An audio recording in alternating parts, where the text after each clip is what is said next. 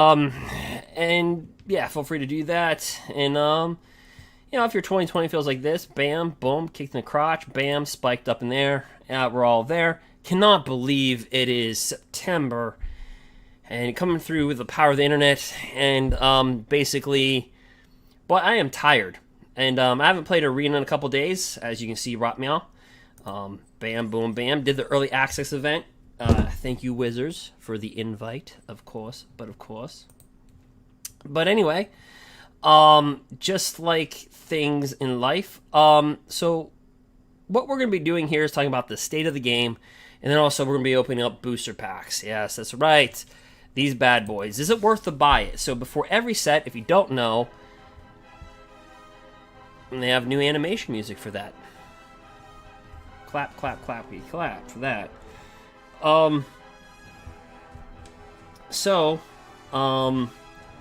me fix something really quickly right now. We'll dive right into that. Yep, I gotta fix something. Let's see here. There's always something to fix when you live stream. Kids, do not live stream. You're like, why? Because. So anyway, let me try to get this going, and then we'll jump right into it. I know, this is the boring part. Tra-la-la-la-la. She's like, what is he doing on the other end of that? Yeah. YouTube, they keep on changing things for, like, the worst. I think another company is going to sweep in, like Vimo, really shortly. Honestly. I'm not even joking about that. It's literally going to happen. Alright, cool. So everything should be key. Alright. So, anyway, we're going to be opening up 50 booster packs of Zendikar. Historic was heavily pushed. We played in the Historic invitation. And so a lot of people spend a lot of their wild cards. And also you're experiencing the first time of rotation. And so for a lot of people, a lot of you, this is your first time on rotation. And you're like, now what decks do I build? It's cool. You can watch my videos and see what decks to literally build during the early access events. So we're going to be drafting and also opening up packs. Which means, aka, we're going to be retooling our collection. Alright, that's kind of the fundamental principles of what you do. And that's that. So we're going to go ahead, I believe, and draft and just open up some booster packs. So, kind of what order do we want to do this? Oh, state of the game. Right. So I think there's a lot of people feeling burnout. Alright, and look, so there's been a lot of new metas inside Magic the Gathering, right? There's been a lot of new... because when a card gets banned, that creates a new meta. Then when a set gets released, that creates a new meta. And so we've had a lot of bannings, a lot of product, a lot of new metas. And that is uncharacteristic on all fronts. So, you feel like you constantly have to build decks, you're burning through wild cards, and this has been the first year of official MTG Arena launch. It's pretty much anniversary. And so, that being said, it's going to be a lot of your first rotation, so a lot of your decks are going to look utterly like this. Can't be played,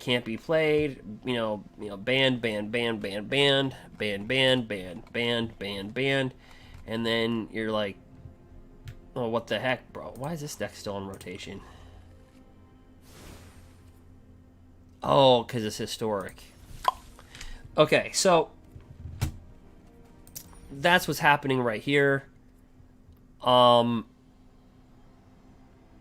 let's just kind of see on all fronts kind of like what we're working with here. So we can enter a draft. So the state of the game is simply this. Look, Zendikar is not as powerful as we all thought. During the early access event, I played for 12 hours, like 14 hours. And just literally just played deck after deck after deck. Broke the record for the most tokens ever being put down on MTG Arena's client. for the Scoot guy. Scoot Swarm.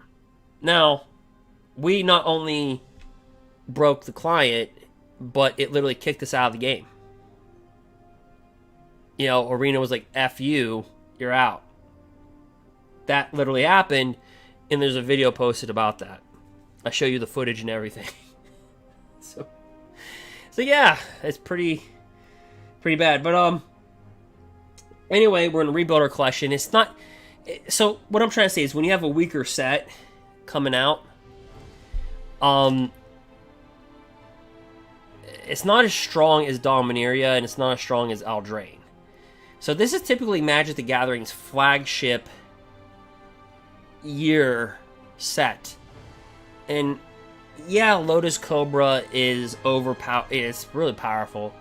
The Swarm card, Scoot Swarm, is loaded with power. But outside of that, there's nothing too crazy. So, with that being said, who the heck knows, right? So, what we're going to do here is, I'm not going to lie to you, this draft,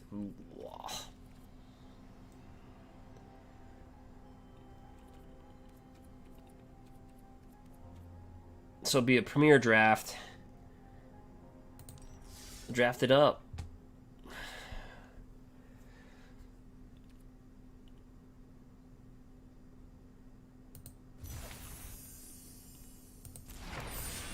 Oh, I get a mountain.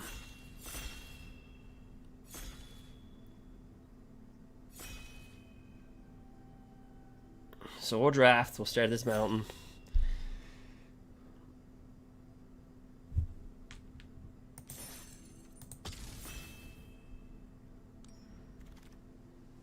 Alright. So, let's see here. This spell costs 1 less to cast. If an opponent controls no basic lands, destroy target creature.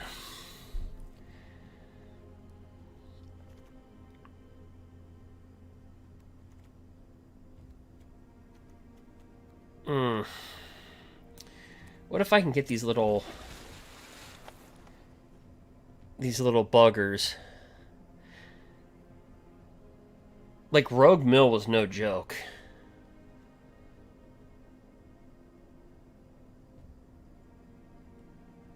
So we're just waiting on a person. Kind of doing the draft right now.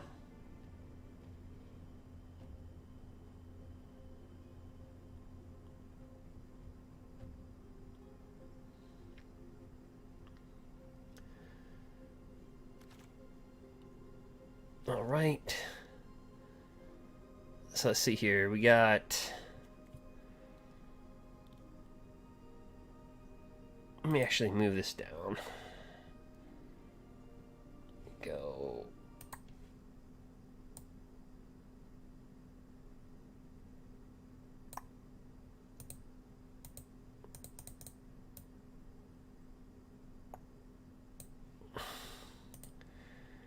Alright. So let's see here. Oh, we got Ruin Crab. Whenever a land enters the battlefield under control, each opponent mills 3 cards. Did we go with a mill? Try to mill our opponent down.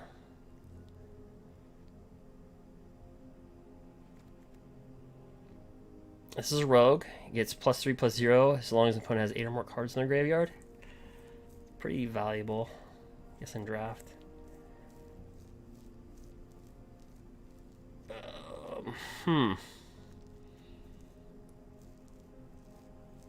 We can get lucky. Maybe go black.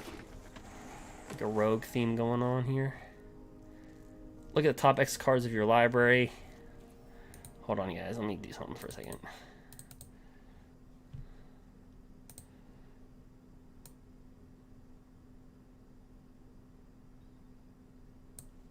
Alright, let me do that. Alright. Alright, that should be better. Alright, so, let's see.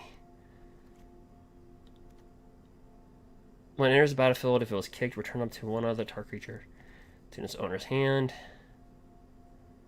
Oh no, we'll pick it.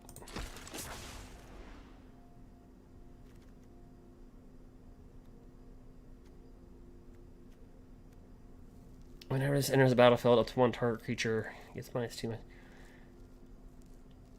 And its controller mills 2 cards. I guess it plays into our mill theme.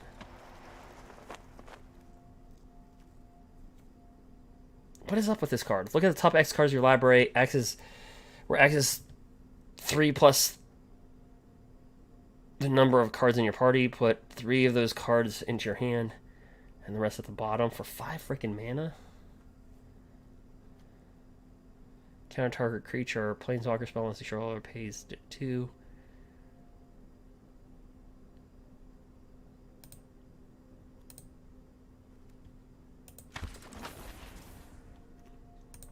We're going full rogue here. This is getting all the rogues.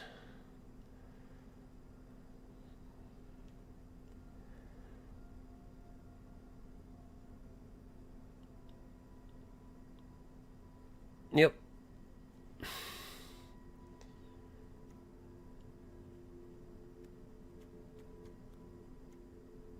Rune Crab.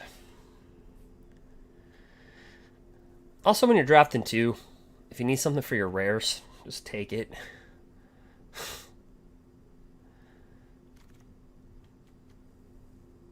Alright, choose target creature. You lose 2 life until in turn that creature gains when the creature dies.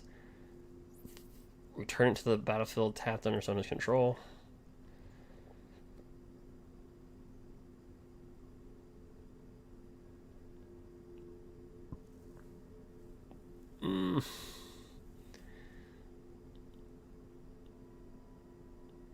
I mean, I guess that's kind of okay card. This set's kind of weird. Deals 1 damage to each creature. If it's kicked, deals 2 damage to each creature instead. So this is kind of like the new Flame Sweep.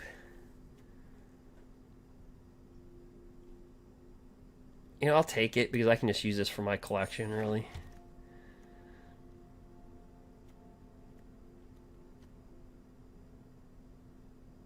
Whenever Cleric of Hills blocks a creature, that creature doesn't untap during its untap phase. That sounds annoying. I'll take it. Scry 2, then draw a card. I don't know.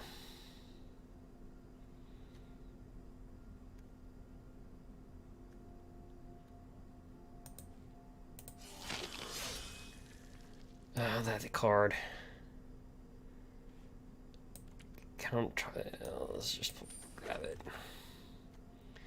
Target creature you control gains indestructible 10 a turn. Draw a card. If that creature, that sucks. And that sucks too. Alright, so hopefully pack number 2 is good. Look at this thing. Swarm Scrambler. When enters the battlefield with a +1/+1 counter on it. Whenever creature you control with a +1/+1 counter on it becomes a target of a spell. Create an insect for a +1/+1. This is a good draft card.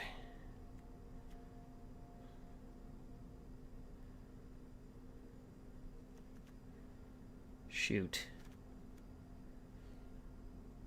This is a pretty good draft card. I'm just going to take it. I thought we can get away with a rogue theme.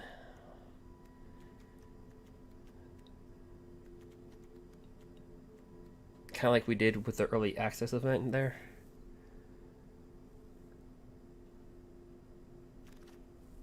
Alright.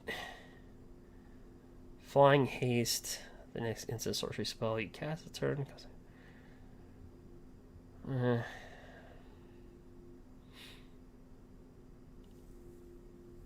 That's a strong card.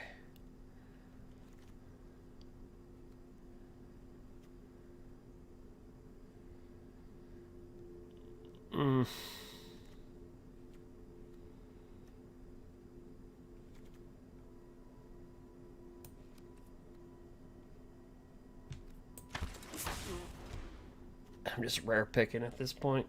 I'm just rare drafted.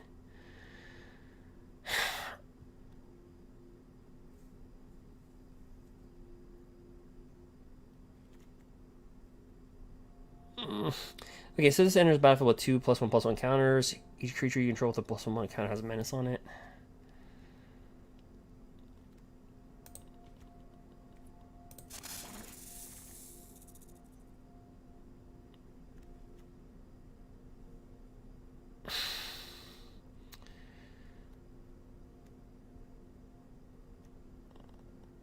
Okay, whenever you cast a kick spell, it becomes a 5/5. We'll take that.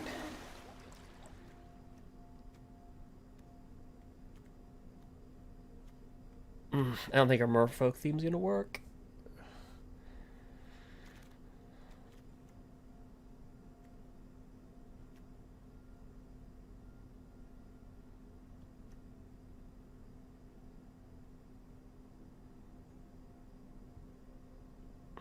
As long as you control another wizard. I don't know. It's not looking good. When it enters the battlefield, if it was kicked, return up to 1 target creature to its owner's hand. 5/4. Whenever land enters your control, Deathworm gains indestructible till end of turn.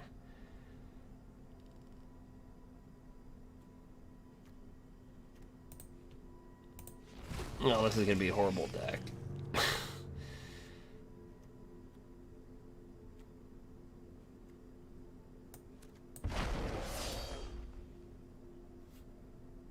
This is gonna be awful.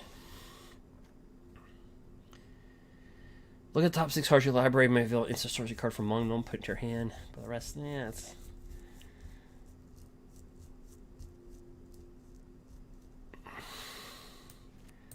What creatures do we have? 14.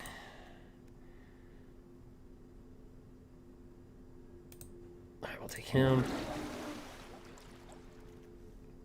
I'm just hoping we go 3 and 3. If we go 3 and 3, then that's Q.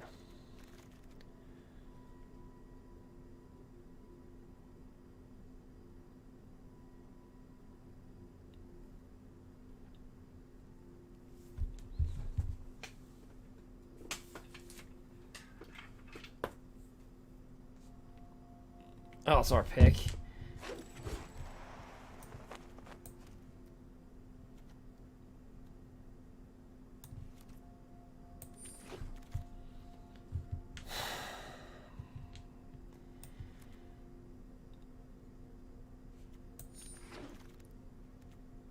Yeah, blue, it just doesn't have, like, I don't know, there's not one color in the set that makes you go.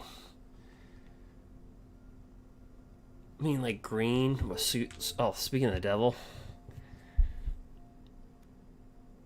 this spell costs 3 less to cast if it targets a creature whose controller has 8 or more cards in the graveyard. Gain control of target creature with X or less.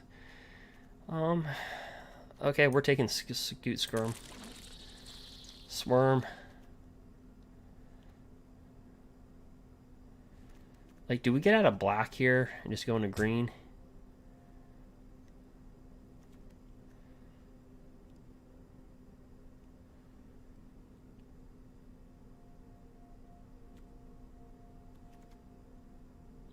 What do you think?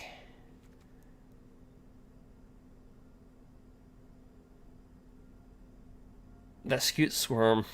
I don't know, that changed a lot. I'll stick with our theme there.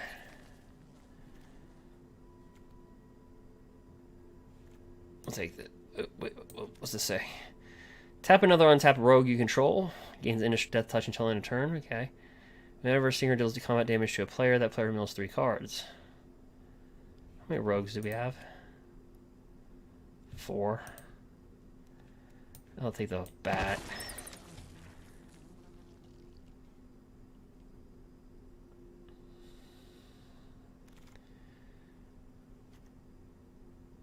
When ooze enters the battlefield, put a +1/+1 count on target creature you control. Oh, that's a pretty darn good card there.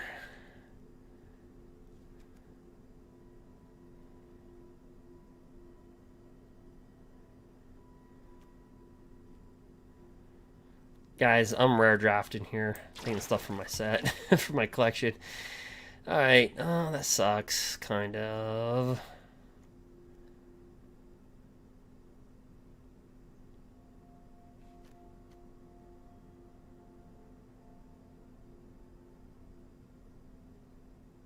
Alright, that's irrelevant. Target opponent reveals their hand, choose a card from it. With commemorating cost 3 or less, person discards a card. Oh boy.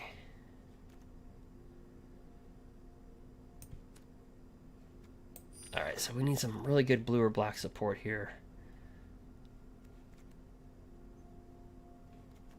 Alright, we'll take that card. I'm not gonna lie, I'm not good with Zendikar draft. It just... I don't know.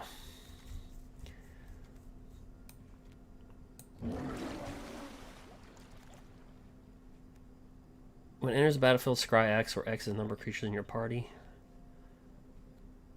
Now that's not a bad card. That's good.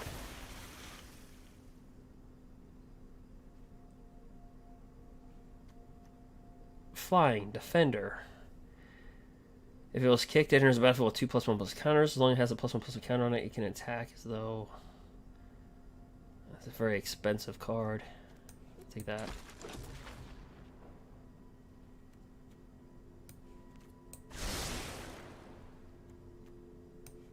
Yep.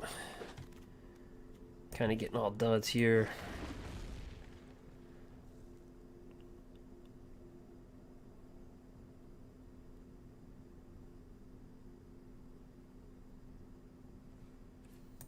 We got 22 creatures.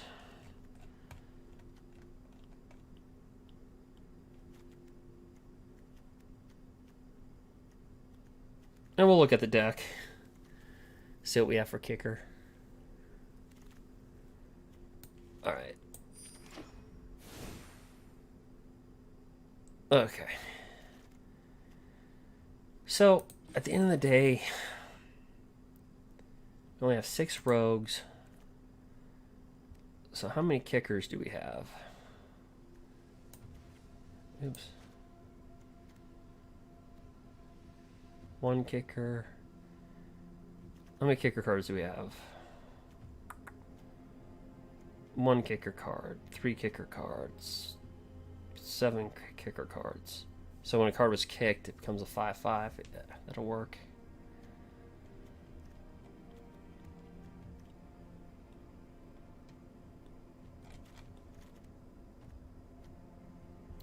Choose target creature, you lose 2 life until in turn. When this creature gains, when the creature dies, return to the battlefield under its owner's control. It's not bad.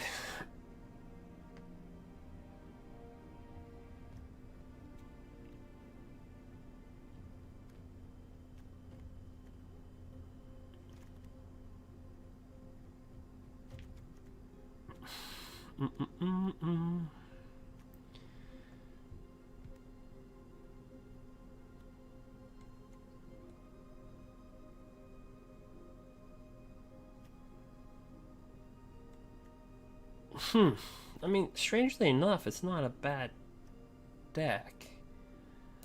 It's not the greatest deck, but it's not bad. We're curved at 3-0.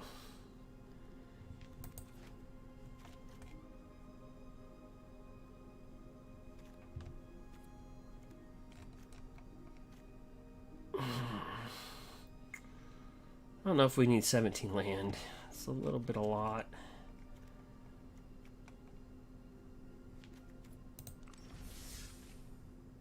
We'll play it.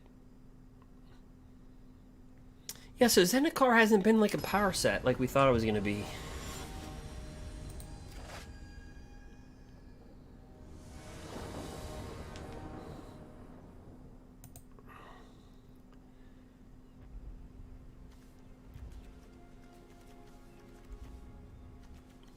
Alright, we'll go first. This dude right here.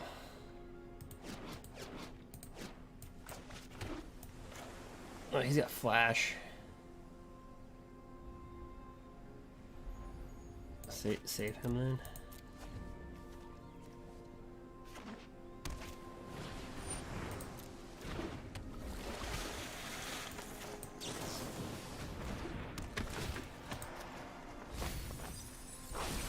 Oh, he had a good draft, didn't he?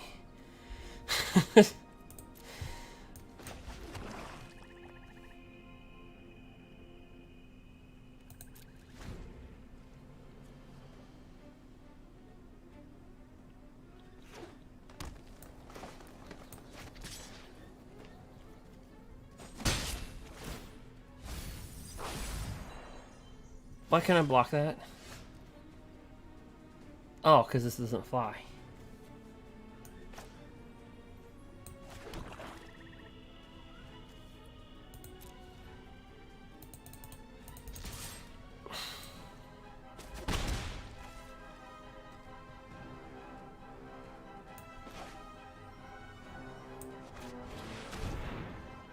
Alright.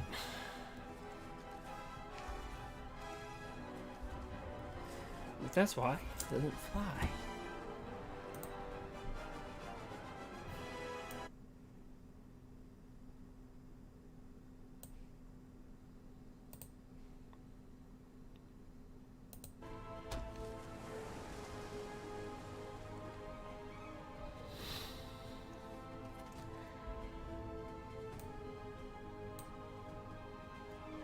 Alright, so we got a 4-4 or 4-3. Alright, so put a +1/+1 to target creature you control, you gain 2 life. May play additional land. Alright.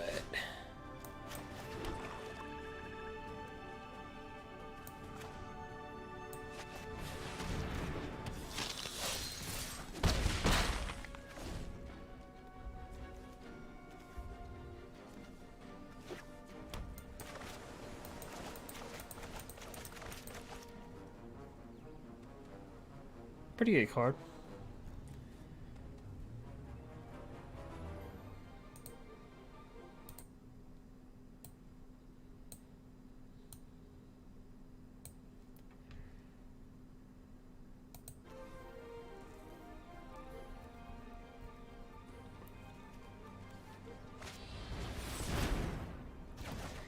Alright, so return target non land permanent to its owner's hand if the spell was kicked, draw a card. So we're getting milled for 1, slowly.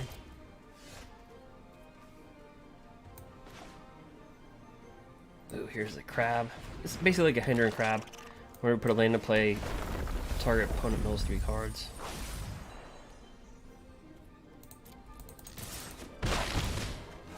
Let's bring down this guy, 4-3 back down.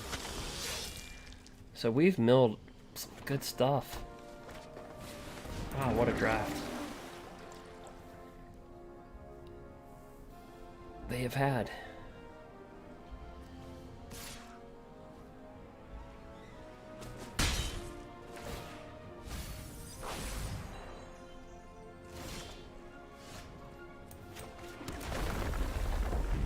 Yep, they mill 3 cards. And we're gonna play this with kicker. If it was kicked, we can return a card to the creature card to the owner's hand.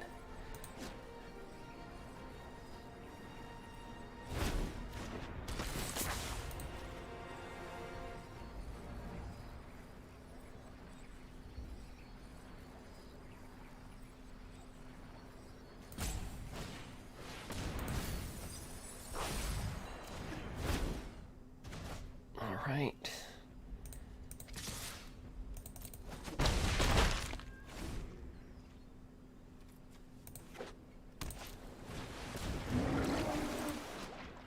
That's an 05, but these become 5/5s. If they cast a spell that was kicked, we have these in our deck. Still attacking with that 2.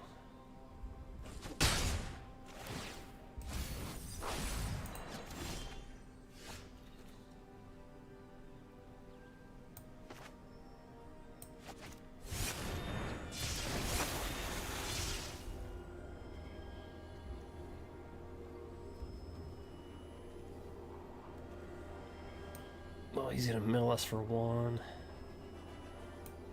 So let him. He's gonna mill us for 1. So let him mill that, and we'll draw that card.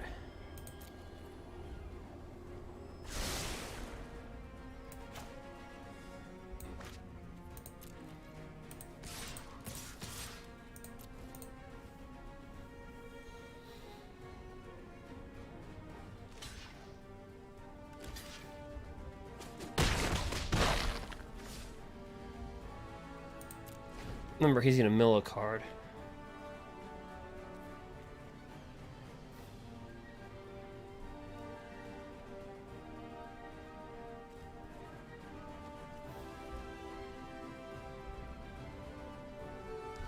So it's a very good set, but it's a strong set. I mean, it's not as strong as I think people thought it was going to be. Overall.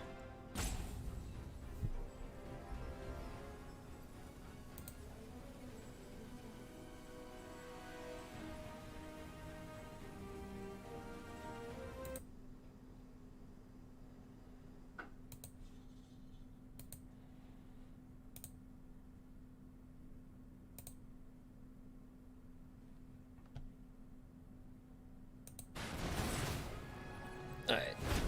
See how this kicked? This can turn into 5/5s.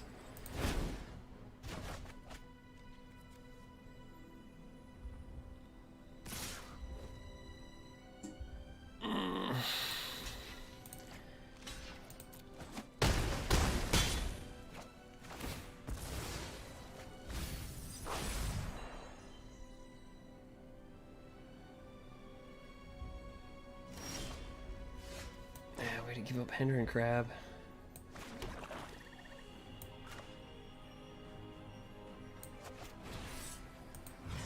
I'll kick it.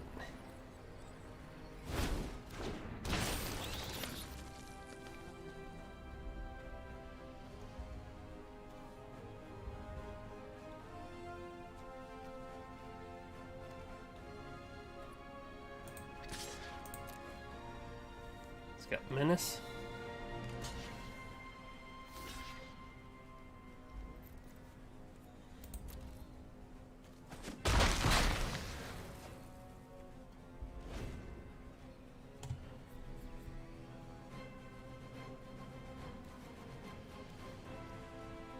Risen Riptides.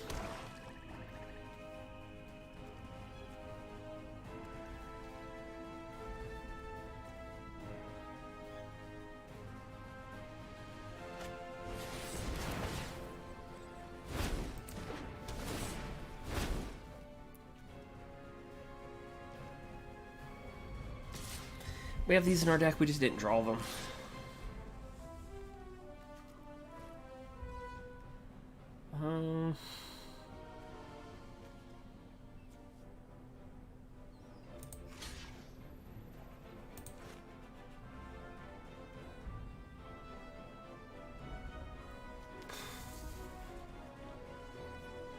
Yeah, we're not chance to win the game. Let's take the damage.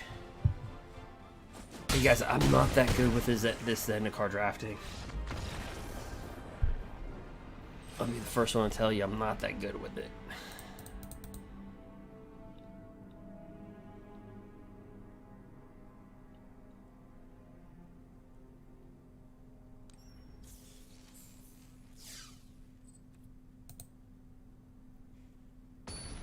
So we're just hoping for a 3-3 appearance here.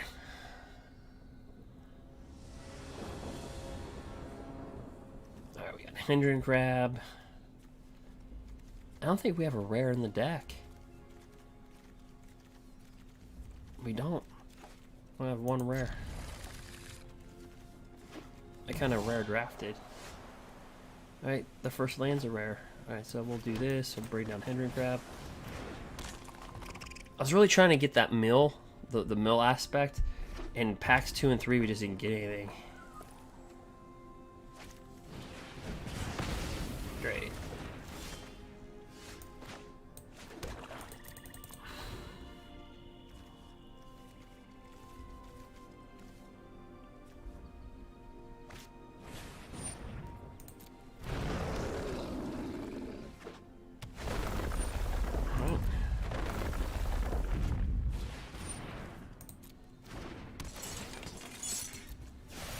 Do. Alright.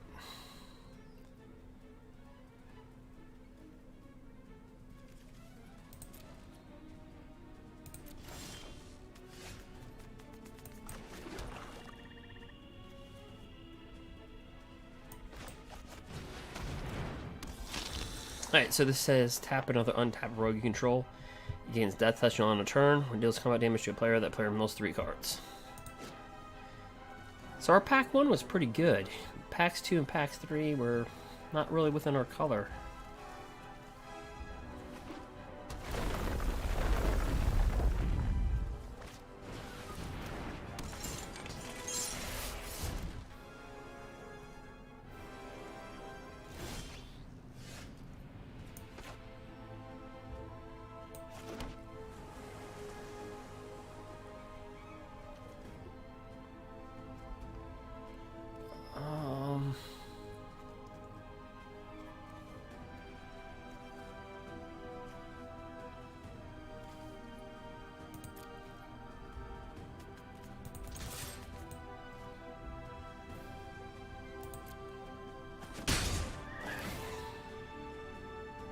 There's the image. He's gonna mill 3 cards. So what do we get? Alright. Let's bring this down. It's a 3/2 flyer.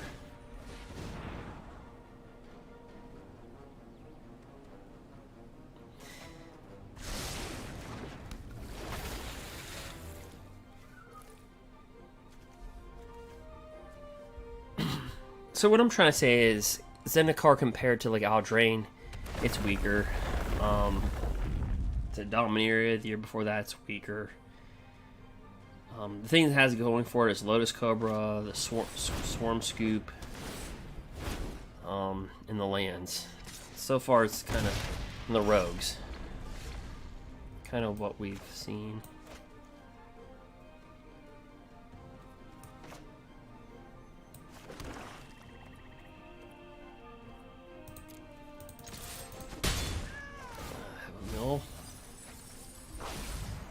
Bring this down, big fatty 7/5.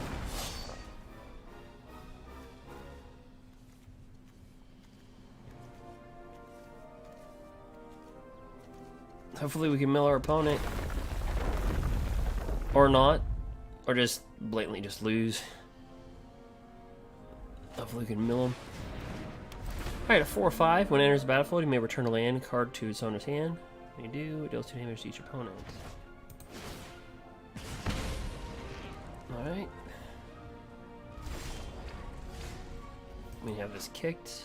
Return target no land to its own hand. Or we attack with a 7/5 and a 1/4.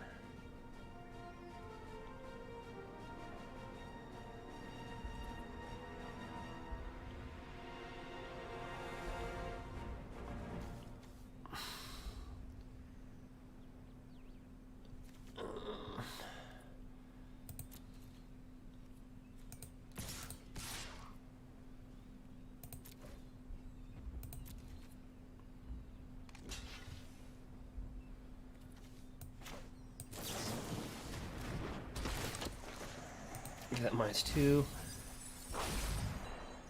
Activate his ability. Tap and untap rogue. He gains death touch.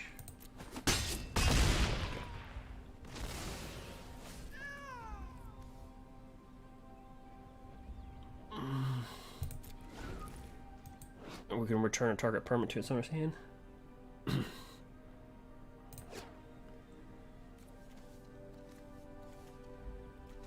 Did we get a first win?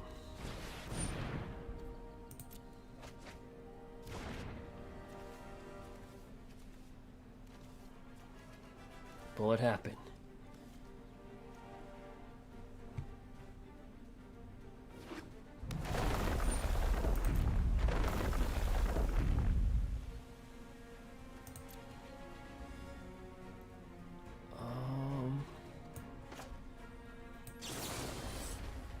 Let's kick it. Let's return that back to his hand.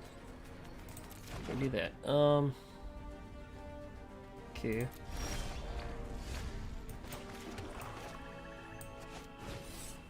We'll return a creature back to his hand.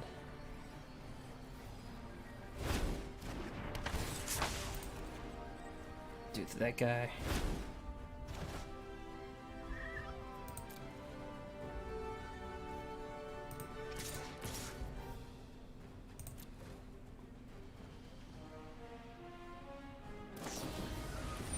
Alright, he's gonna return that guy back to our hand. It's cool. Still takes that 1, mill for 3.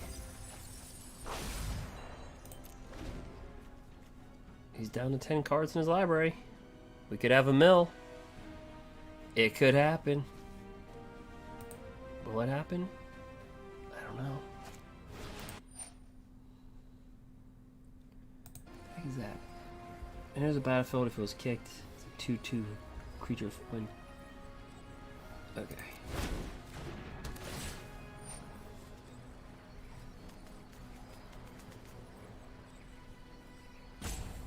Okay. Guess that kind of makes sense.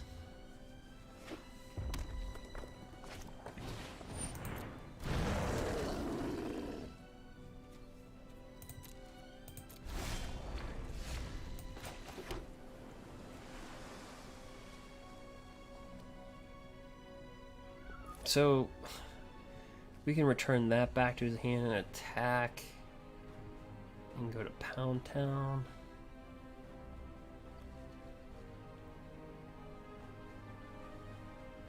I can drop 7/5 down.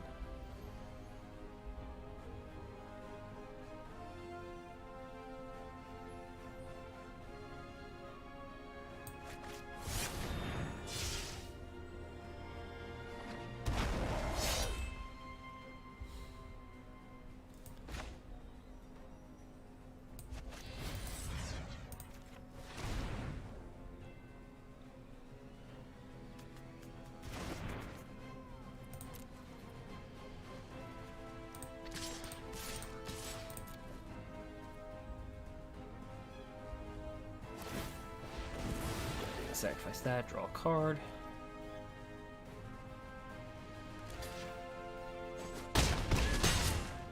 Alright, we're milling him for another 3. He's only got 6 cards left. So he had what, negates?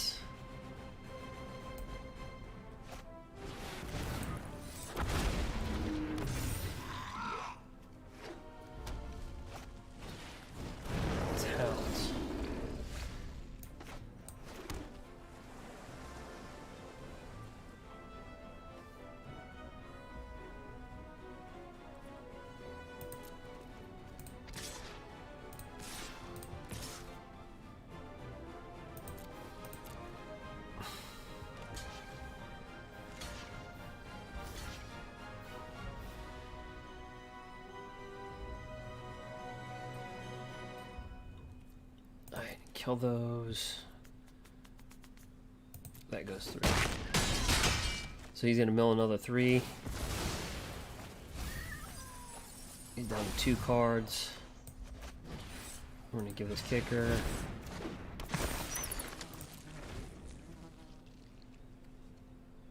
He's down to 1 card left. So all we have to do is just drag this out.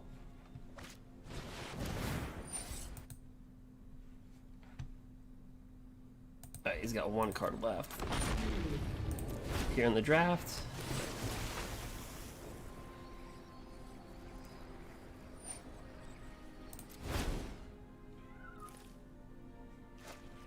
Alright, he's just gonna kill himself.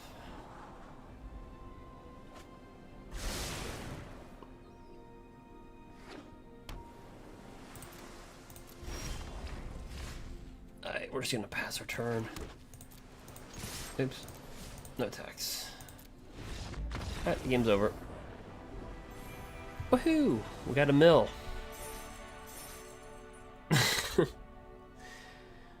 We milled.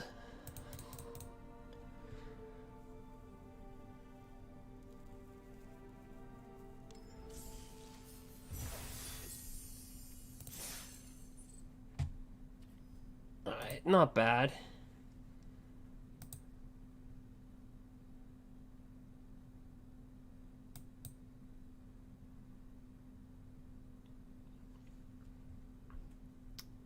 Not bad at all.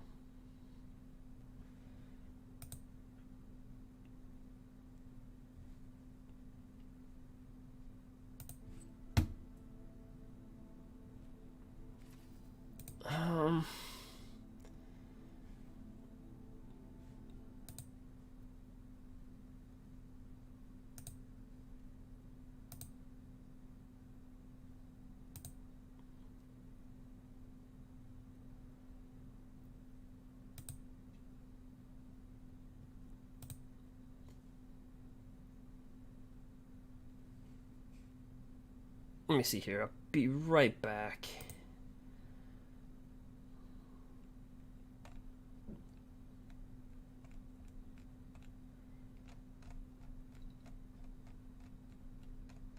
Then we can kind of pick it up here.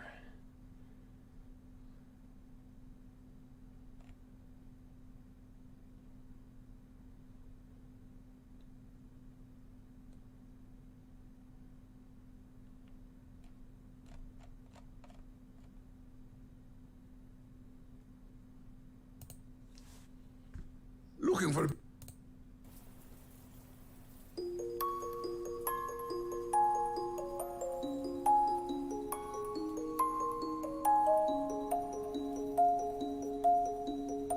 I'll be right back. So we're 1-on-1 with a kind of rogue mill deck.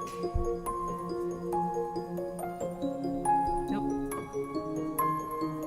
Zendikar, not as powerful as we thought, but a few cards are pretty darn good.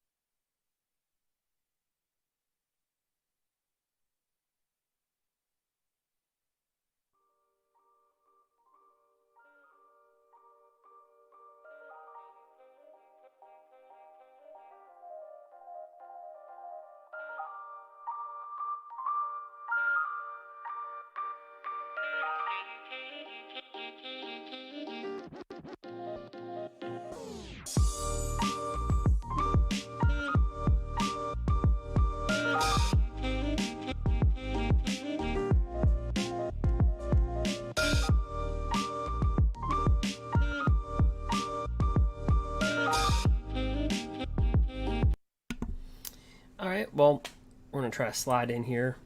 Go for game 3 of the draft.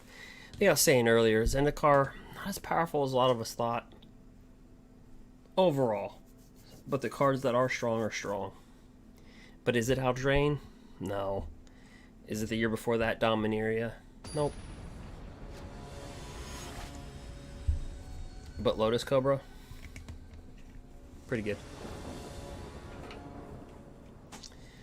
Alright, so we got a Merfolk, Wind Robber, a Cunning Mage, Cascade Seer, and this. Opponent goes first.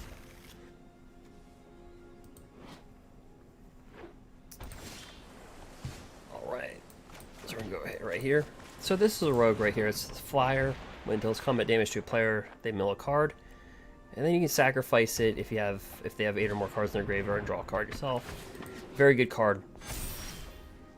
Luminarch Aspirant. So it's a human cleric, but at the beginning of combat. So it's not even the beginning of upkeep. So on the turn you cast this, you can put a +1/+1 count on target creature, and you can actually target itself. So pretty good.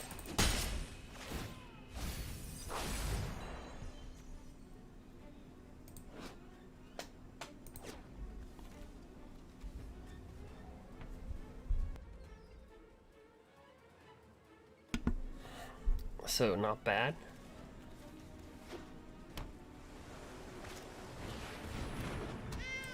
Yep. And see how this thing can just... Pretty good in a life gain deck, too. We lost a Johnny's Pride Maid. And white life gain doesn't have something that just gives it... gets big. And this can get big. Or make a life linker big.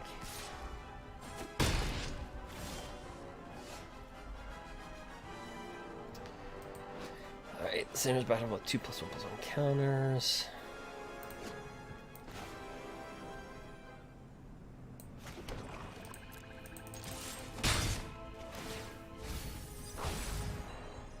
We'll bring in 05 blocker. If it was kicked, if something in the spell was kicked, it becomes a 5/5.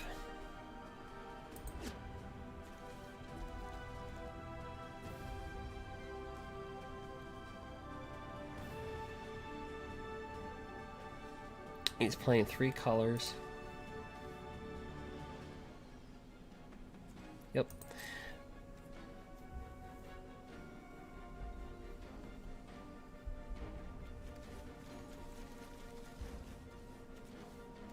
And Rogue's got a big push.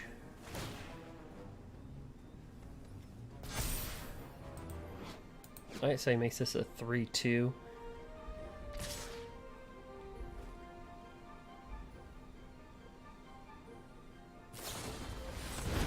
Alright, he's gonna return that back to our hand, so we're gonna take a beating here.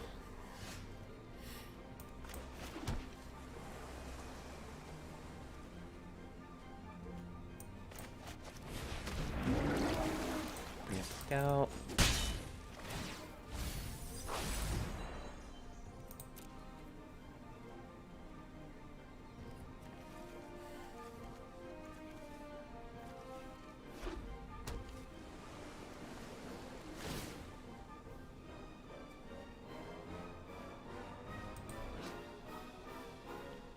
Alright, so +1/+1 counter.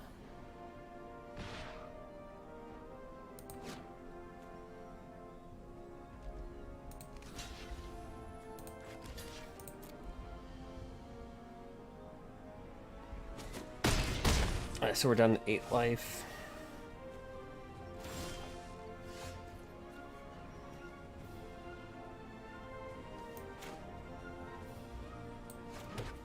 It's a big kicker. See, a lot of these cards fundamentally have big kickers.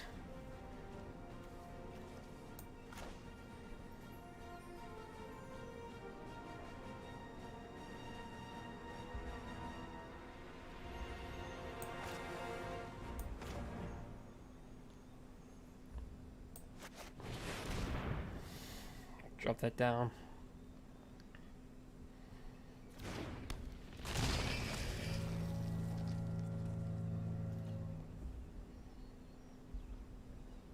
No attacks.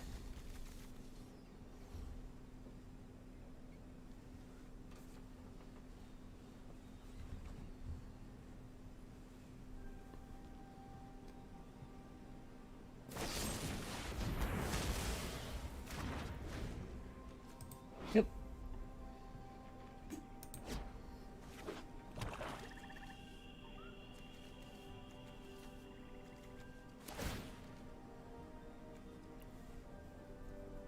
And that's an absolute wrecker.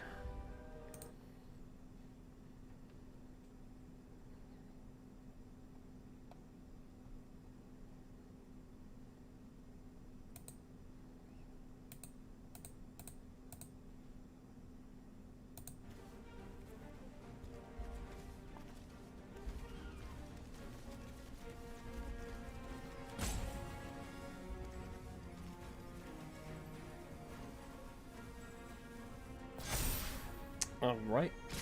Thanks about that long and hard. Block that. Oops, I meant to block the 3/2. Whoopsies.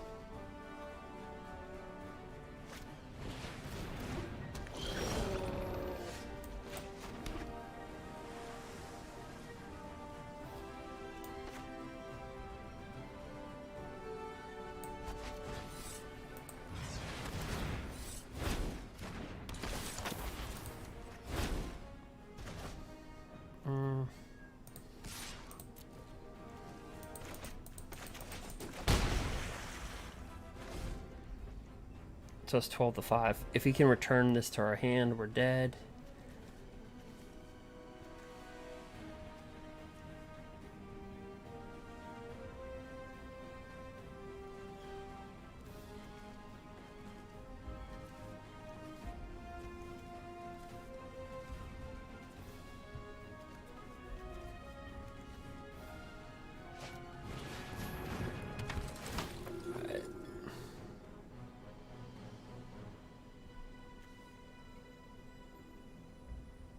I'm guessing he's gonna give it to that. I get a 4th. Well, might as well make that a 4/3. No.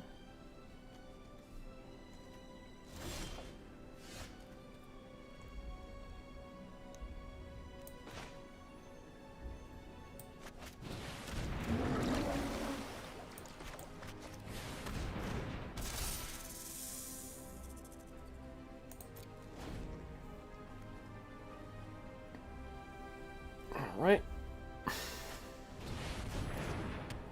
So whenever a land enters a battlefield under your control, you can tap a target creature an opponent controls.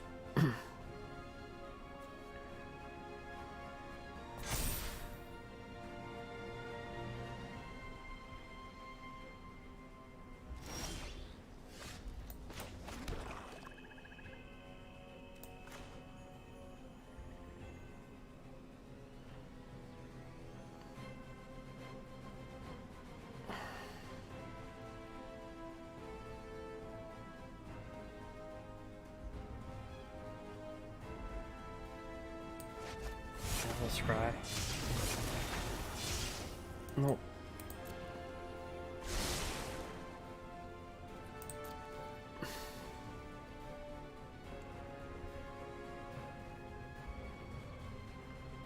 Attacks. So this little thing has been a wrecker.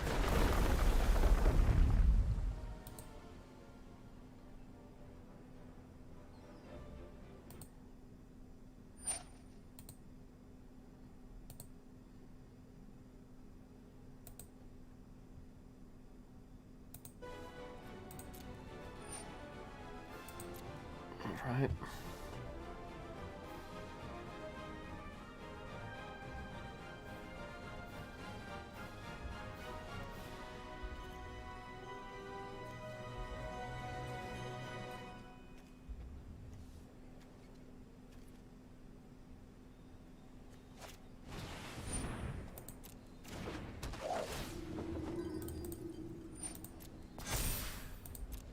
All right.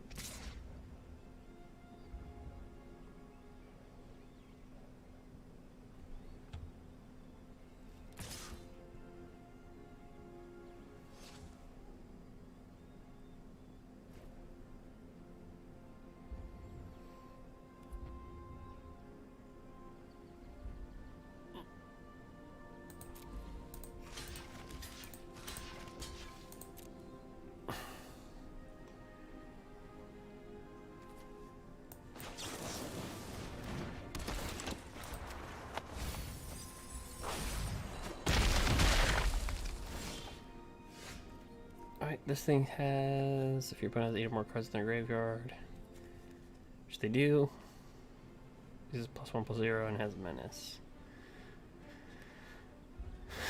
Great.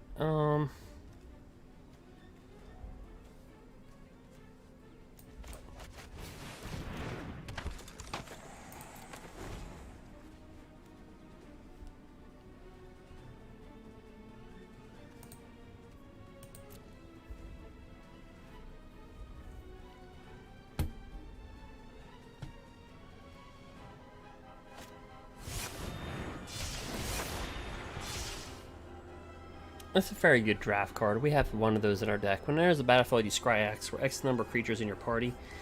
I mean, you know, a 3/3 for a 4/4. Excuse me, that'd be great. A 3/3, yeah, 3/3 for a 4. I mean, it's not the worst thing.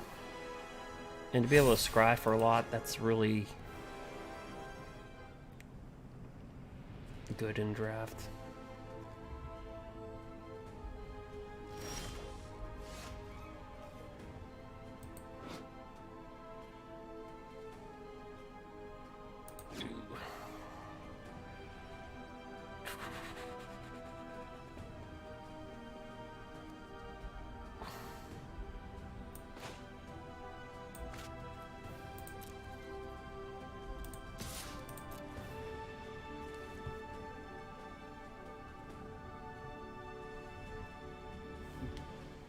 Yeah, this thing will see constructed play quite a bit.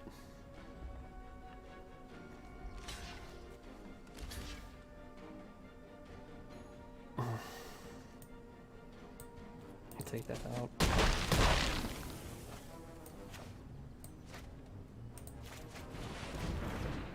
This has got good value. It's a 5/3 menace. They got 8 or more cards in their graveyard.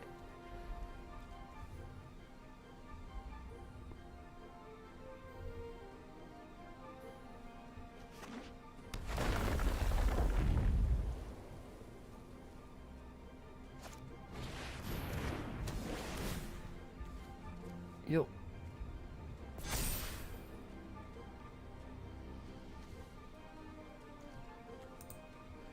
If we still have this out, we can mill them every turn. Let's see. A 5/5 lifelink vigilance.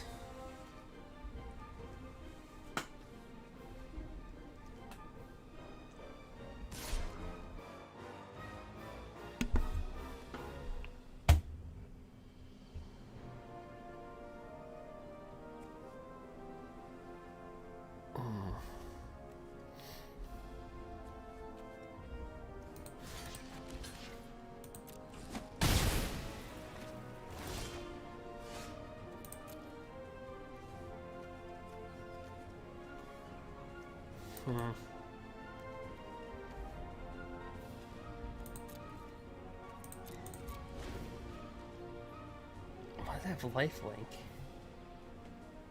Where did he get lifelink from?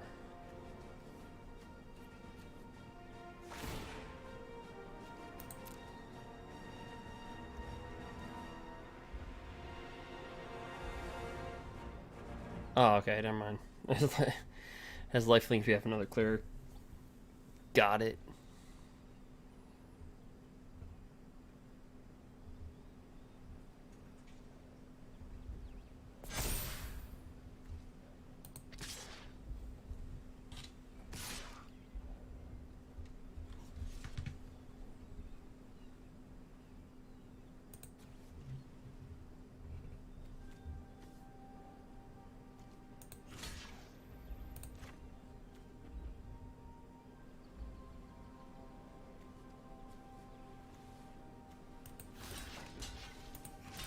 I'll try to kill it.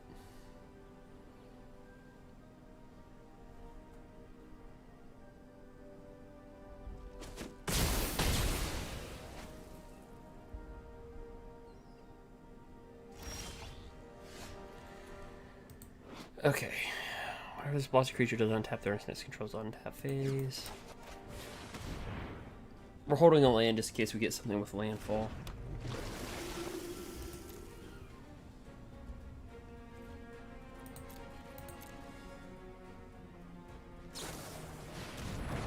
Alright, 3/3 flyer for 5. I mean, yeah. I mean,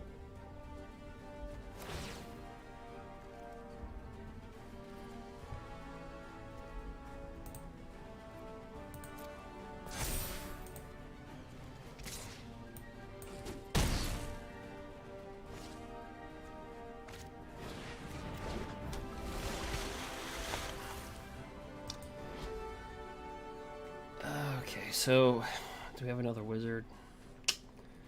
We don't. Flying. Alright, so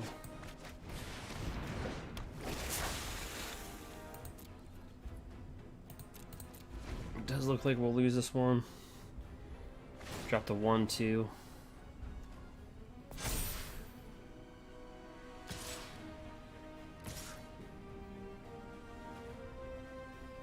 Yep. Good games. So I said if we go 3/3 with this deck, that was my hope.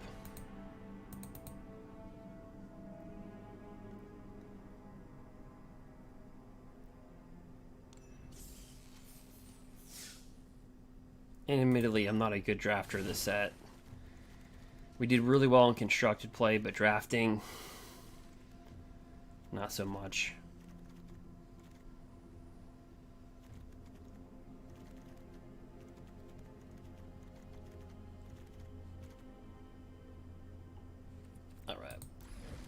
I don't think there's anything else we can do with this deck, so... Oops. Let's get back to the draft.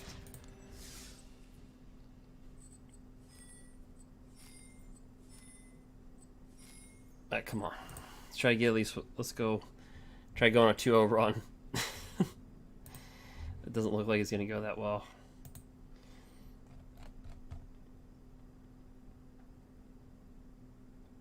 Like, yep, yeah, draft, kick, boom, smack, out. Alright.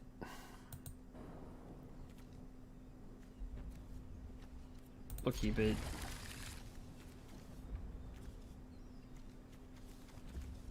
So we got that guy right there. If feels kicked, you can return creatures to their owner's hand. If a spell is kicked, it becomes a 5/5. And that's just a generic 4/3 for 4. Typical draft stuff.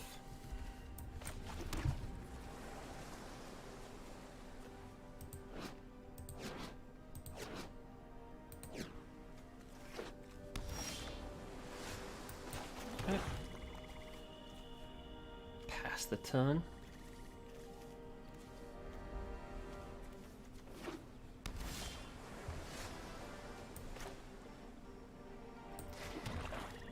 So, let's see here. We'll drop this guy right here. Because he can turn to a 5/5. I think the problem with a lot of these kickers is that they're so expensive on these kickers.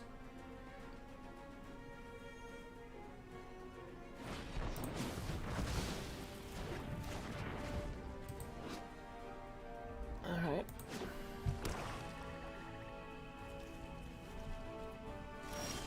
So we're both playing Demia.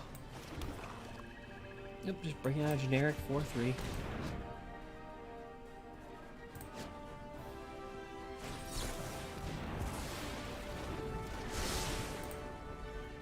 Some counter spells.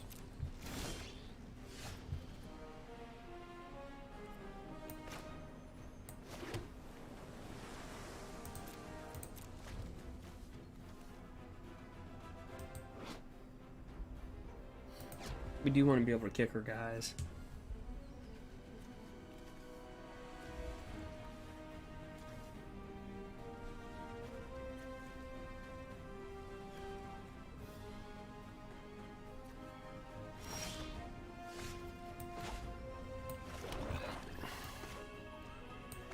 Well, we'll try it.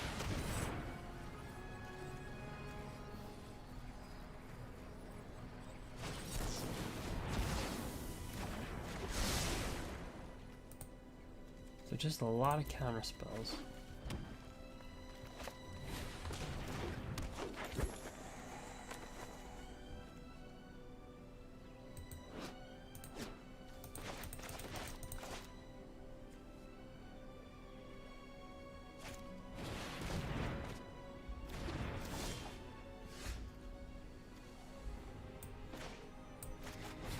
Okay, so this has got landfall. When a land enters the battlefield, it's indestructible till end of turn.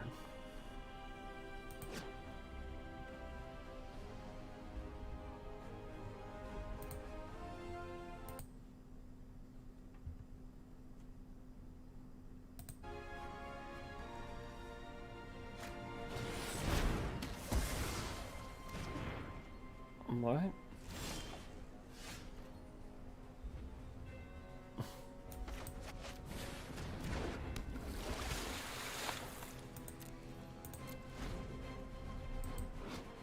Got our little rogue.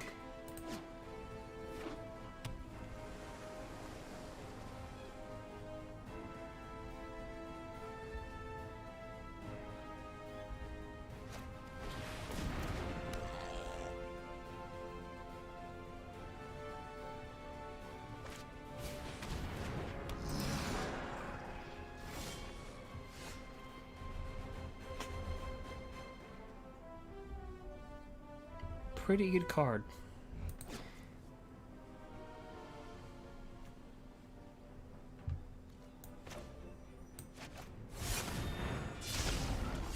It's a 7/5.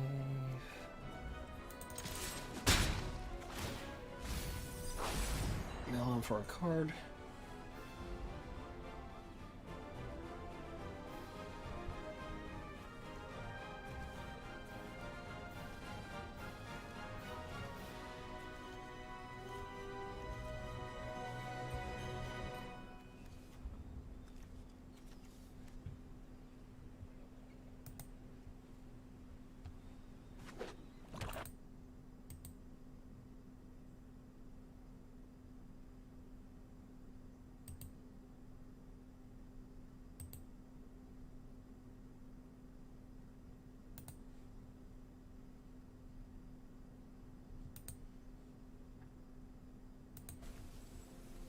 Alright, so he kind of locks that creature down.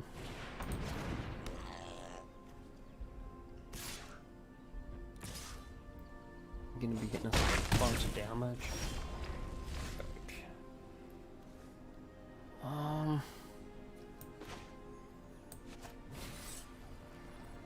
Yeah, let's keep that.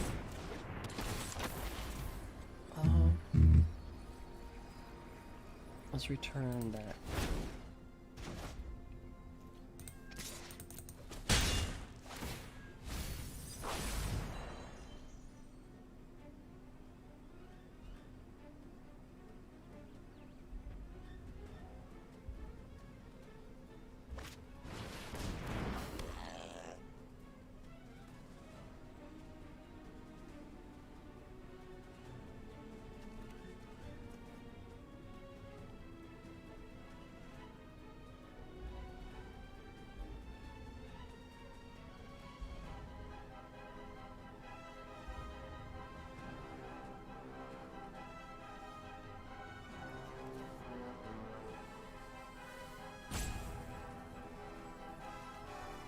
Alright, so 15 and 20.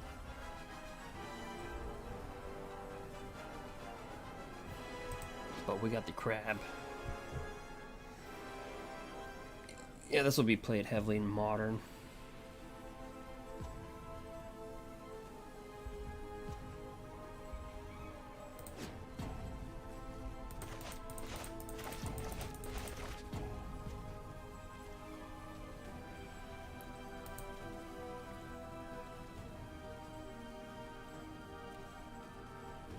So that's his board.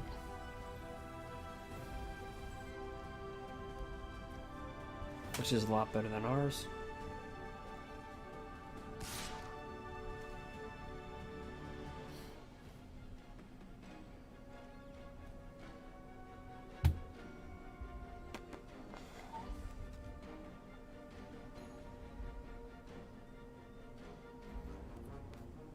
Yes, so with this one, whenever a land enters the battlefield under your control, if this is in your graveyard and it's your turn, you may cast it from your graveyard.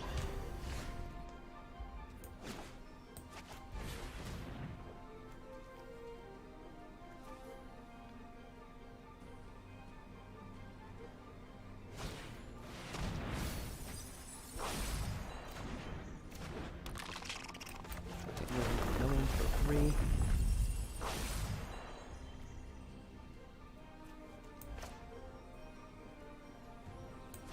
Can't kick him, so we'll just do that.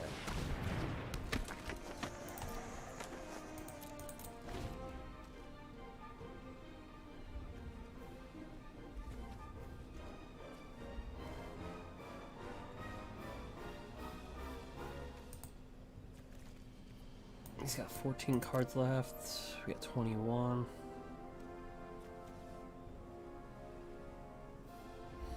Really, the deck that shocked me was our Rogue Mill deck in real life. Alright,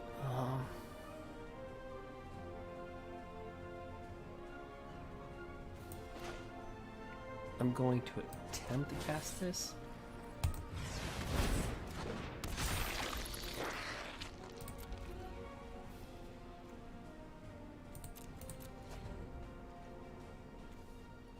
Now, we did get one win by our opponent milling out.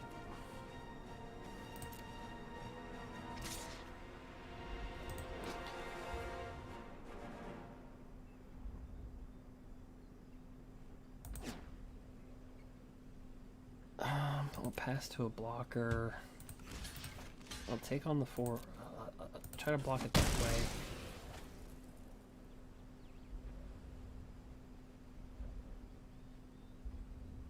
Could have been just a bluff attack, really.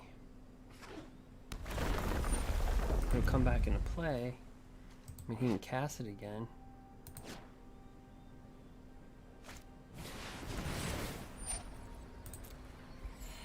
Okay. I didn't cast it with kicker.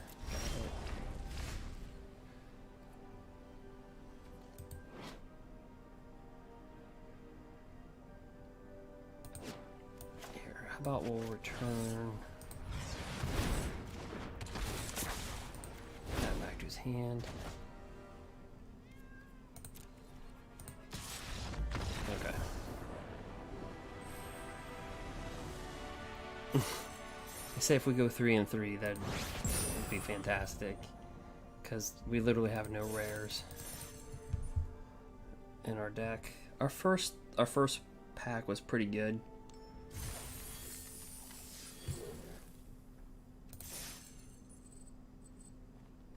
Like we ended up getting pretty much a lot of the deck with our first pack, but then like packs 2 and 3 just sucked. So then we just kind of rare drafted, because I'm gonna play with this in real life.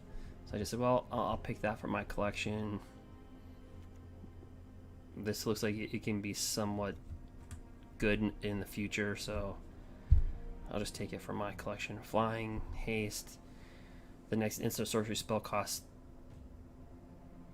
the next instant sorcery spell you cast this turn costs X less to cast, where X is the number of wizards you control. Yeah.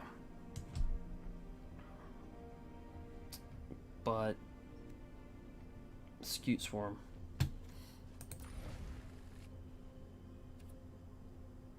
I don't think I made any changes, so I'll discard changes. Alright, we'll hop right back in the draft. But yeah, so rogues are really good. And then, as you see right there, I was able to break the record on MTG Arena for the number of swarm tokens.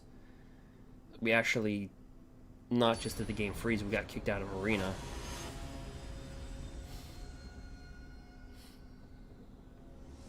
And that happened twice.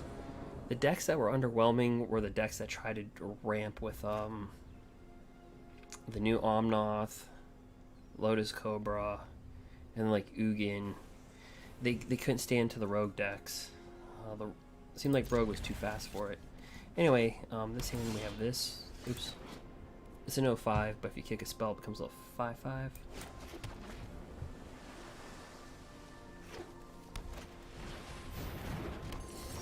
Alright, this is a 2/1. It's also a cleric. It kind of takes over. Remember that card was called Prismite?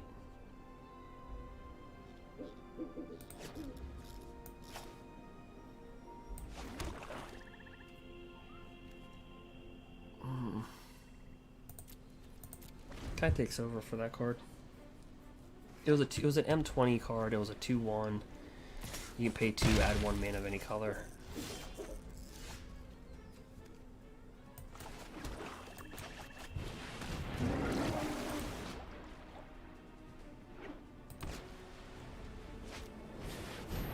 Okay.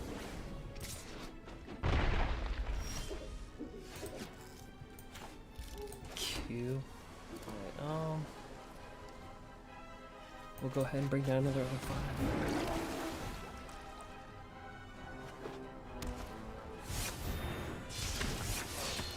Alright, whenever this enters the battlefield, target creature is +1/+1 until end turn for each creature in your party.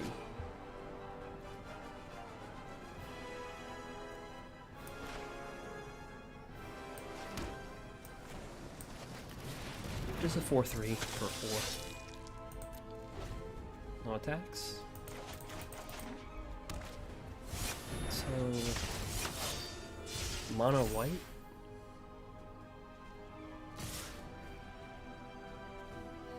And that is a 5/5.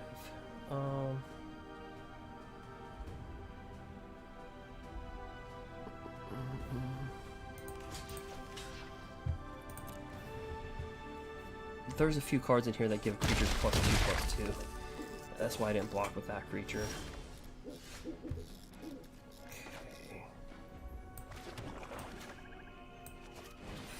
Let's kick this. Let's see if these will become 5/5s.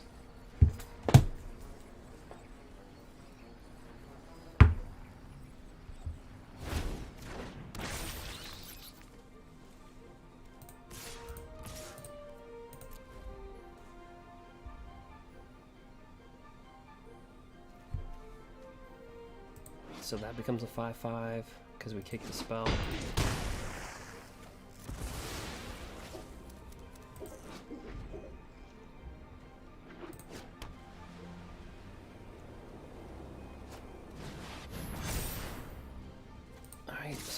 Other creatures you control get +2/+2.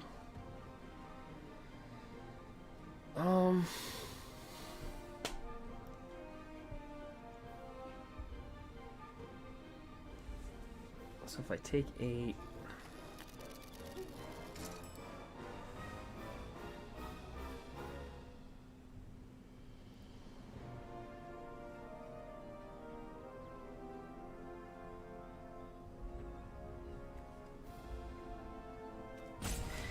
I think he has something. He might have something that gives it +2/+2 or +1/+1 or something like that in his hand. Yeah, like that.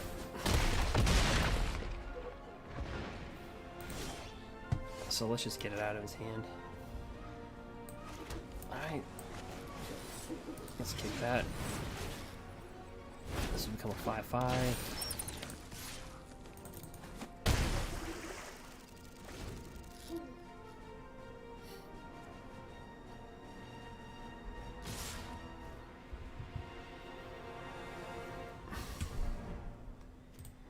He probably has another one of these.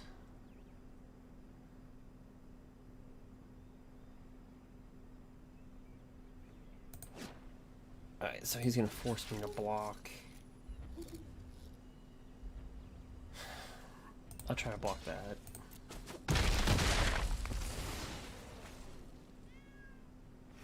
Okay, so that was a bluff. I've seen a lot of people do that. Alright, so when this comes into play, he mills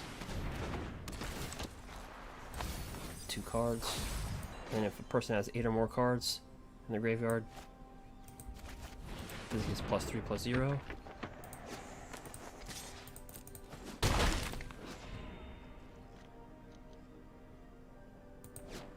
And he's got 6.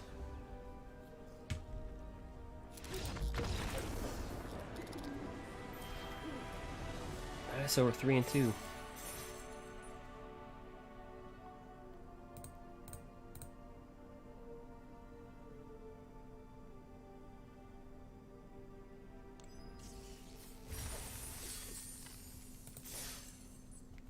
Kind of a miracle. Like I said, I was trying to go for the whole mill thing, and that worked out. Like our first packs, we had that,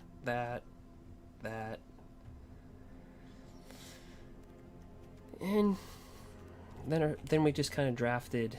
I'm not gonna lie, kind of rare drafted Scute Swarm. I have some videos with this. Like I said, where we break the record for creating tokens on MTG Arena.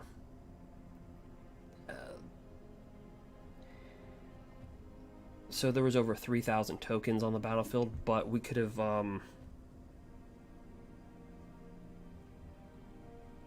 we had 3 more land to put into play. So this says whenever a land enters the battlefield under your control, create a 1/1 insect. That doesn't sound like much, but if you control 6 or more lands, create a token that's a copy of that.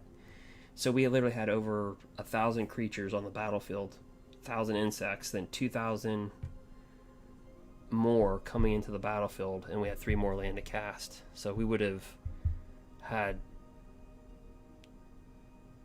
a lot. Then I just drafted that one and that one. We didn't do any changes, so let's just go back. And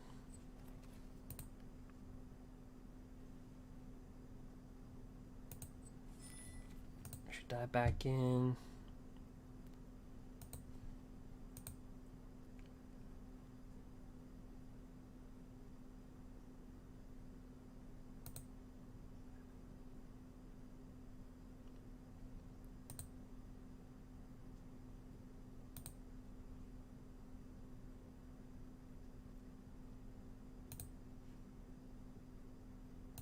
Yeah, we'll dive back in.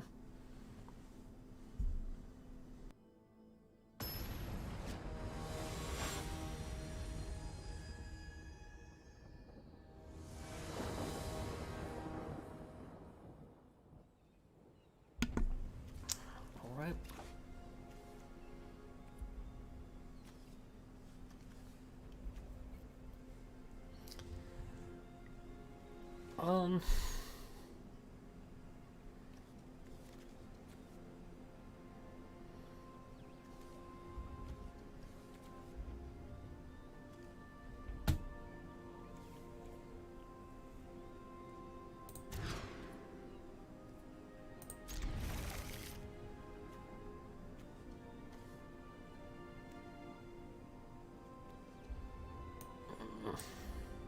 Let me put that down.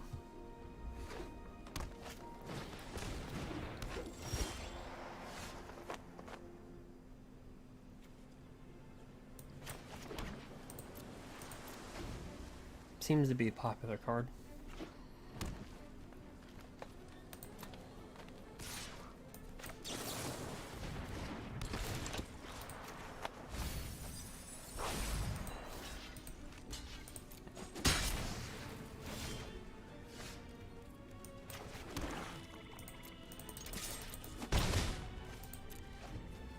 Alright, so we milled.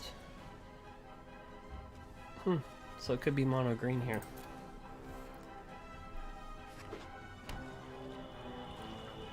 I spoke too soon.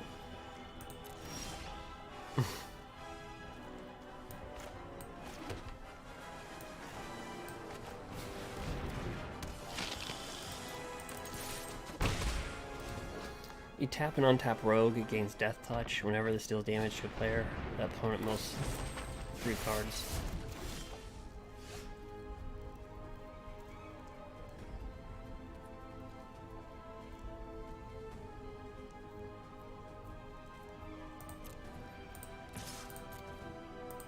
So we can give this Death Touch. He's gonna take it, but he mills 3.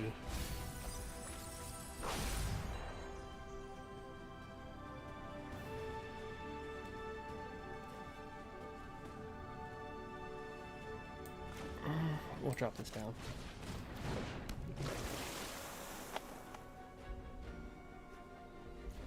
Enter.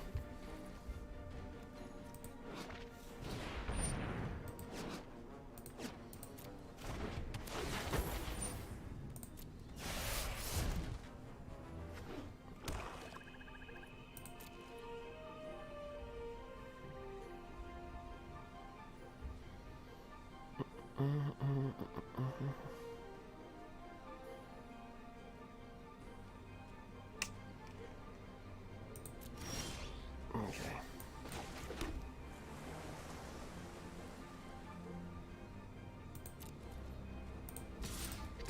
I'll attack these 2. Now if he double blocks this, okay. Done. I'm gonna tap this Rogue, give this Death Touch, and then return one of those back to his hand, and that will die. I can mill a card.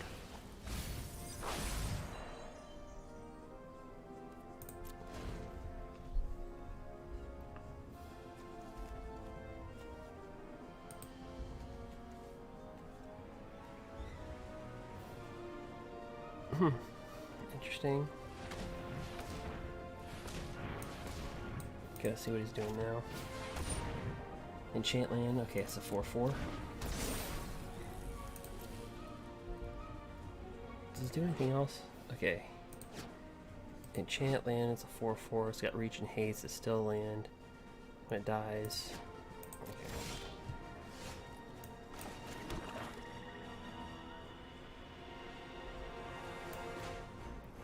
Now we can't kick it. He's got 8 cards. Let's get some menace.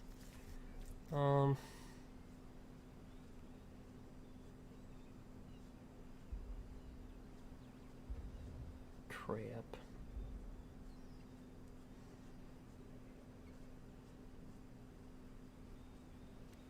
Let me read this card. When enchant land dies, return that card to its owner's hand. Alright.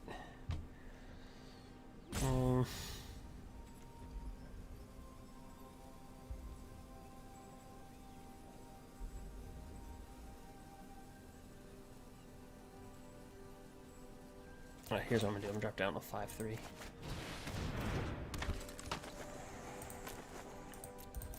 Pass our turn.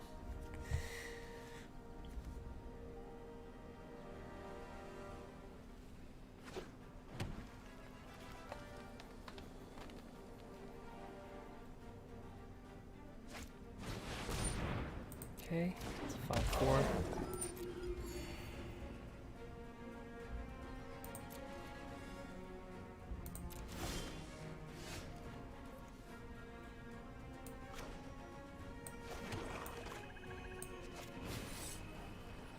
Wait, does that do anything?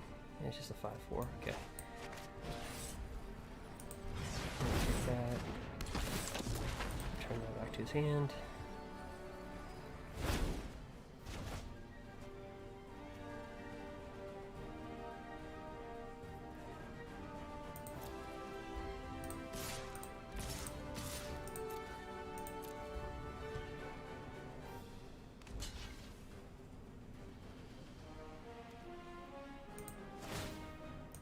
That. Give a death touch.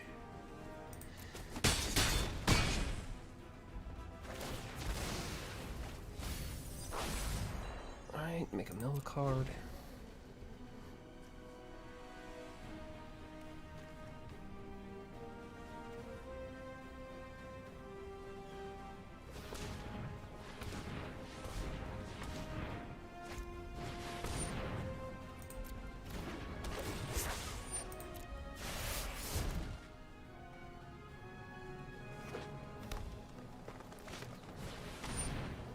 Destroy target creature or enchantment an opponent controls.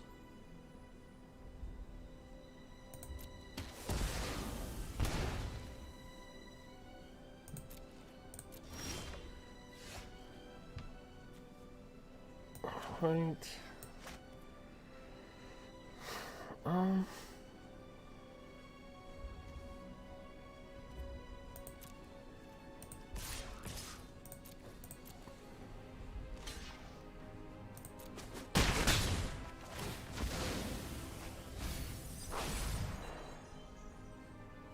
Let's just drop this guy down. Whenever land enters the battlefield, it gets indestructible.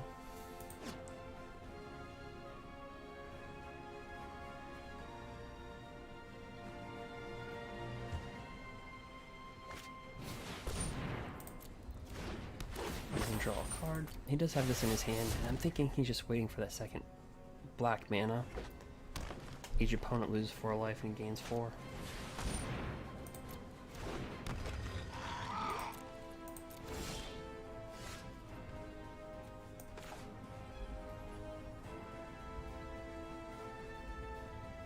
How's this work? Right. Alright, so this will be an indestructible to turn.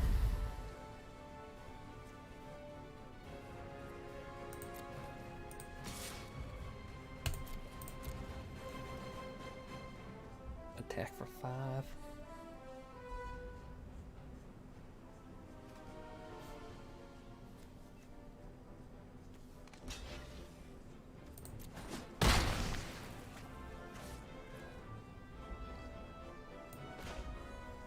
Alright, we'll kick her this. End turn.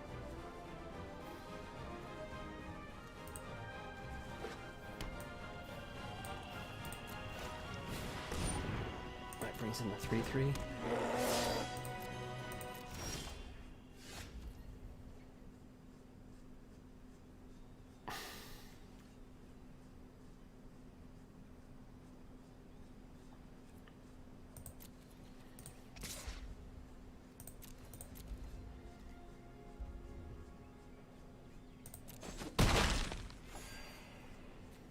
I drop down the 6/7/5 in the turn.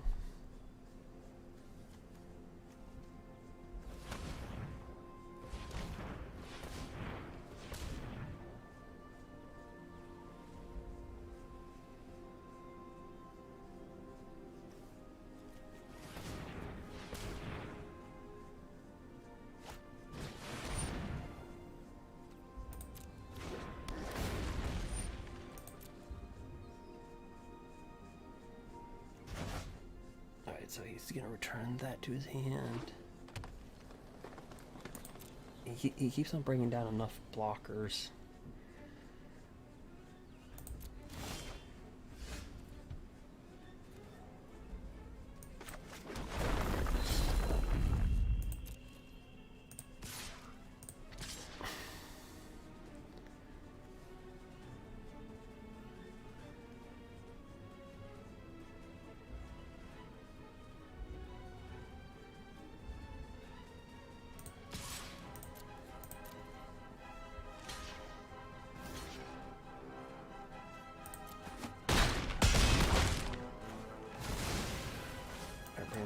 3 in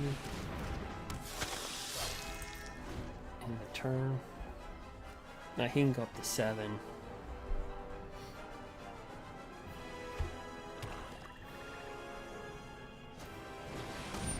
And he will do that. Brings down another 1/1. Let's see what happens. Oh, that hurts.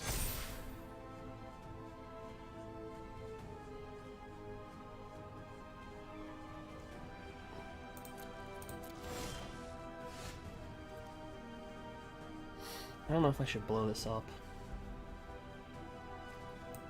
But no,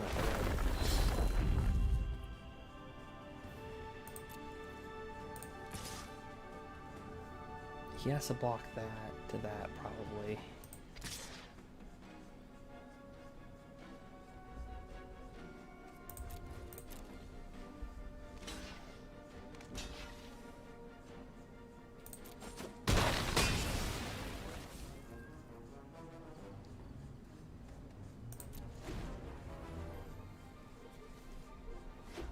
Seven life, 9 cards. Brings out a Death Toucher.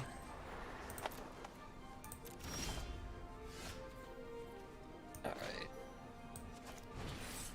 Cycle out, return that back to his hand. And that should be game.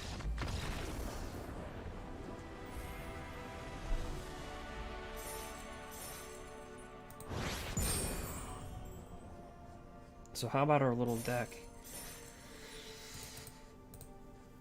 4 and 2.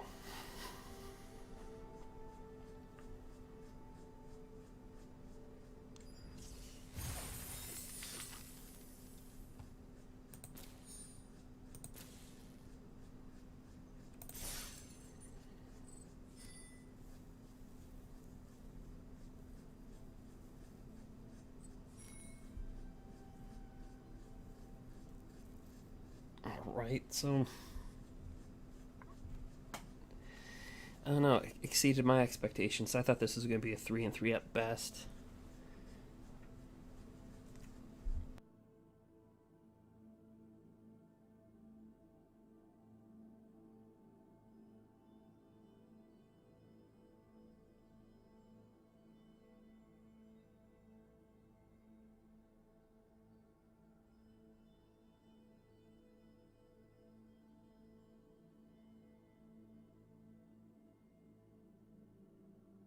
I mean, we got no rares in the deck.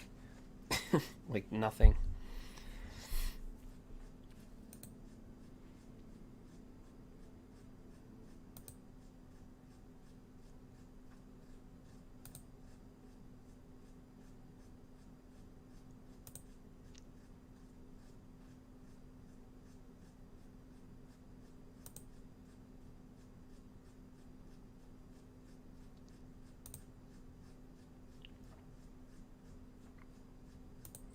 Alright.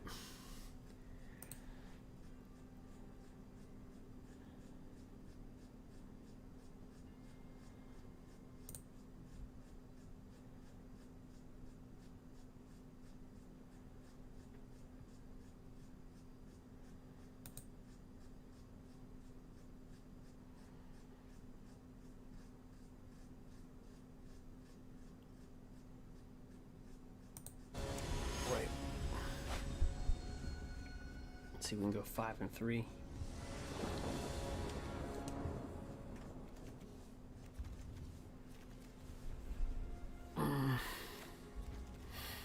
You know, we're going second in most of our matches here, and I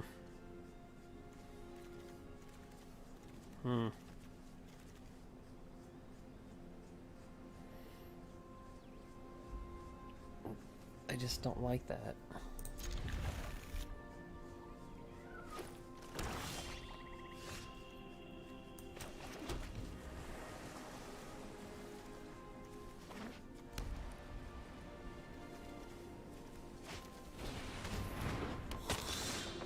One lifelinker. Reveals kick to return target card from a graveyard to the battlefield. Target creature card. And this is what I'm saying about going second. Ooh. Such a bad spot. When a land enters the battlefield under control, Planesalker will not counter on that thing, and it flies.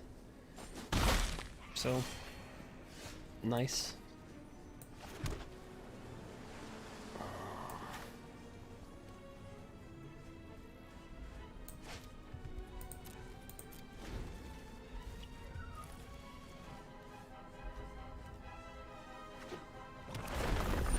Alright. This is what, a 2-1.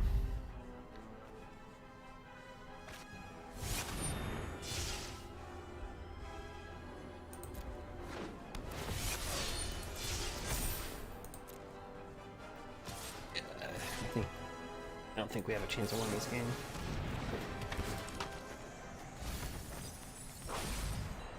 I'm not gonna lie, I didn't... Oh, it's got Menace.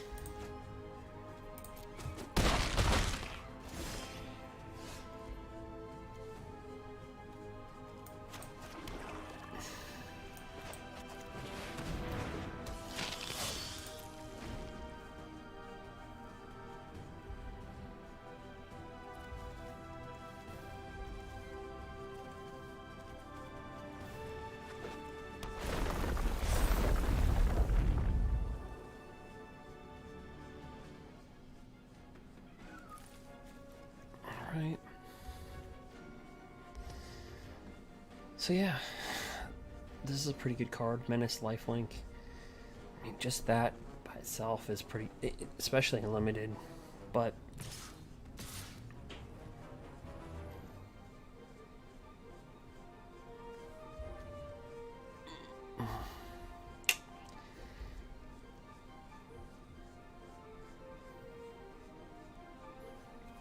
yeah, this doesn't look good for us.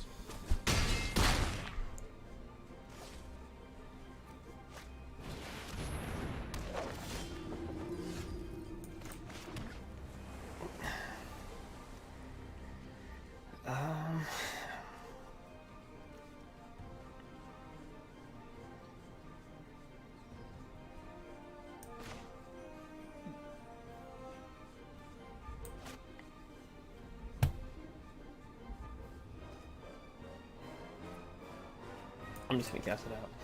Now, had we went first, we might have had a chance in this one, but I doubt it.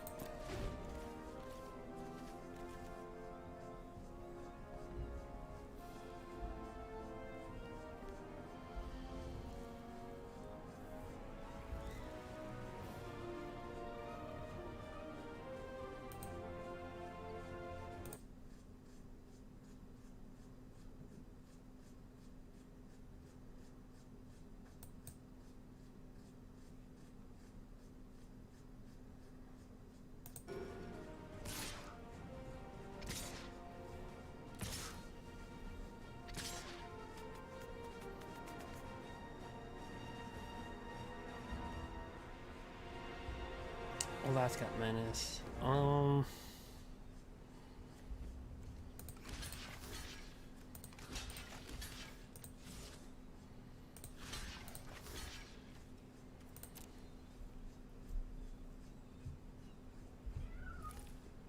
Be down to 1 life.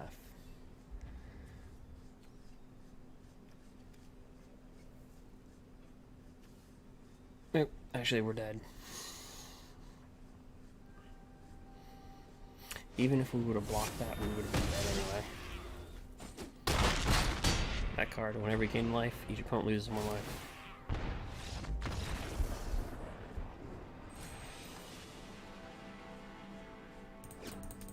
So we're going to finish 4-3, which, to be honest, has beat my expectations. I thought it was going to be, I said 3-3 at best, right? Well, we got the 4-3.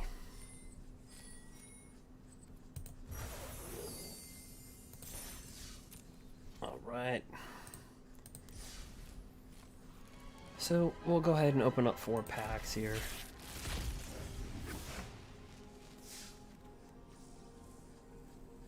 Sacrifice a land, search your library for up to 2 basic lands, put them on the battlefield tapped.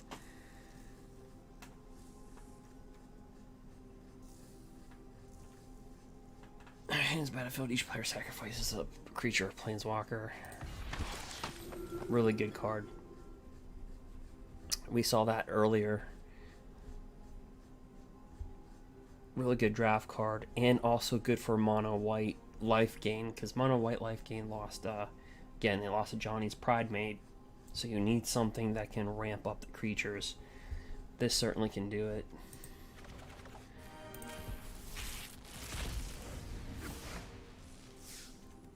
Alright.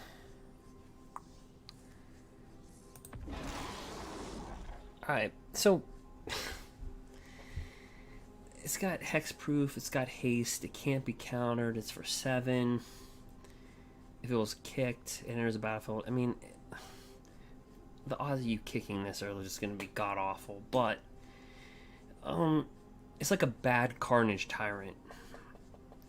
Carnage Tyrant had hexproof, it couldn't be countered. It was a 7/6 trample for 6. I think that's way better than this. Yeah, by the time you get to 7 mana, I'd rather have the trample over haste, and I'd rather have 1 less casting cost than a kicker. But nonetheless, standard, it's going to get weaker, so this card could spring up. So, not a bad pool. Not great, but not bad. Okay. This thing, really good in the early access event that we played in. As long as your opponent has 8 or more cards in their graveyard, rogues get +1/+0 that you control. And then whenever 1 or more rogues you control attacks, each opponent mills 2 cards. Really good. Here's some of the commons. We'll just kind of graze over those. Okay. Really good pack. So this is like Glimpse the Unthinkable in Modern. Glimpse the Unthinkable is 1 black, 1 blue. I believe it's only been reprinted once. And target player mills 10 cards. This is a 1 colorless, 1 blue. Each opponent mills 8 cards. So if you're playing in like Commander, each opponent. And then if there was a kick, they do half the library. So to me, in some ways, this card's a lot better than Glimpse the Unthinkable. In other ways, it's slightly weaker. The difference between 8 and 10 cards is significant in Modern. In Standard, not so much. So this is a pretty powerful card for Standard, to be honest with you.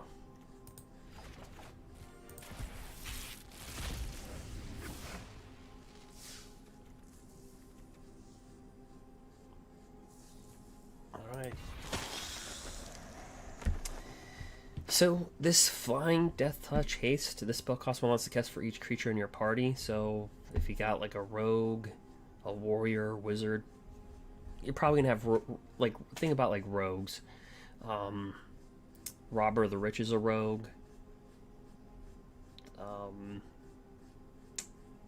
Rankle's a rogue. There's a lot of rogues, believe it or not. Anyway, other creatures you control have Death Touch, and then whenever a creature you control deals combat damage to a Planeswalker, destroy that Planeswalker. So, it's just got good value overall.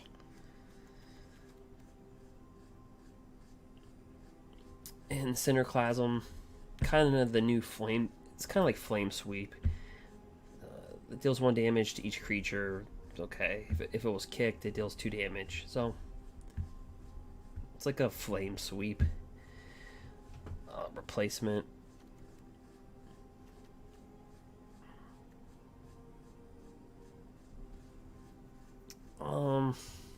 This right here, Kicker 3. If it was kicked, it enters the battlefield with 3+1/+1 counters. Okay, so you're paying 5 for a 5 to get a 5/5. Whenever 1+1/+1 creatures are put on a creature you control, if this is in your graveyard, you may put Mossy on top of your library. I don't know.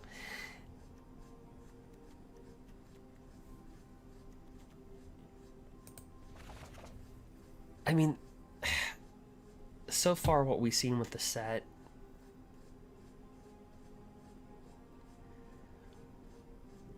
is that it's a good set. It's just not a powerful set. It doesn't have that Aldrain or Dominaria feel. So, but at the same time, that's kind of needed, right? I mean, hopefully we see less bannings and stuff like that happen, so...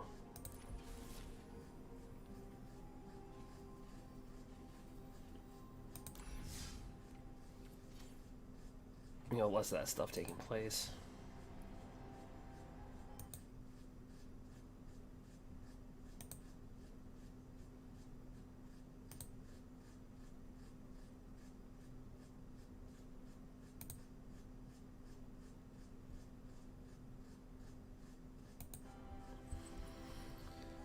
But yeah.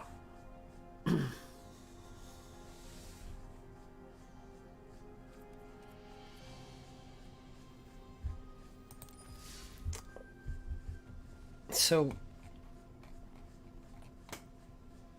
far as historic goes,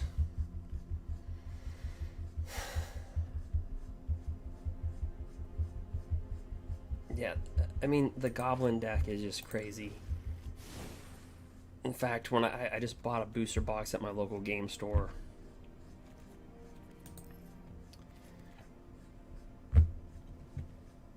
And this card shot up to $35, this Goblin.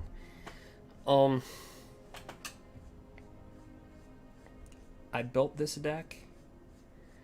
I regret it. I spent 23 wild cards to build it. And I totally regret it. I didn't. I played with it. I didn't play with it in any competitive play. Like any tournaments or anything like that. I played maybe a couple games with it, but I certainly have played versus it when that whole historic thing was going on. I just don't like the deck. Same thing with Winota. I had the Winota deck. I had the Reclamation deck. I had the Fires deck. I had all those decks. I never played with them.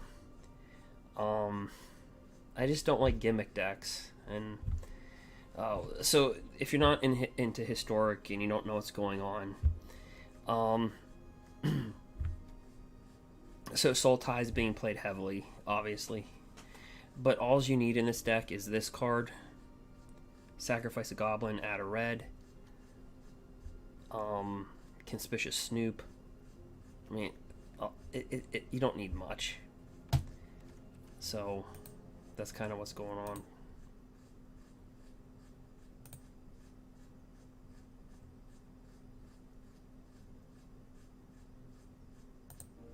With all that. But yeah, so all you need is literally Skirt Prospector, sack a Goblin, add a red. And all you need is one of these. Goblin spells cost 1 less to cast. They have haste. Or this. Other goblins you control get +1/+1 and have haste. But the keyword's haste. Then you have this. You tap it, create X11 goblin creature tokens. Where X is the number of goblins you control. Understand it's going to have haste. So as soon as it enters the battlefield, it can just tap and do that. Then you can blow up all the goblins that you create with that. You cast this out, and a lot of text to this, but when it enters the battlefield, you reveal the top 6 cards of your library. You put all goblin cards with converted mana cost 5 or less. So all the goblins, it doesn't matter. It might as well just say all goblins. Onto the battlefield. And then whenever this attacks, it gets a +1/+1 until end of turn for each goblin you control. So do you see how in historic this is like a turn 4 kill? Because all somebody has to do is just, all you need is this, one of these. Just give your goblins haste. You need this, and then you can just go right into that. And you can sack your goblins for red. In fact, you don't even need this in play. Because you can have Conspicuous Snoop in play. And you can cast goblin spells from the top of your library, but the bottom paragraph. As long as the top card of your library is a goblin, which obviously it will be in a goblin deck, Conspicuous Snoop has all activated abilities of that card, so it'll have abilities of this. So you don't even need this in play. You just need it on top of your library. So that's with Historic. So if you hear people complain about goblins in Historic, well, there it is. I mean, it's the card, that would have to get banned would be this one. And also, to understand, you could sack a creature and add 2 black. So it's, and then if you can't find your combo, you can just fetch it with this. When this enters the battlefield, you can search your library for a goblin card, put it into your hand. So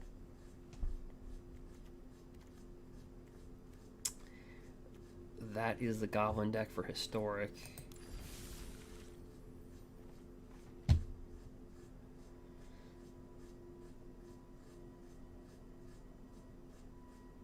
Which makes it kind of rough.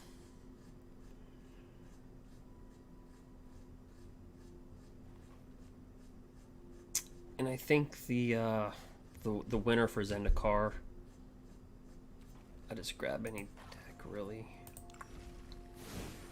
Oops. I think the winner for Zendikar is, let's get rid of that.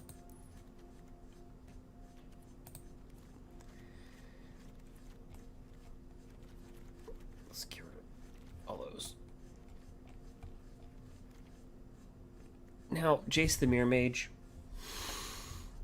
when this got spoiled, everybody was freaking out about it because, like, wow, it's a really good card. You can only kick it once. You can't kick it twice or 3 times. You can only kick it once. So basically, you're paying 5 mana if you kick it to scry 2, and maybe you can draw 2 cards, 3 at best, for 5 mana. I mean, it's not really that crazy that everybody was freaking out about. It's not. I think the real winners, though, is that Lotus Cobra.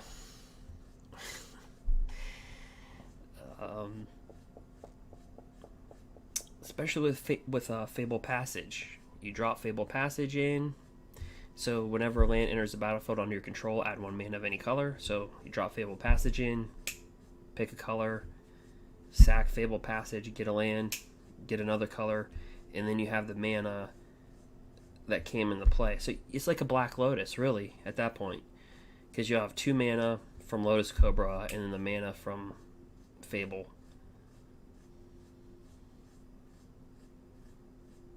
That card's a beast. And then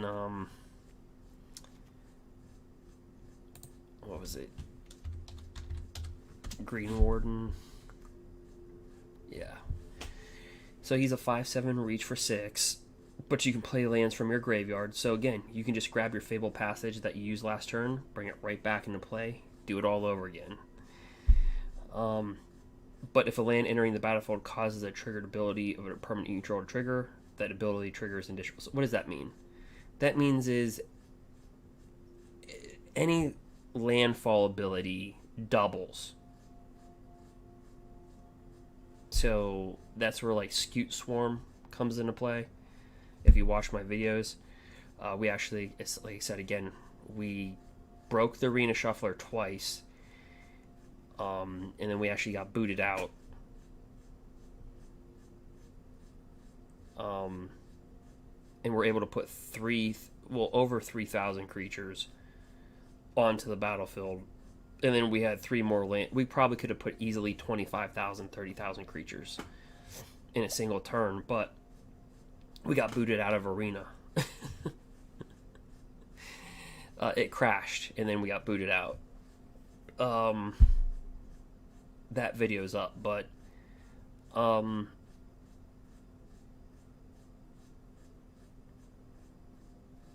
yeah, so this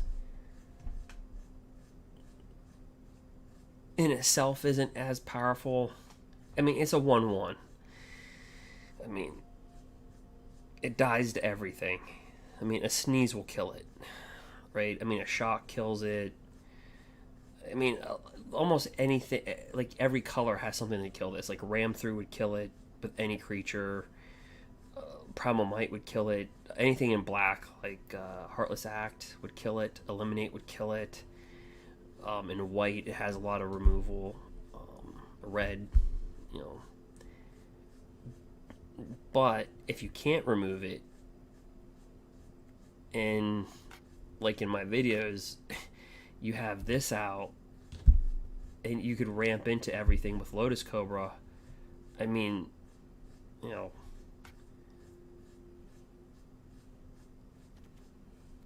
that's not a good scenario. So Zendikar, it has a few really strong cards in synergies, but like just look at standard for a second. Let's just put in Planeswalker.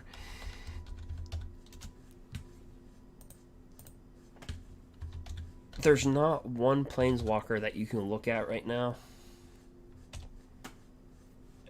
and go, that can single-handedly take the game over. Like Teferi Time Raveler, Nissa, who shakes the world. Again, this is a historic deck. That's the reason why I'm showing it's not banned. But like for standard, I mean, Jace Miror Mage doesn't scare you, right? So let's move on to the next Planeswalker. Nissa of Shadowed Boughs. Like, she doesn't protect herself. She creates a 3/3, but it doesn't. It's till end of turn, and it's not vigilance. I'm sure as we get more stronger creatures, maybe in the next set, this could be a really powerful Planeswalker. But right now,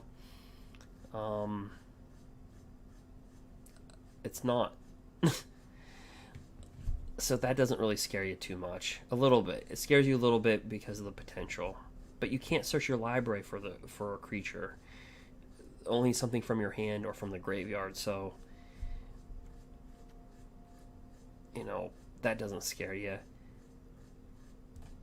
Let me get out his... let me just do the whole entire format. So that's the Zendikar Planeswalkers. I mean, then you start getting... like, so... You start getting into, like, white. You know, getting... oh, that rotated out. Let me do...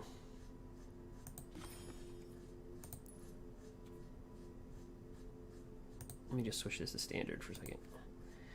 Okay. So, like, Basri Ket. You know, this was considered kind of a weak Planeswalker. Now it's kind of good. Because there's no... I mean, White Life Gain lost Johnny Strength and Pride. It lost Sorin. Yeah, you have Sons of Nemesis, but it's not that powerful. And then you have these kind of beginner Planeswalkers. Like I said, Jace doesn't scare you. The strongest Planeswalker is Teferi Master of Time.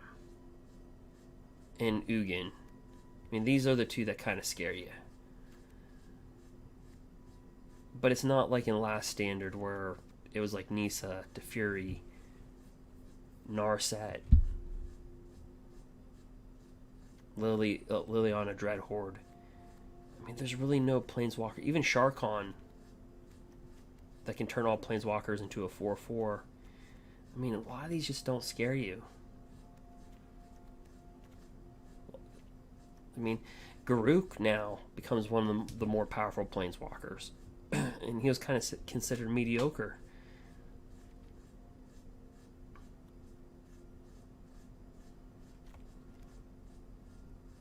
And you kind of go through the list, and now Garruk gains a lot of value.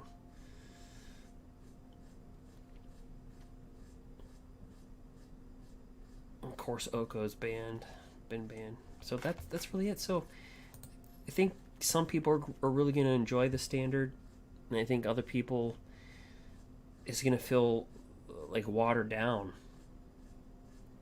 And the really good cards are really going to shine. Elder Gargroth will finally be a really good creature. You look at Elder Gargroth. For 5 mana, it's a 6/6. It's got Vigilance, Reach, Trample. If it attacks or blocks, it's got 3 triggers. 3 trigger keywords. I mean, like, this card should be a $30 card. But because Standard was just so strong, this was held down to a $10 card. Even $8, $8 to $10. If this card was printed 10 years ago, this would be a $30 rare. Like, it would just be the card. So this card, I think, will gain value as we go.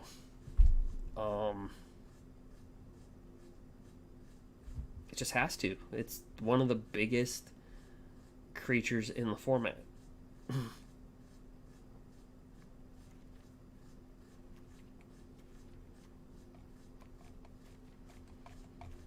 So some people are really gonna... I forgot Royal Scions. So yeah. I think... Oops. Let me bring this back to Historic. But we're finally at a place where for those...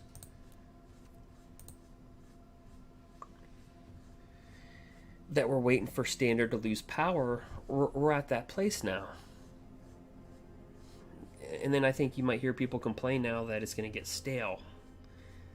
You know, there's going to be a couple combo decks, and then I think you're going to hear people say it's stale. And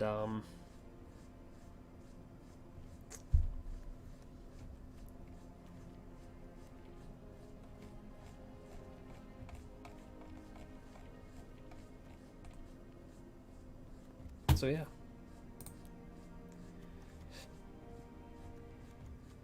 So, I think some of the winners here for Zendikar is this guy, Luminarch Aspirant. You know, giving a 1/1 counter on a creature every turn is really good. Obviously, Lotus Cobra is the best. Or Lotus Cobra is really good. These lands are really good. Like if we look at the Mardu Knights deck, it'll be banned from Standard, but most of it comes back. So like Temur Clover,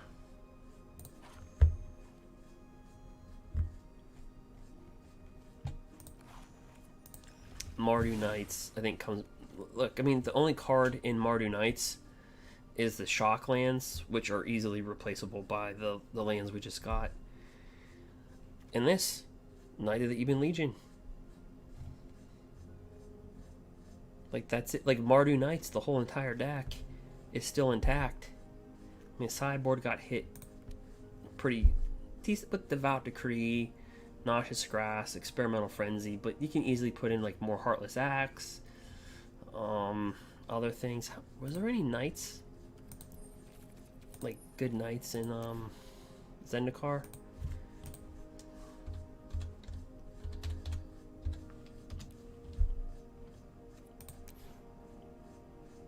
Or not Knight?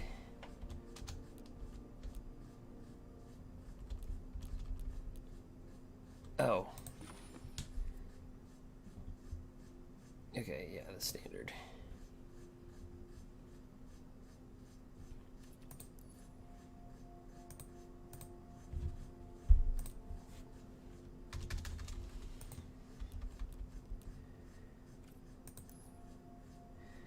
There was not one Knight printed in Zendikar.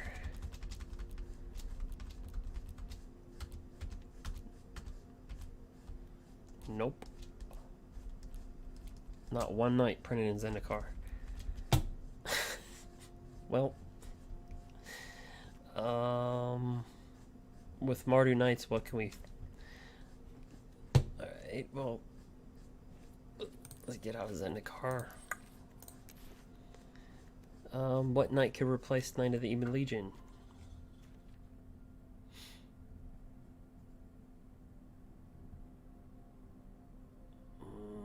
That's too slow.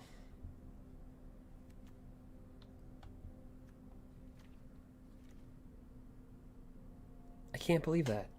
There was no Knights printed in Zendikar, not one.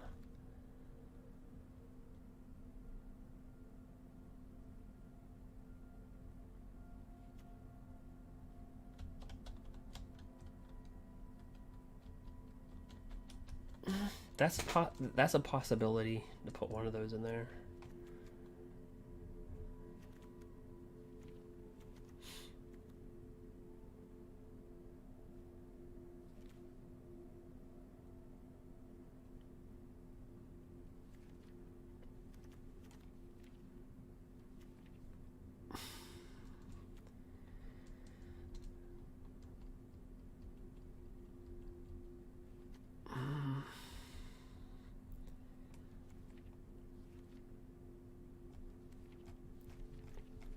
Wow.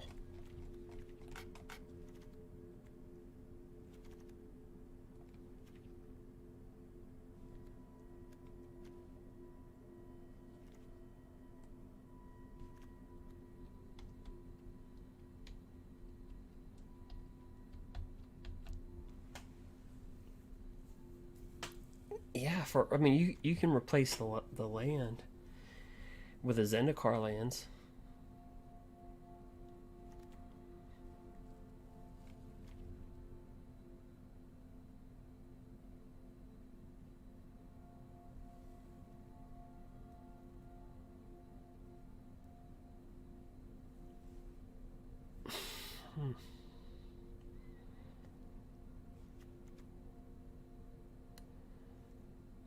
And I accidentally clicked that. Nope.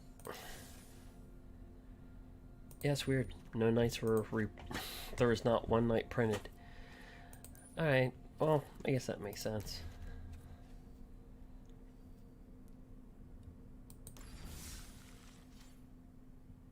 It was like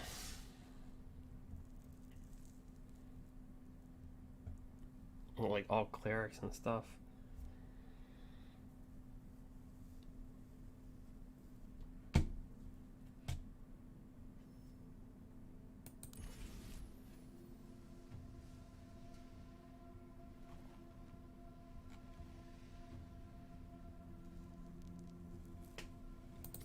But so this is what Black-White lost. They lost to Johnny's Strength and Pride for white life gain. Soren. And Johnny's Pride Mate. And Healer Hawk. And you go, what the heck do you have to replace all that? Well, it's not sexy, but you can't replace these. There's nothing.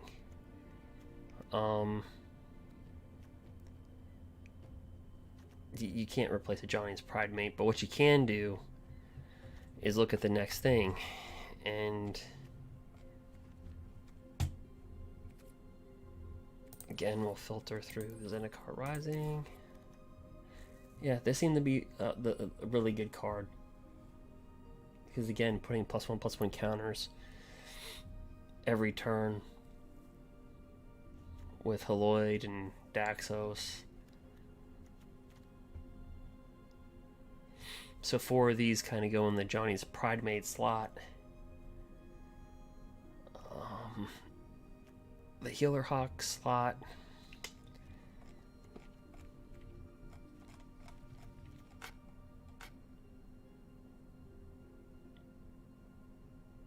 I forget what I put in that slot.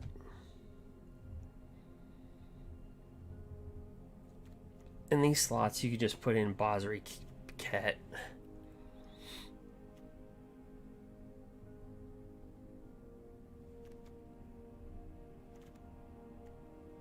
And I forget what I mashed in that slot, but yeah.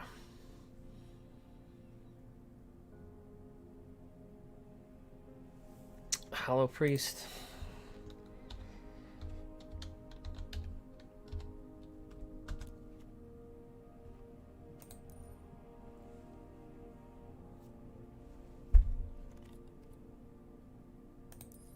I'm still stuck in that filter.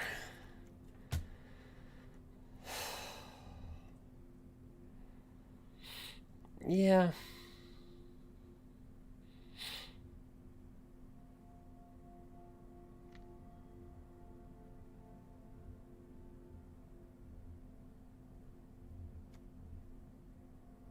I think I forgot about her.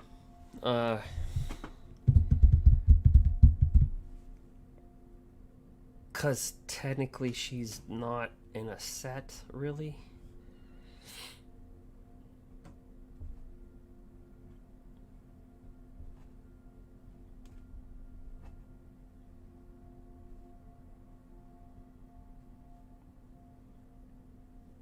Yeah, I even think in the best of 3.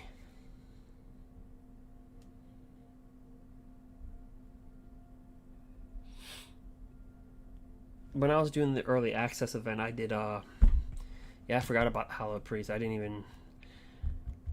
was trying to when I had the early access, I really just tried to do as much as I could. And that's where you see all the swarm decks that I had. I don't know if you saw the video, but there's 2 of them up where we create a bunch of swarm tokens, and then there's one game where we actually only just crash arena, but we got booted out of the game because I had 3,000 swarm tokens, and then we had about 25,000 more coming. But I tried to mess around with as many stuff as I could. When I did the black-white deck, I tried to do with that.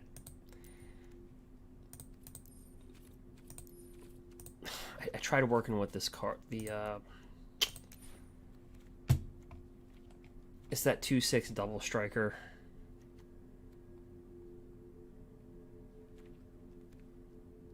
I had those guys in there. Archon of Emiria. Each player can't cast more than 1 spell each turn. I mean, honestly, in a deck like this, you're not really casting a bunch of spells each turn. And then non-basic lands your opponent control enter the battlefield tapped, so you slow them down. But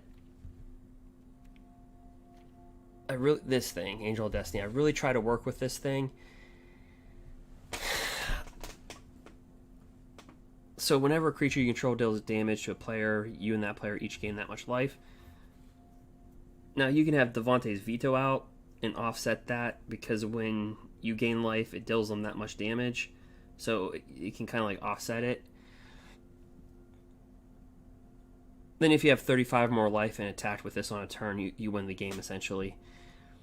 But at that point in the ball game, in a deck like this at the 5 spot, honestly, you almost don't really want to fiddle around with that. Because if you have your opponent down to like 5 or 6 life already, at that point, it's like, I don't want them to gain life. And you're not exactly going to always be at like near 35. So, you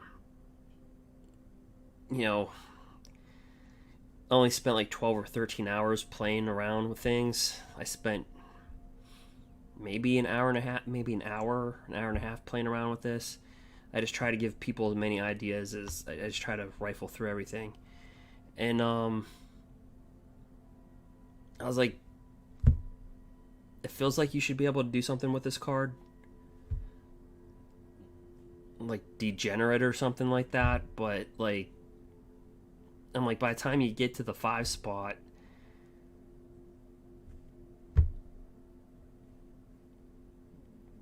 you're ready for like Baneslayer, or just run a Bozzery Ketz or something, like, and run your deck lower curve.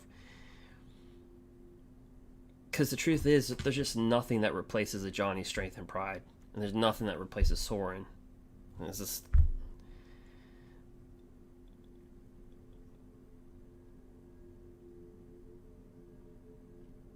but yeah, you're right about the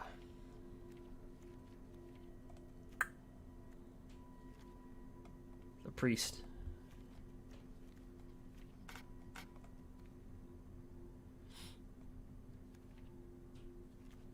And this thing was really good too in the deck.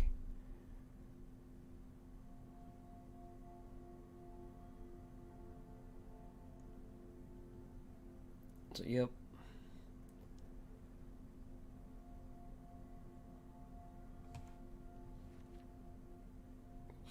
Now, sideboard gets brutalized. Noxious Grasp, Dispark, Gideon, Blackblade, Mortify. But I don't know. It's I don't like. I can see people in a month from now going, man, Standard's really stale. It's a really stale format.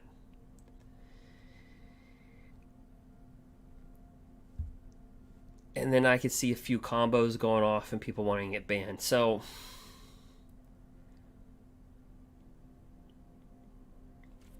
because if you look at the Mastery Pass, if you look at yours, I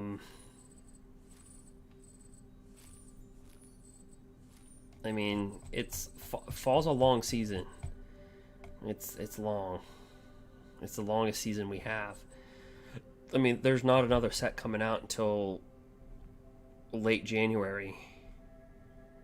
It might come out mid-January, the way things are happening.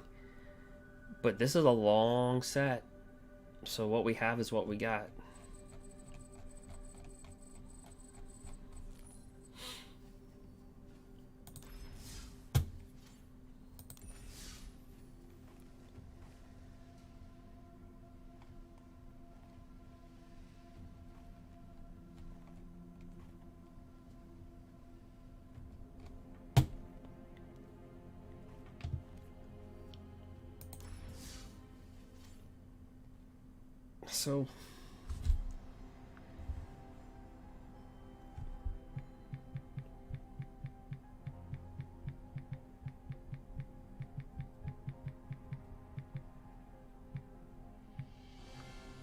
So like Zendikar,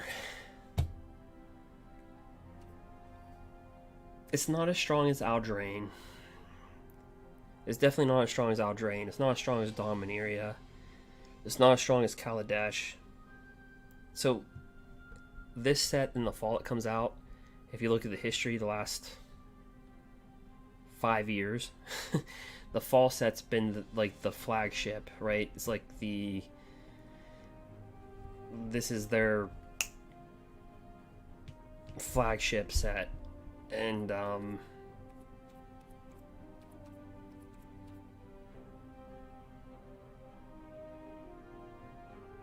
I thought it'd be a little bit stronger.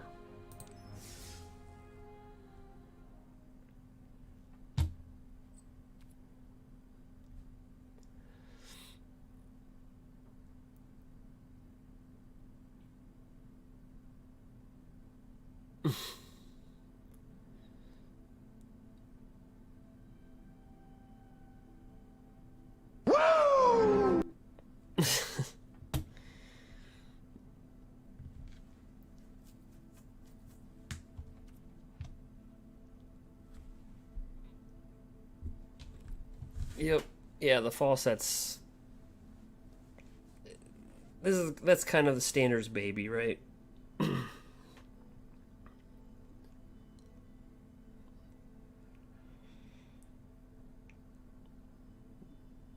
But yeah.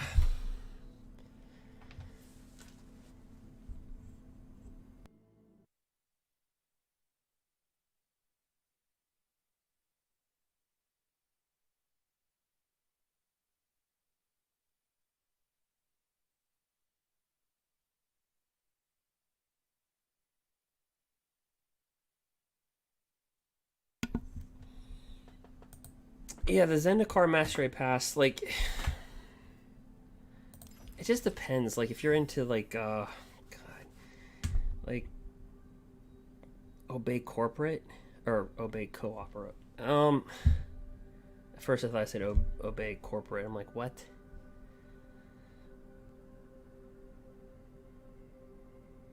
Obey Cooperate.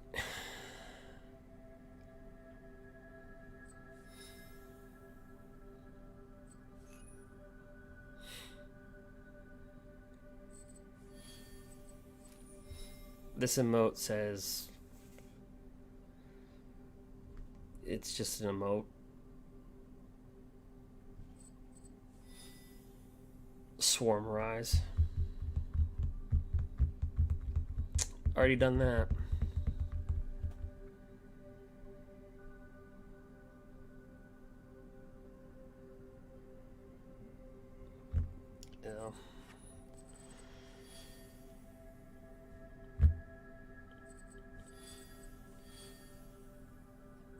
Alright, so you get a couple quotes. Inferno Spark.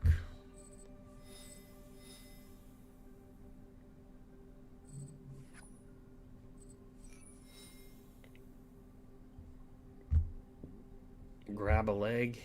I don't know what that would be.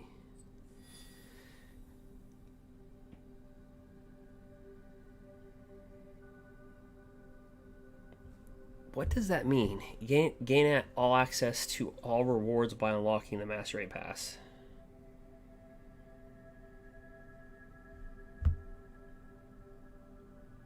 What are... Does anybody know what that means?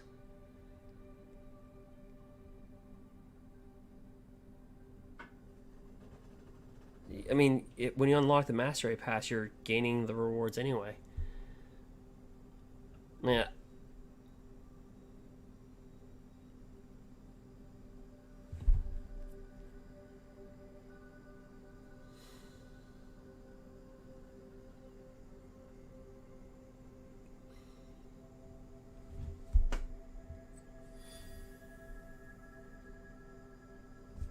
Oh, Hendren Sleepy emote.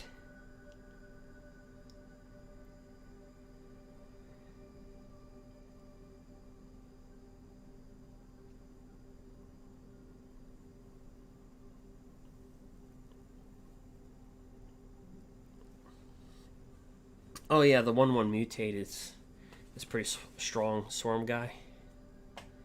Yeah.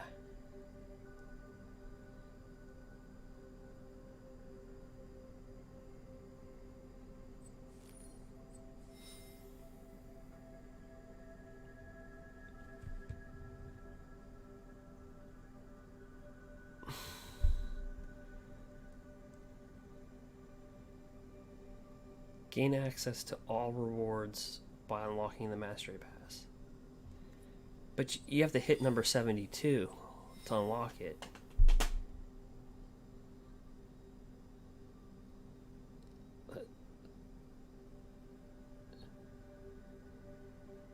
I don't know what that means.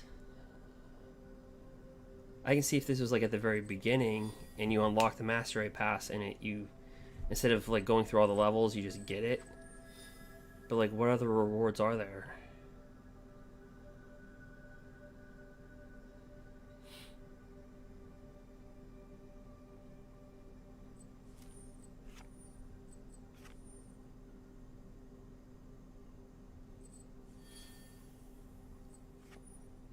Oh, never mind. It's my lack of sleep. You just get a Hendren Sleepy emote. Every single one of these says gain access to all the rewards by unlocking the Master Raid Pass. It's just deceiving because it has cash on it. Well, it looks like it's cash, but it's not. You just get an emote.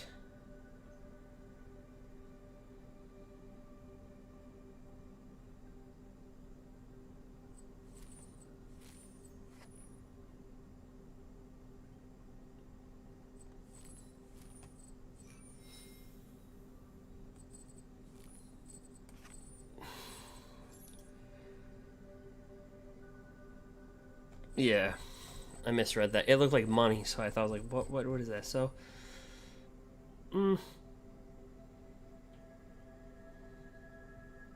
can slowly build your collection by hitting dailies and just getting the booster packs.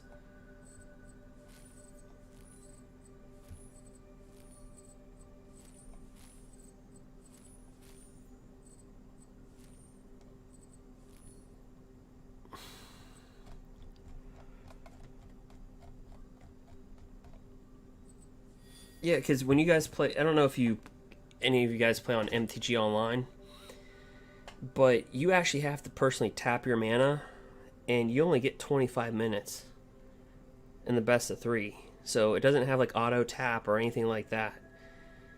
So MTG Arena, they give you a lot of time. Well, anyway, you're able to chat. You're able to chat to your opponent. When I play Modern, I'm able to talk to my opponents and everything, and they'll talk to me and stuff like that. So that'd be cool if they just like unlocked chat.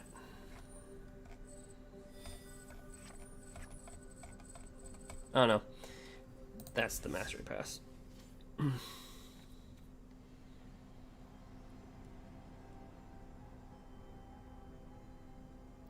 Yeah, so MTG Online, you can play anything. You can play standard, but it's more costly. It has a monetary system,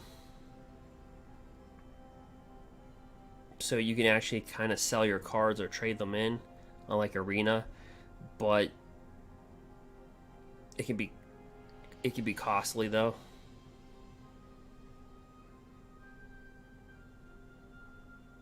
But yeah, mainly it's for Modern, Legacy, and Pioneer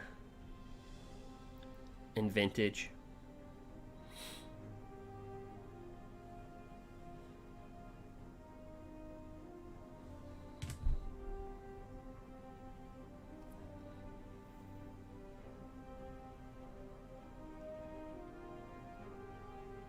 Yep. Oops.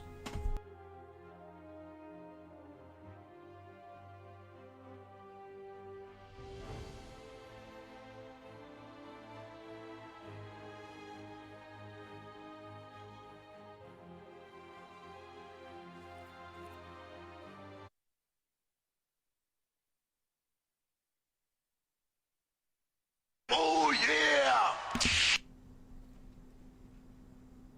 But yeah, so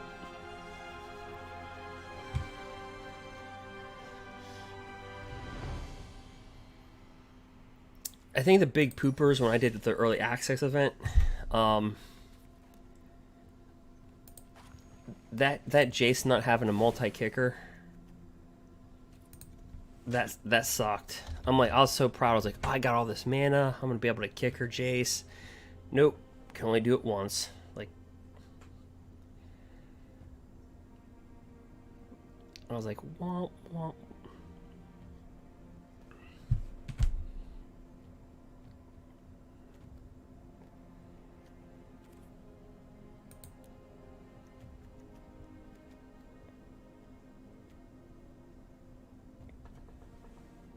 That'd be nice if they brought Modern onto Arena. Just nuke Historic. Just nuke it. Get rid of it.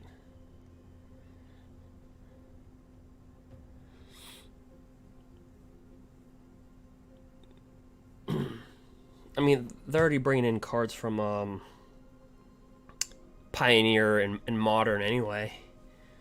In Historic, like every month, they're bringing in new cards anyway, like Wrath of God, is in Historic. Thought Season is like, I would just say just nuke it, nuke the format. Just nuke Historic. I mean, Pioneer, I don't know. Pioneer, before all the COVID stuff, it couldn't fire where I lived. It just couldn't fire. I talked to some of the guys that really wanted to play Pioneer. Like, they really were looking forward to another format. They weren't Modern players, so they were Standard players that were tired of Standard. So they wanted another format like Pioneer. And nothing could fire. And I asked them, I said, all you guys wanted, and they're like, we don't want to spend money on a card that's going to get banned. They're like, we don't want to spend $20 on a card and it gets banned next week.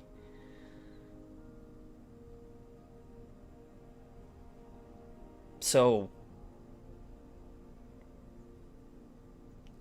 what happened back in the 90s was you have to have a format that's supported by the players. Modern is heavily supported by the players. That's the only reason why it exists.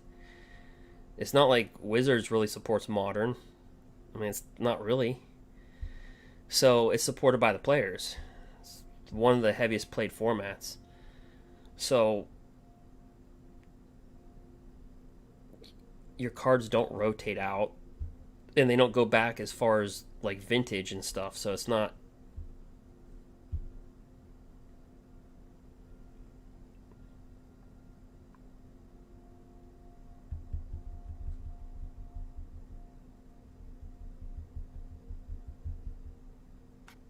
Play Zendikar. Yeah, I would.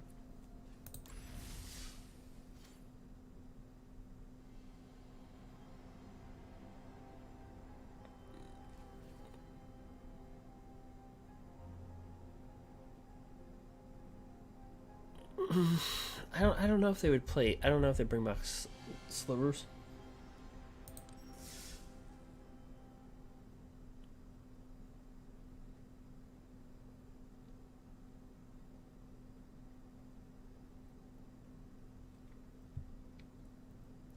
I don't know if they. I don't know if they'd bring them back.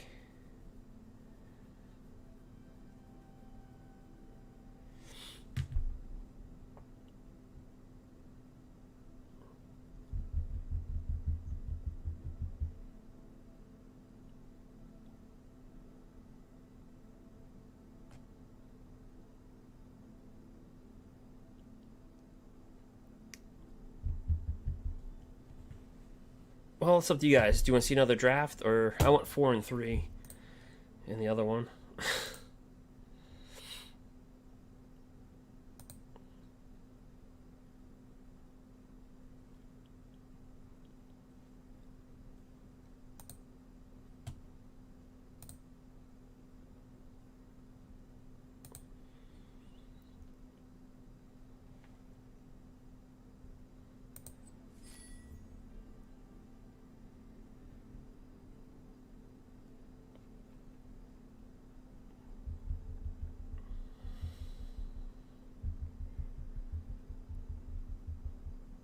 Yeah, we can play another draft.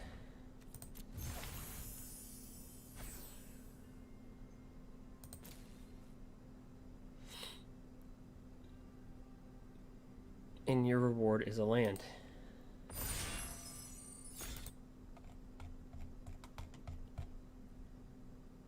Hold on for 1 second.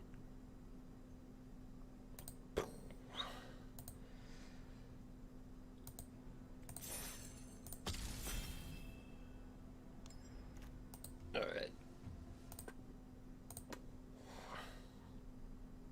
Let's have to straighten everything out.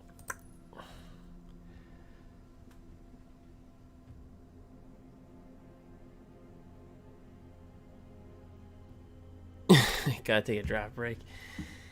I'm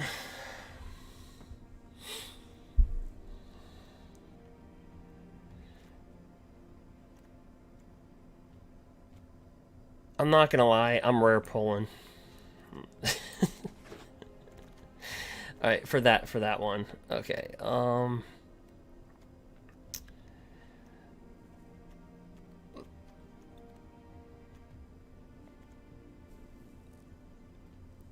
So when this enters the battlefield was kicked, you create a 2/2. Whenever you cast a kick spell, nah, I'll pass. Not today, dog.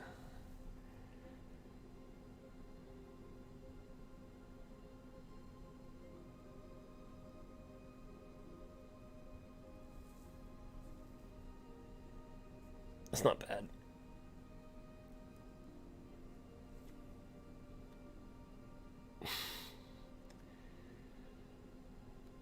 Yeah, I suck at this draft for Zendikar.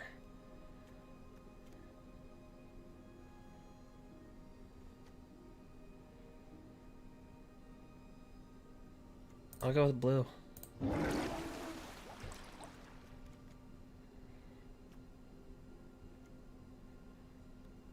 Alright.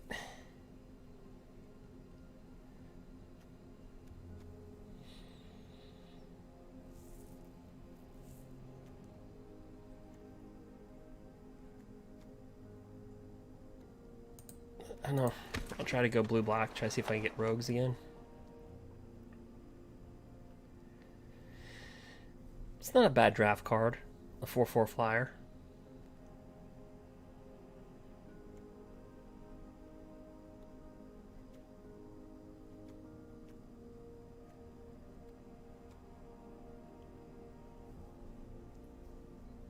we'll take that.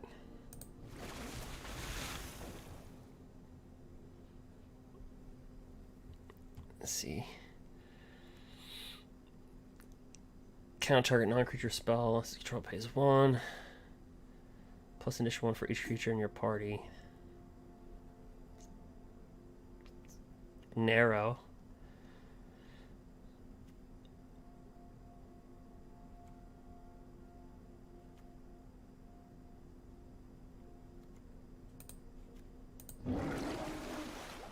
Oh yeah, we got this rogue.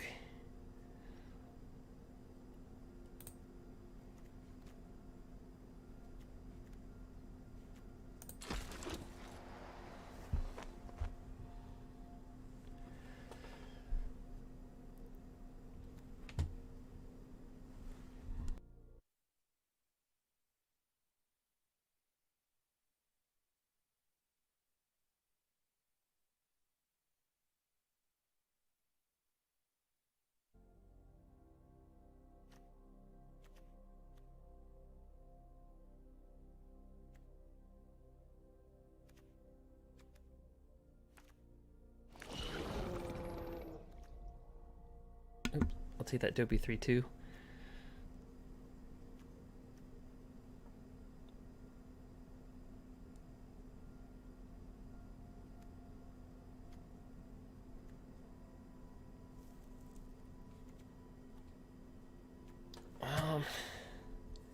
There's really nothing there, just in case we go into like another color.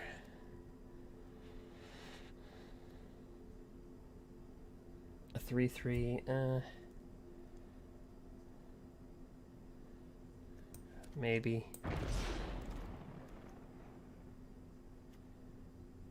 Target creature gets -4/-0 until end of turn. If you draw a wizard, draw a card.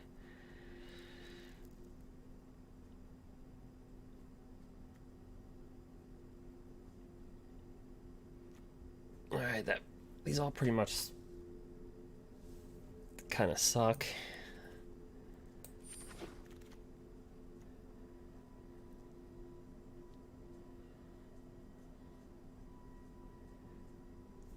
Kind of like fling. Guess I'll take that one actually instead.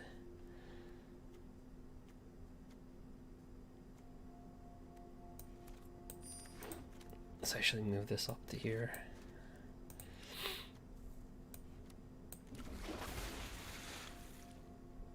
All right. So hopefully we get black and blue. All right, Q. Yep. Oh, sweet. All right.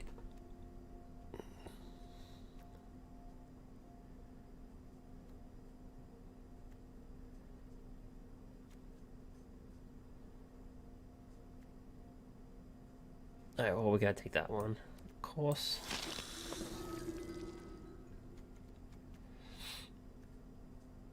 Oh, Grohl took a beating with rotation. Holy crap, did Grohl get slaughtered.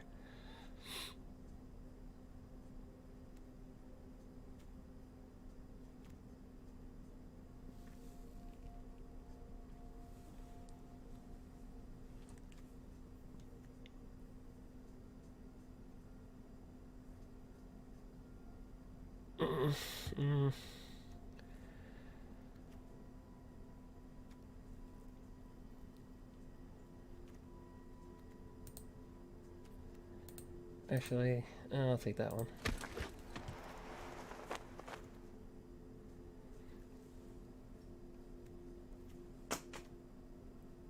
Okay, so we do need a kicker for these guys.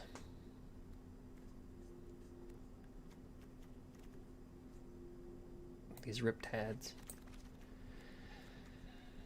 Alright, sacrifice another creature, put a +1/+1 on this. Whenever another creature you control with +1 dies, draw a card.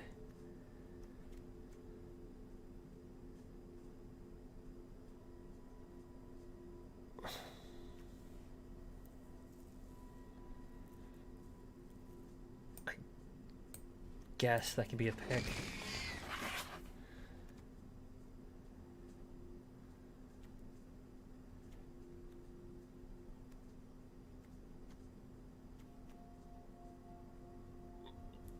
This 2 cards. Mills a card, lose 1 life, gain 1.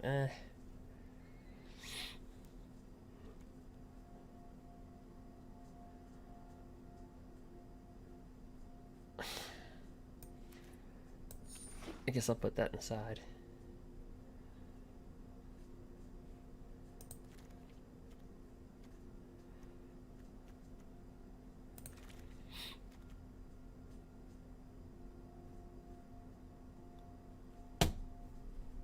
I mean,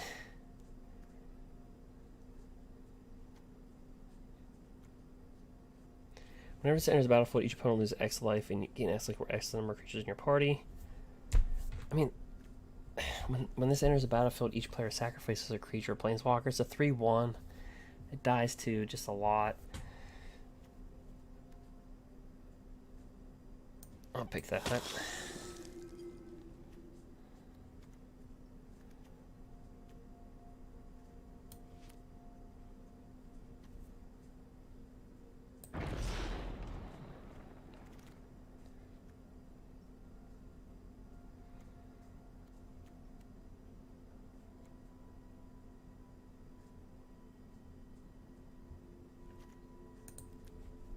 We have 3 rogues, 4 humans. I guess it's relevant.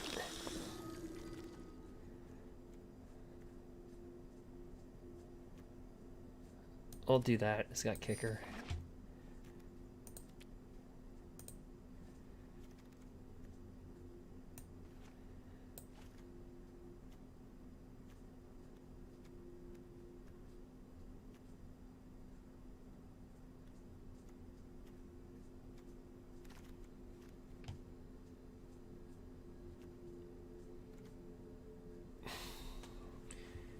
Never about attached to a creature you control gets flying.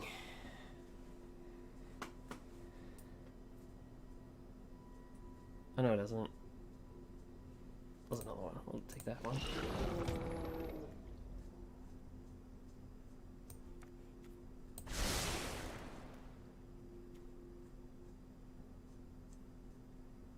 Now we'll put that in the sideboard.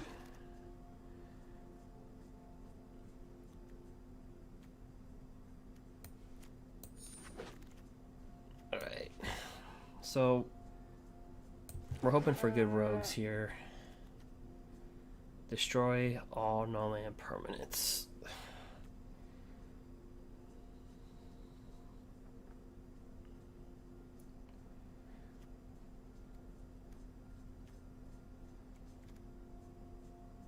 Okay, well I think we take that. A little bit of removal.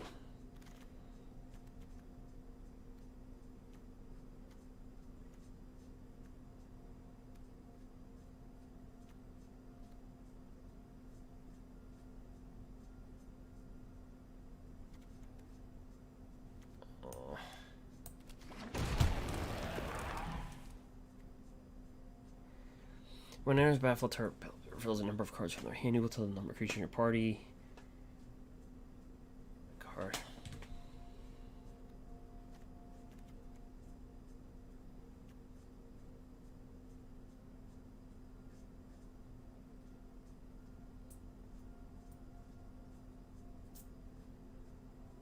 It's not a. I'm gonna stick to the flyers.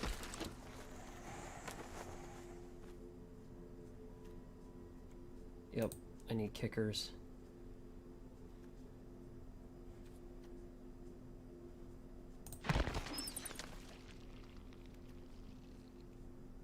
Each opponent loses life, gain 4 life.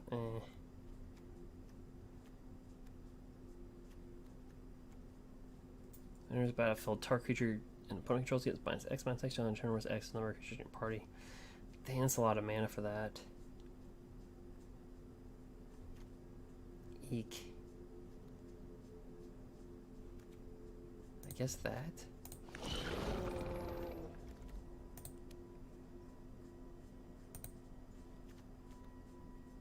So how many kicker spells do we have?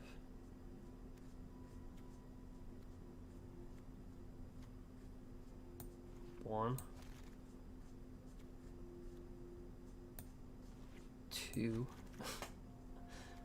3. That's it. 4.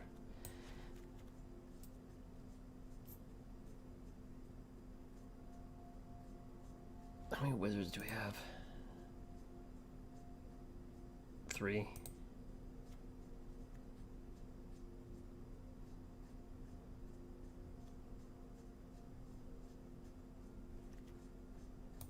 Yeah, I guess we'll take it. We'll take that guy.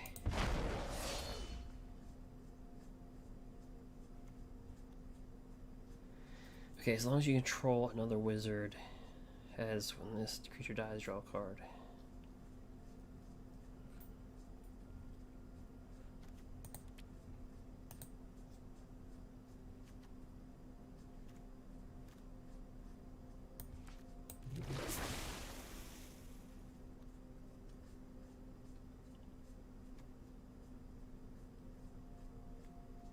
Yeah, I'll take that.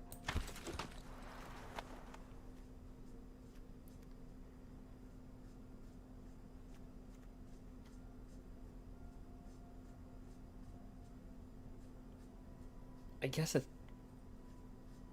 +1/+1 until end of turn. It can't be blocked. It's really costs 1 less against for each creature. I mean, I guess. Like that. Alright.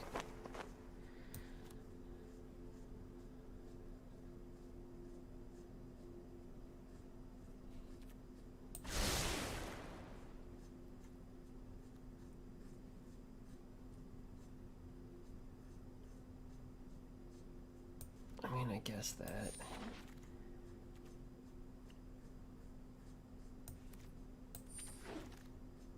Alright, so I kind of died by my stubbornness. Alright, I will say this.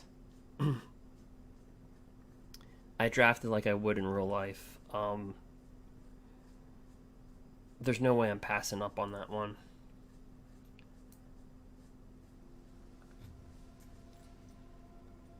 And I wouldn't pass up on that either.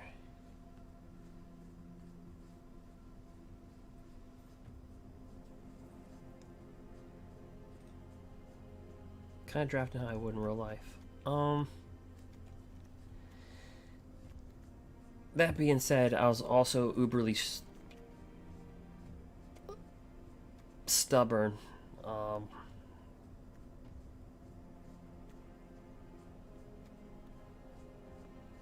So how many clerics do we have? Okay, we have 3 clerics. How many rogues do we have? We have 6.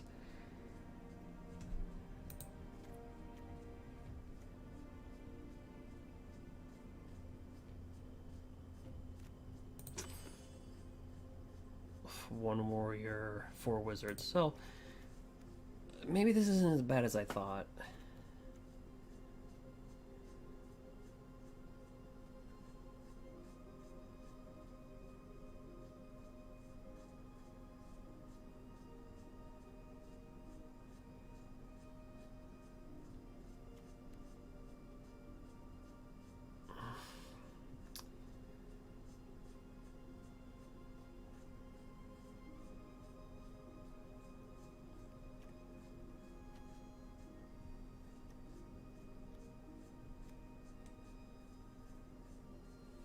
Oh, 3/3 flash flying.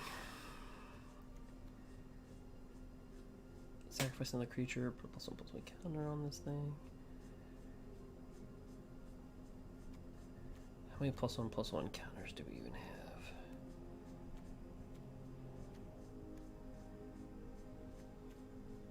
I guess a few.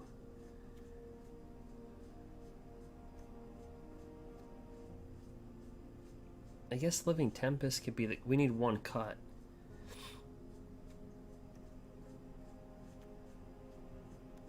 So it's going to be Living Tempest.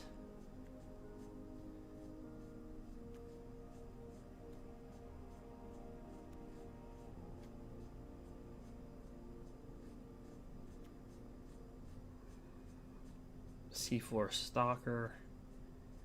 I guess Risen Reaptides aren't as good. Because how many kickers? We don't have many kickers. We got 1. Well, like What do we have? 4 kicker spells in the entire deck.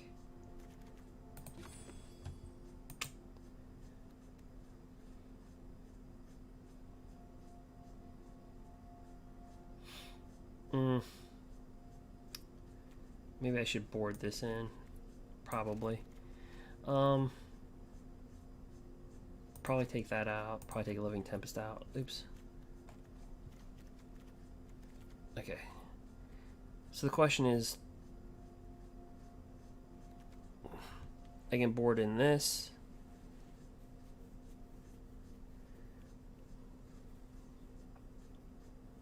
Kind of not aggressive though, but it's an easy kicker.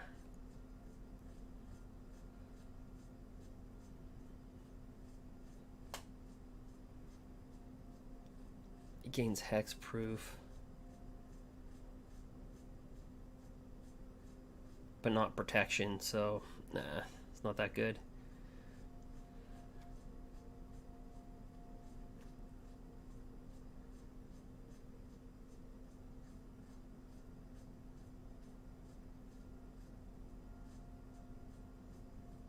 A 3/2 flyer for a 4-dropper. Or a 3/3 for a 5-dropper. Yeah, I'd rather have the 4-drop. So 21 creatures, a lot of flyers. And we got 1 flyer, 2 flyers,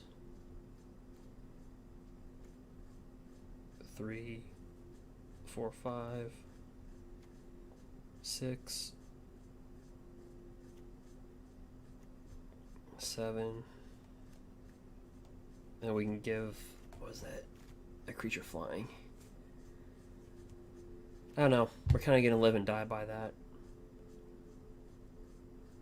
Oh, wait. Didn't I bore that in? Okay. So we're back to take... I guess we take this out.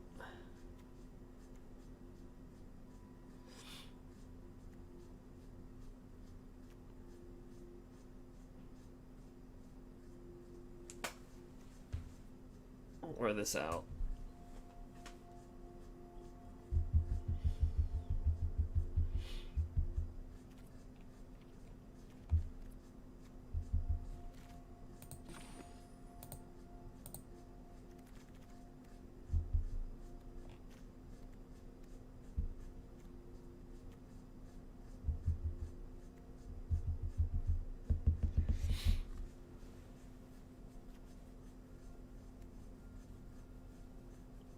Yeah, we'll cut that.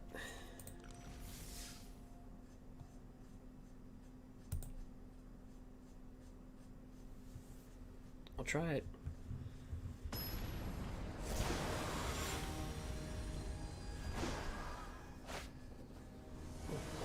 See if we can beat 4 and 3.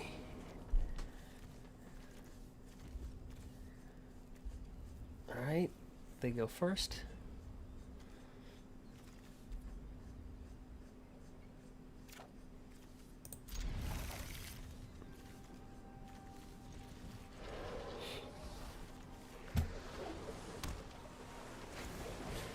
Ew.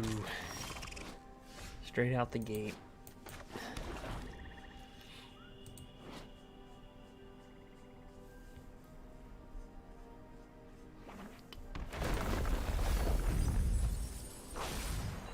Ouch.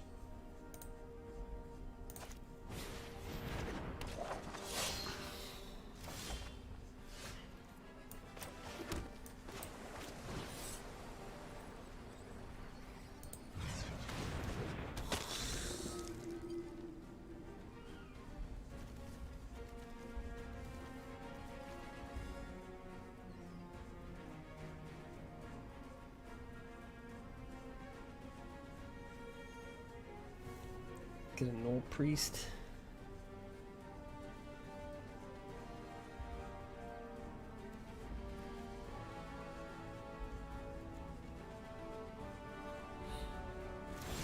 Yeah, this crab in limited is really good because you only have 40 cards.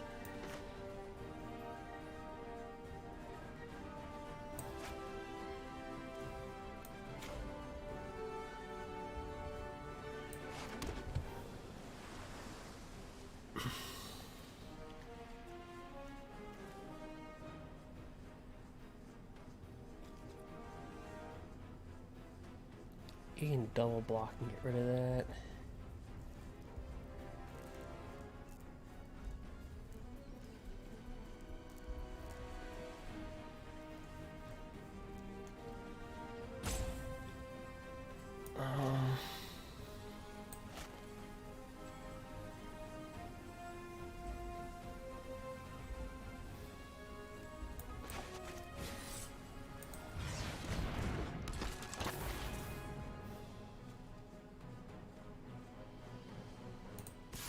Let's just go for it.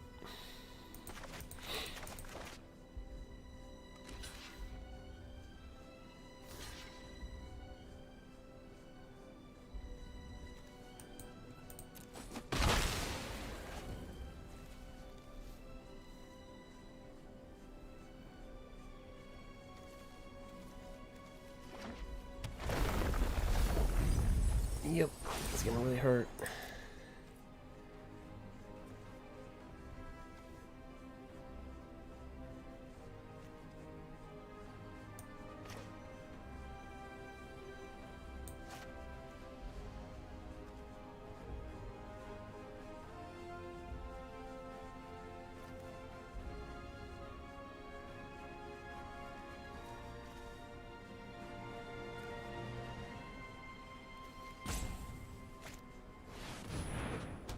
Alright.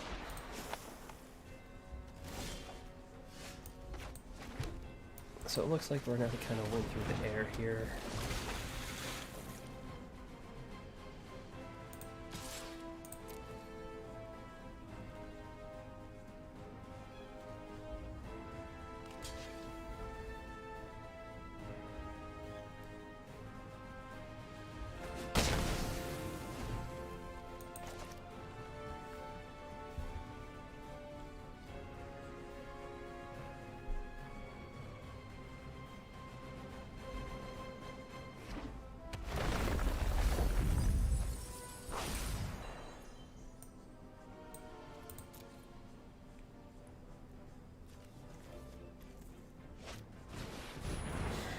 Okay, so this thing is...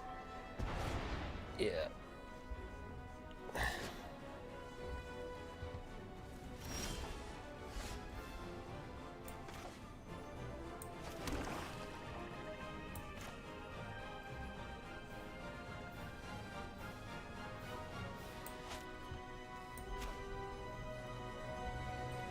I'll bring down a 3/4.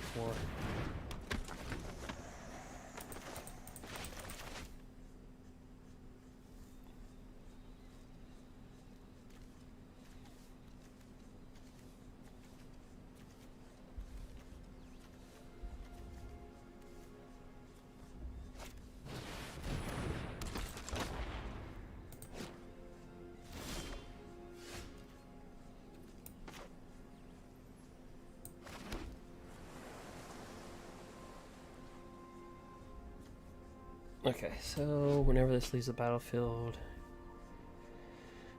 the exile a card. So I'd get a 4/4, huh? So I either kill the crab, I can kill the crab, or kill that.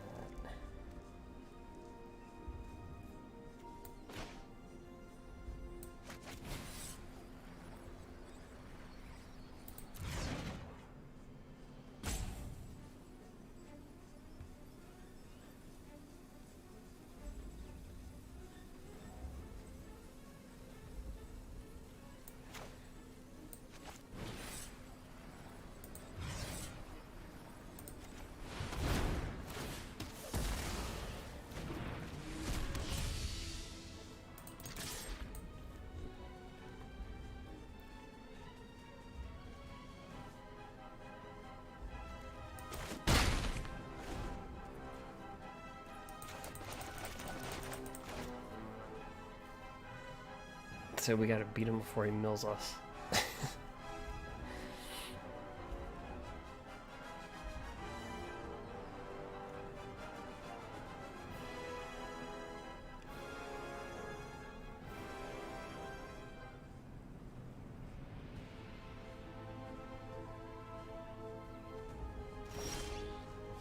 Alright.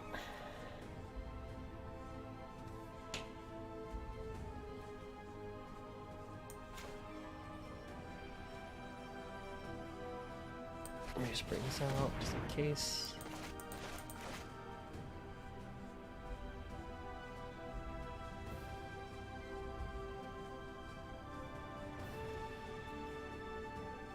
Just in case like something dies or something that I can respawn pay 2 to sack a creature.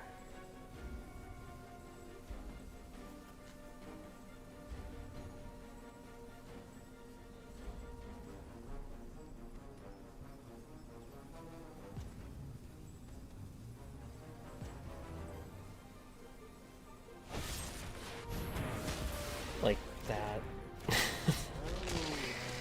Alright.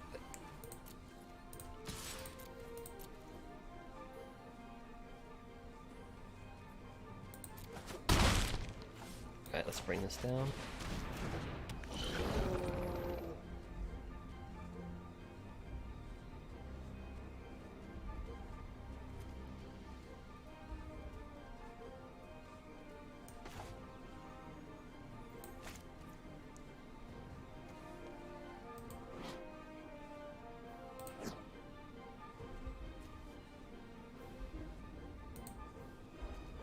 So, the way his deck is built, it just seems all, like, defensive.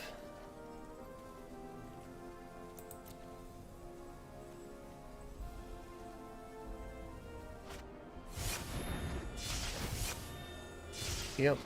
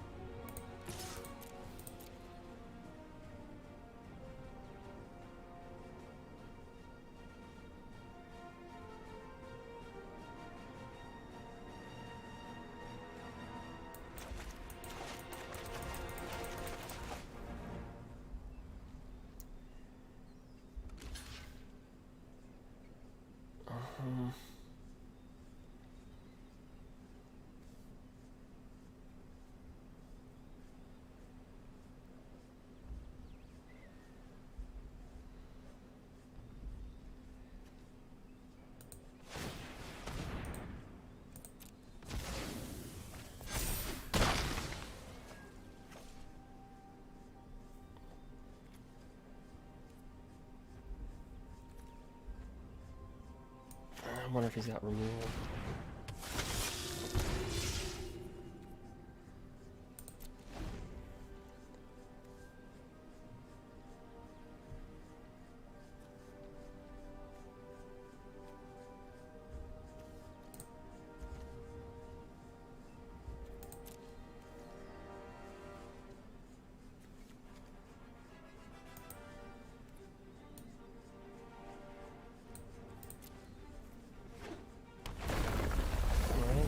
For 3 more. That was actually a really good one.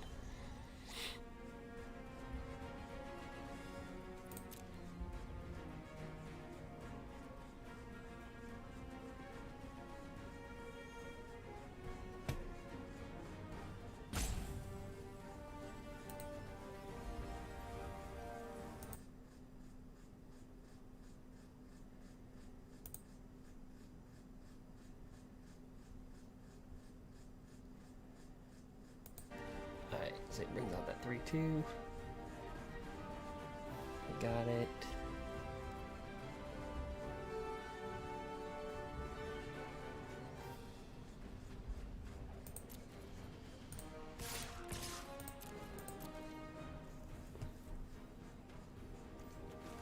We have 12 cards left.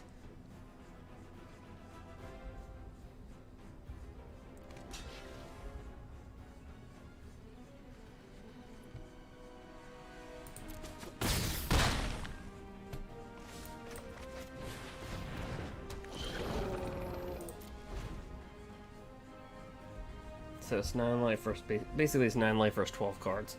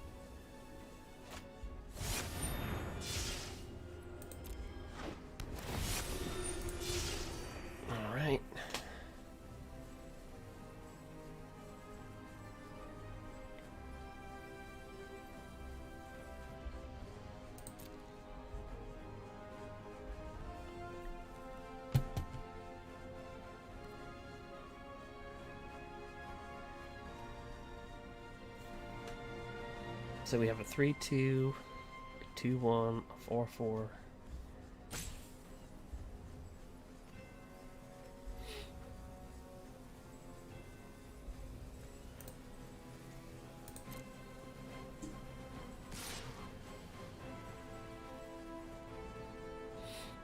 All right.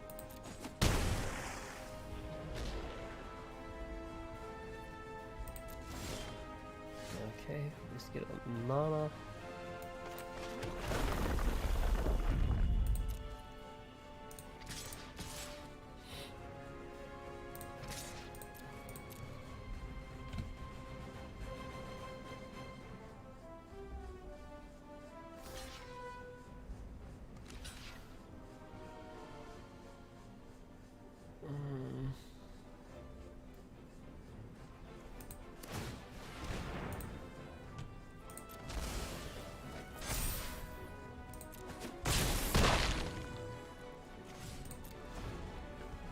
Alright, he's down to 8.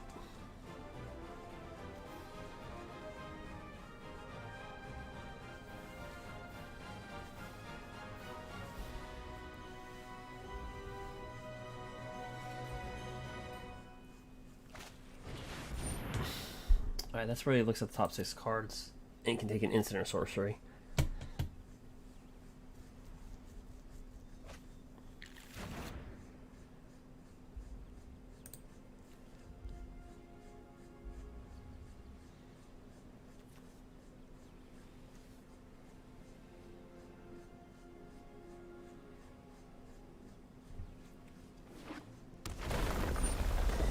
That hindering crab, or it's like a hindering crab, ruin crab.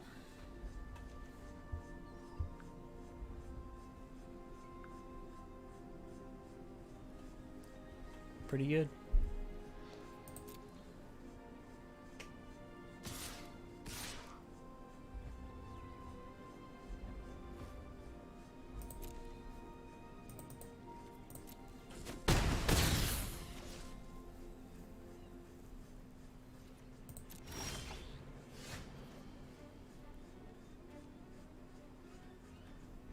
Well,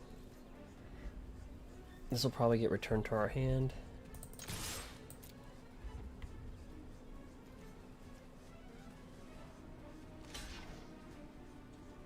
Or not.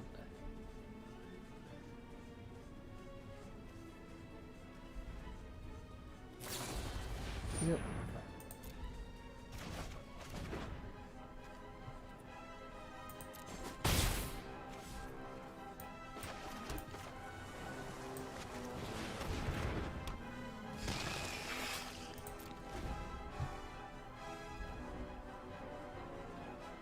We have 7 cards left.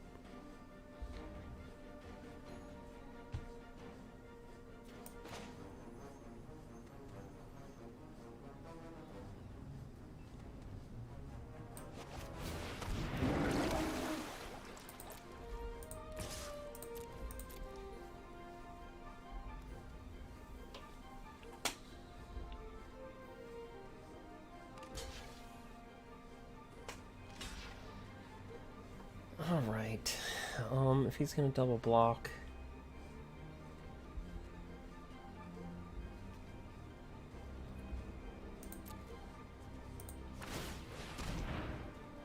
we'll blow away the 2/1.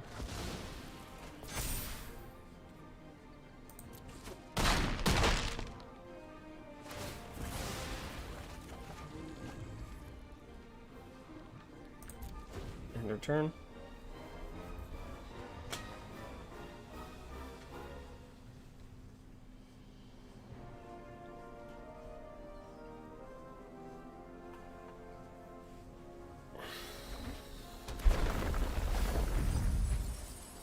Yeah, he's gonna get us with that. The power of Ruin Crab. So it helped us, Mel, in our last draft. I think it's strong, brutal.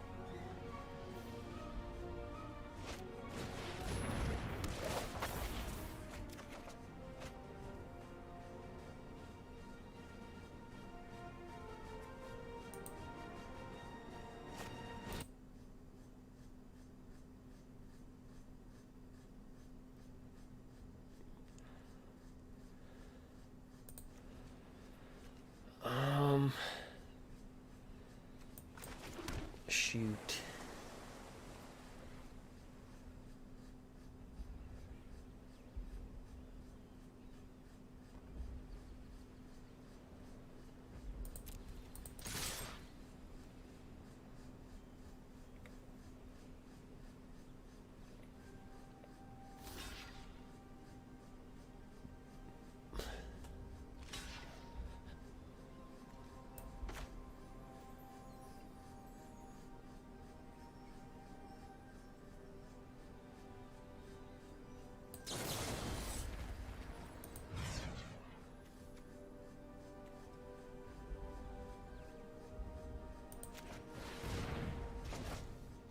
I meant to pay a kicker with that. Oh well. I meant to pay the kicker cost to kill the hindering crab. But I think we would have lost anyway.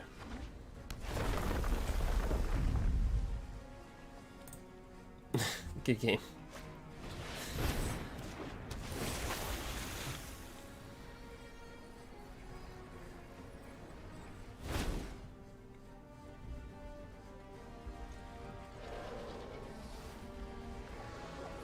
So we died by a ruined crab.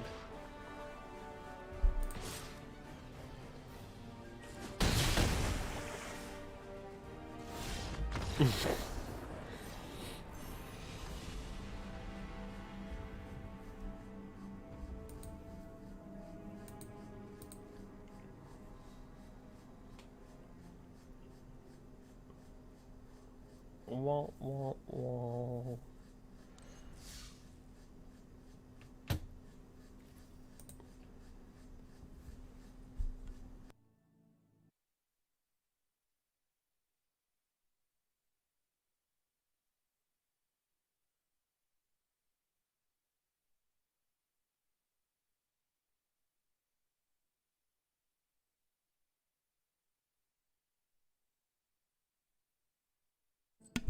Yeah, mill strategy, that's how we won some of our games in our last draft. Really effective in Zendikar, especially for limited. You only have 40 cards, so figure typically in limited you're going at least 8 or 9 turns. You mill.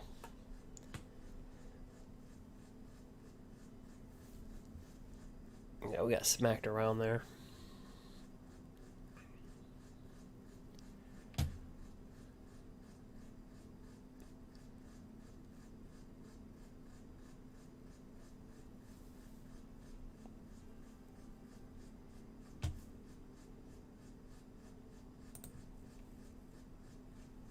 But let me take a quick break for a second. Let me see something for... But...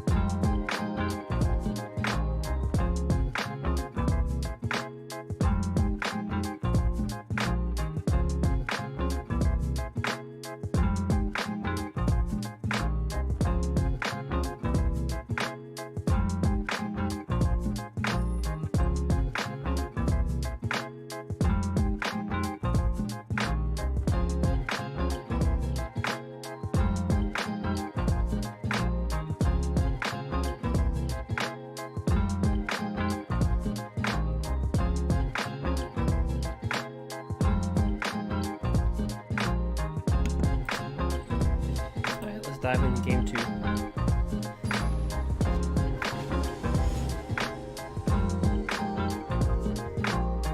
Let's see if we can make 3 and 3 at least. Last draft we were 4 and 3.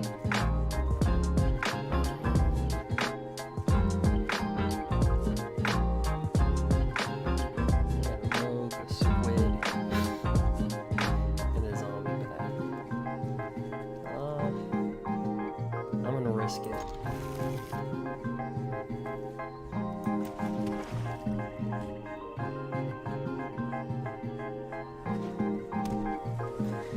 So let's see if we get that blue mana there.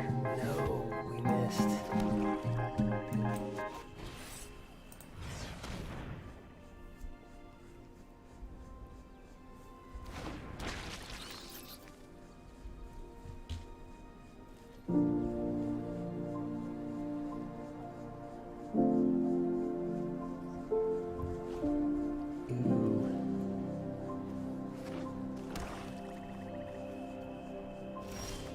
Oh, we missed again. Let me attack for 1 first.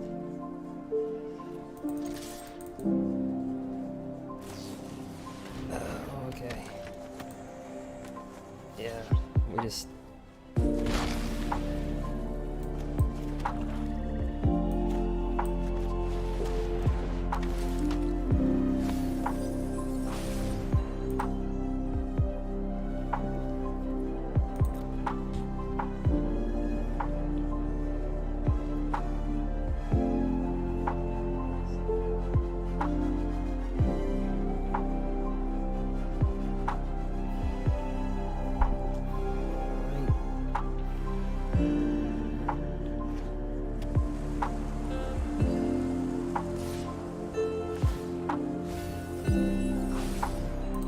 That might have helped us actually, because we're not getting enough, so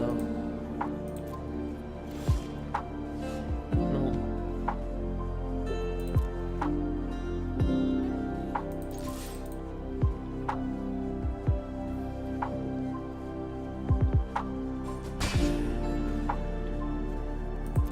So end that turn.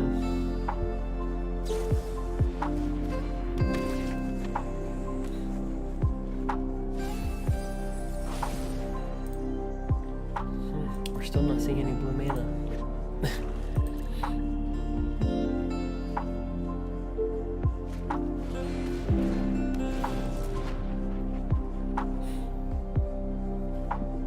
That's not bad. Whenever you cast an instant, sorcery, or wizard spell, you can reverse its power and toughness. It's limited. We're still not getting blue. Even through mill. Alright,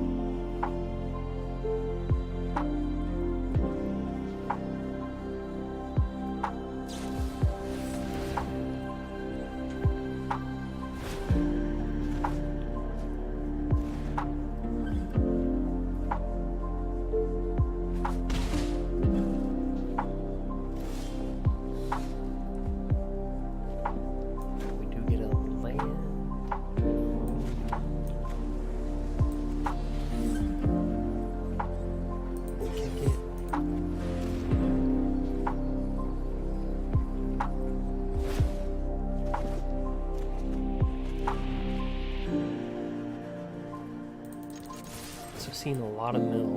A lot of mill.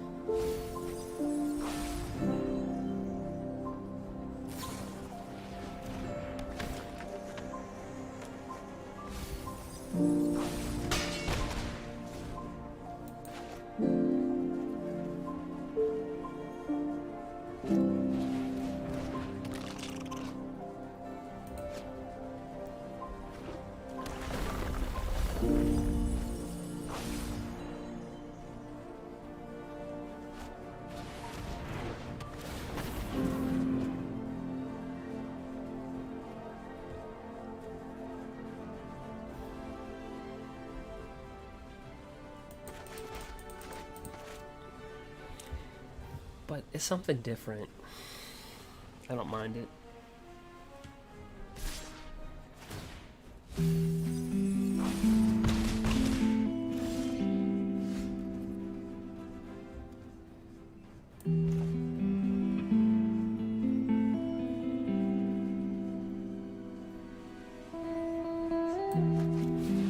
I'll drop that down.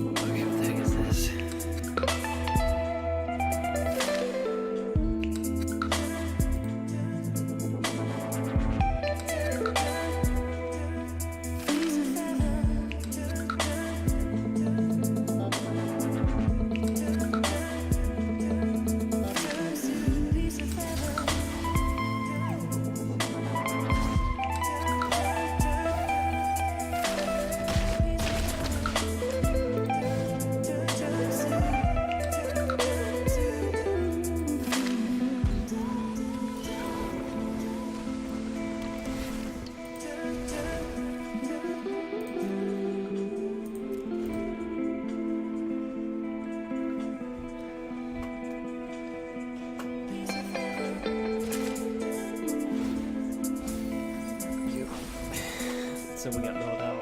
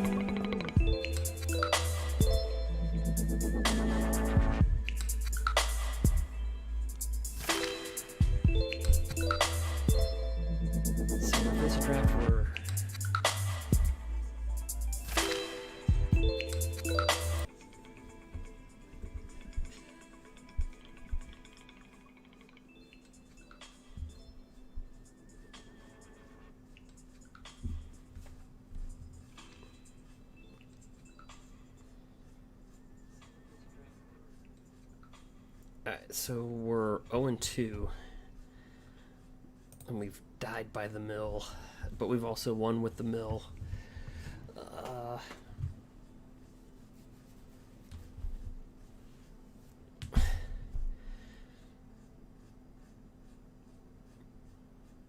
don't know, Zendikar's not that bad. I mean, it's not that bad, the draft. I think it seems like the uncommons are a little bit more uncommon, if that makes sense, than previous sets. Like, if you're trying to sit on a couple of uncommons, I think in earlier sets you could probably get snagged like 2 of. But this set doesn't seem like that.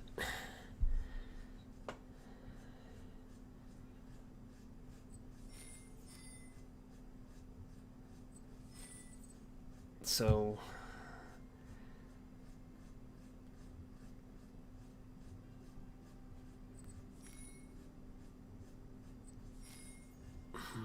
well, give it like a minute break, then we'll come back and we'll give it can I get a win with this deck? So we're kind of all over the place here with this deck, I'm not gonna lie. We have a lot of flyers, but dear lord.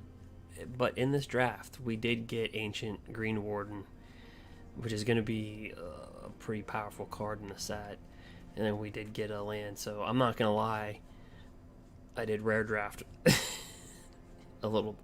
I even said that at the beginning. I said, you know, don't ever be scared of rare draft a little bit if you're building your collection. I mean, don't pass on a mythic and a rare that you'd burn a wild card on.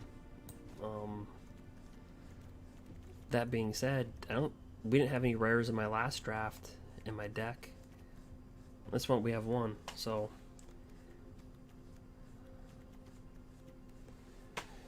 but I'll be right back. We'll fire it up. I'm not embarrassed to go 0-3 if that's what happens, but hopefully we at least get like 1 or 2 wins. But yeah, those crabs, if they can get them down turn 1, you mill 3 cards for every land that comes into play. Ugh, in limited that's crushing because you have 40 cards.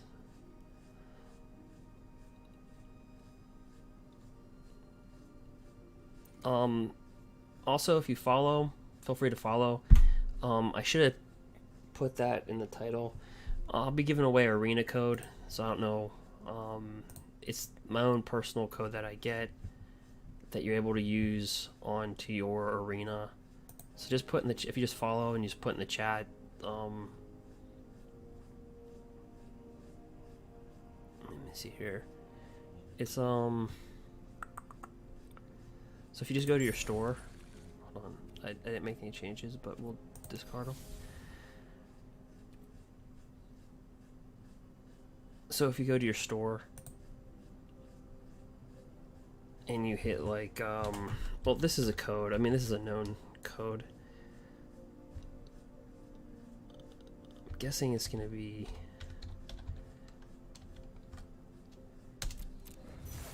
Yeah, okay, so you're going to get 3 free booster packs. Now, that's not the code that I'm giving you, okay? That's a generic code that's given out. Right?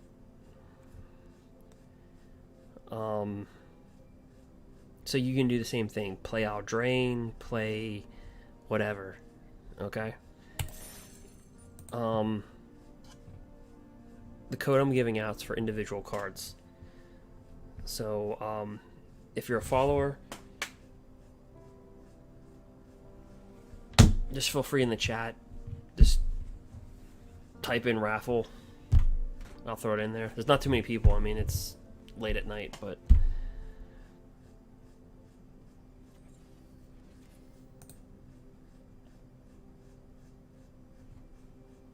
But let me take... Let's go back into the home. Let's go back into the draft. And I'll be right back.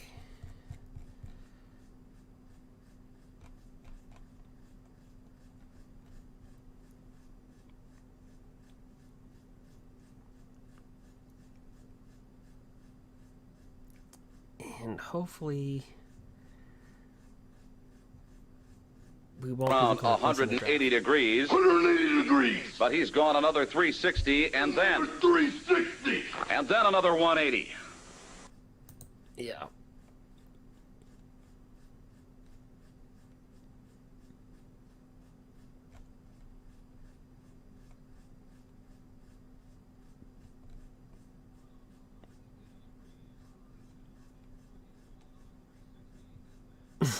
But I'll be right back.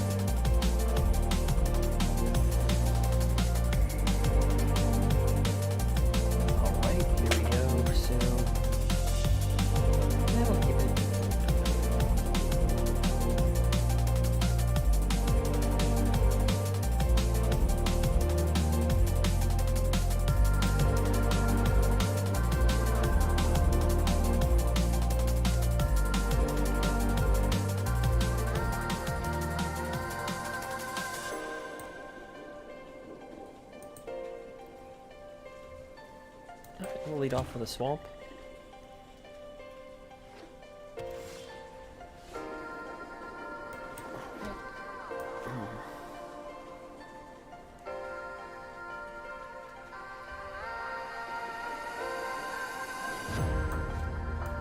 We'll come out with a bit.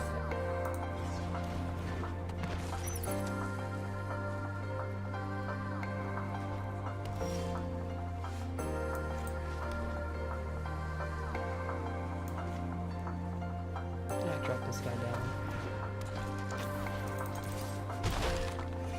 Build our party up.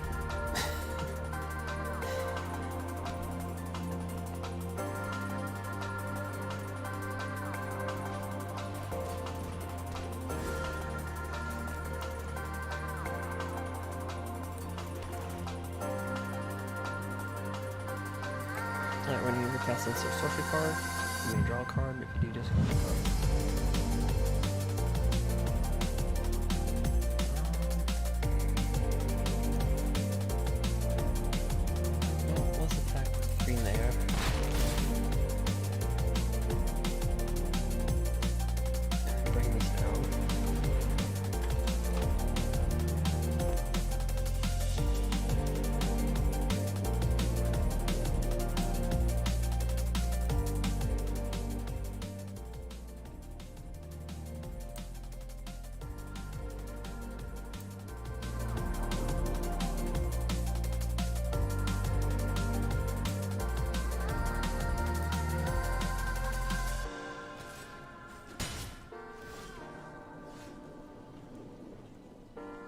Alright, let's mill him for 2.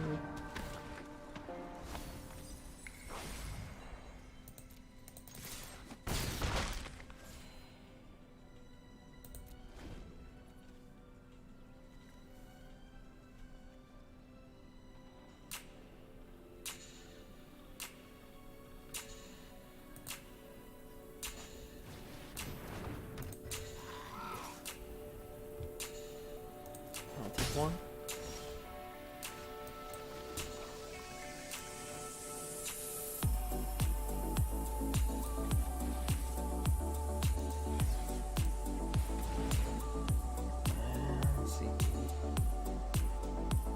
We'll draw a card.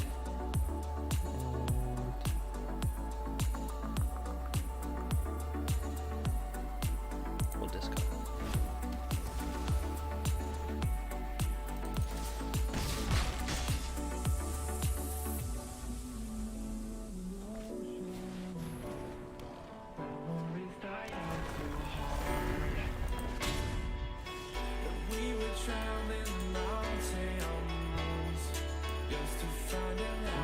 Should end the game, right? To take 2, take 3.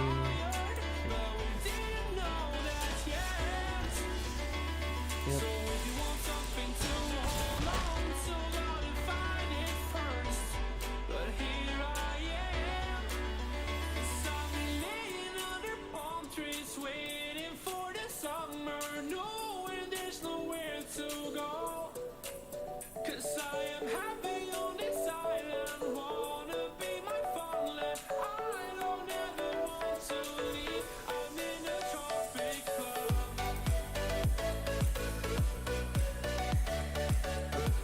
Well, we died to mill twice. But let's go. See if we can squeak out like 2 wins. Our last draft we were 4-3.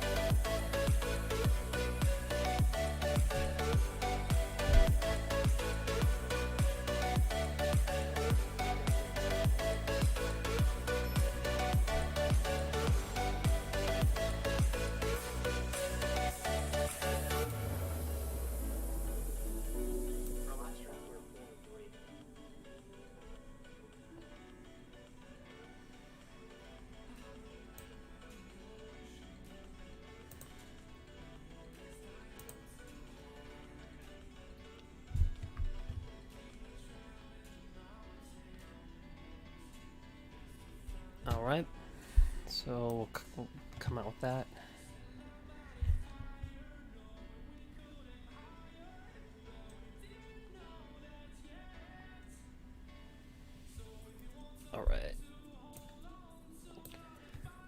Drop this guy. 3/2.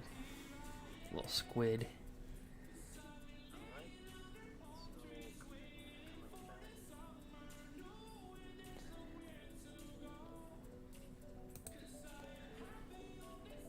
All right.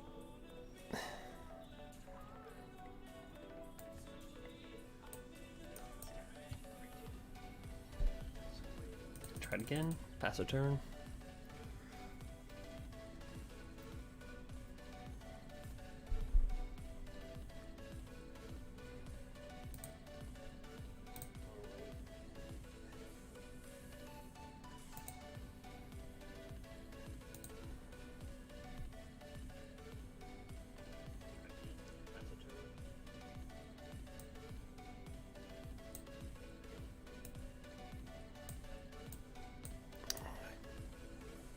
Let's bring out this guy.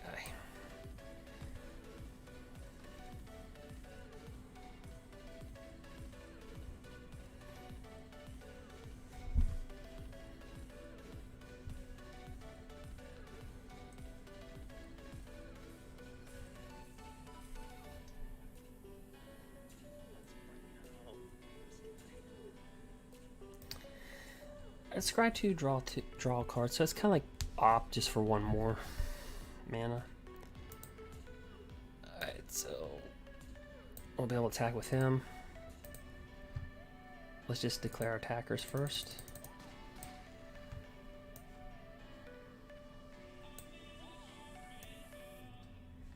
Let's bring that down. Draw a card, so it's kind of like opt just for one more mana.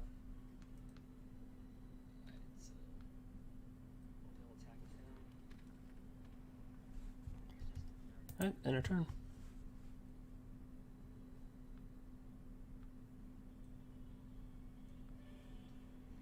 Let's bring that down.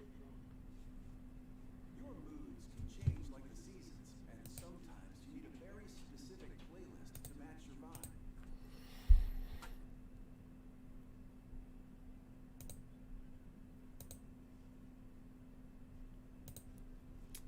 Alright, so it's a 3/3. Okay. Well, I drew a land.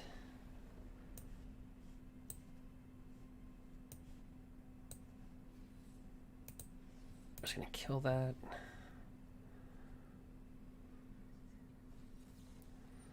He's gonna negate that. Q.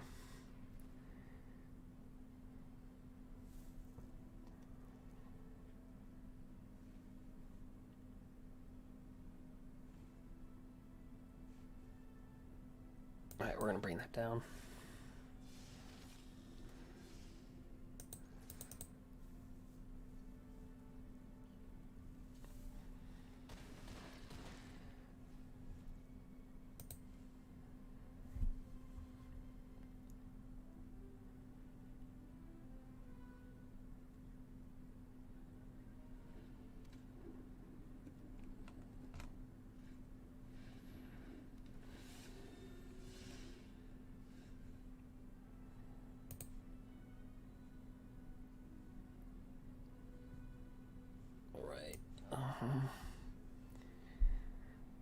Yeah, that's game.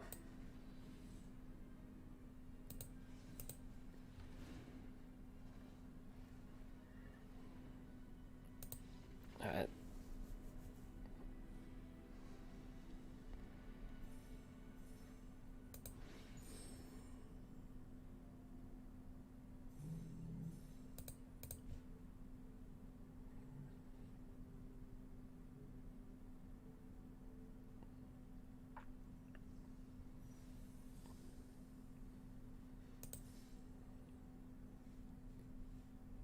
Alright, so we're actually 2 and 2. Do something really quick, y'all.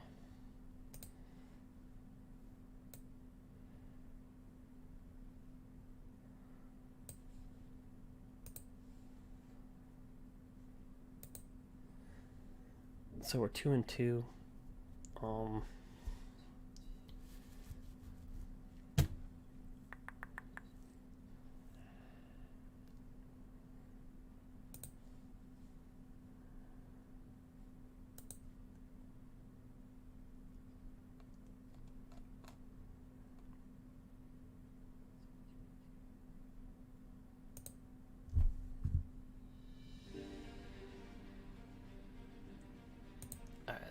Go for it. If the music's too loud, let me know.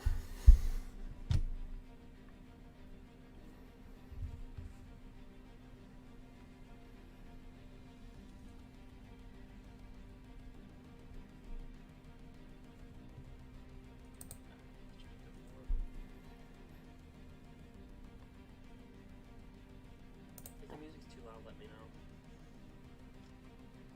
Ease.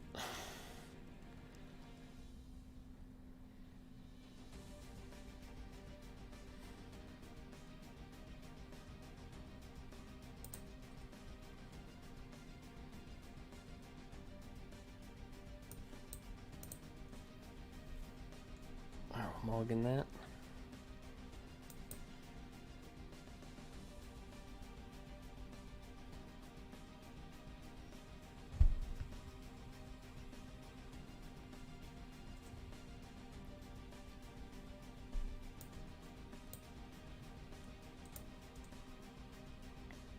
Bring that guy down.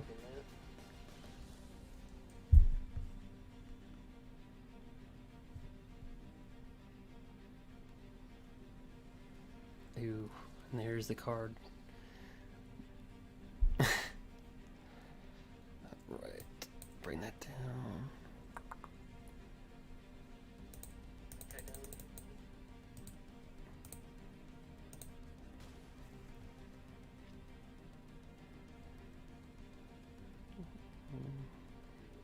There's the card. Yeah, that's the combo card.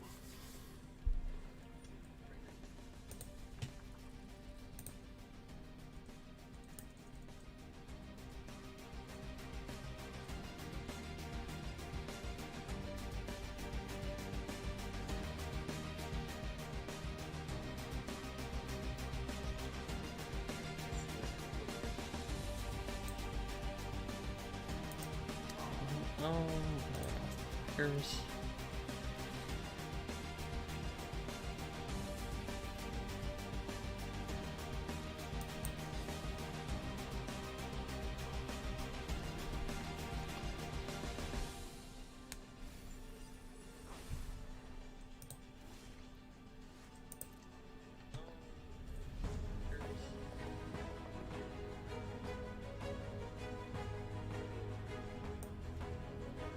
Let's give this flying right here.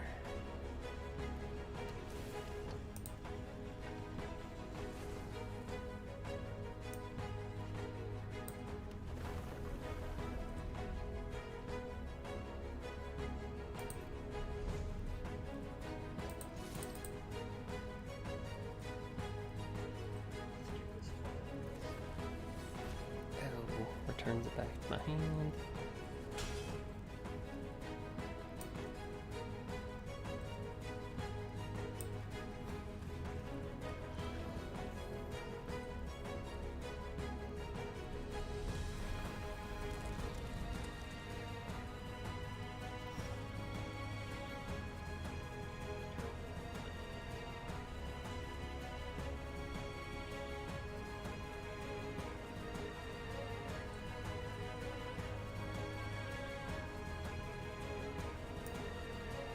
Bring that down.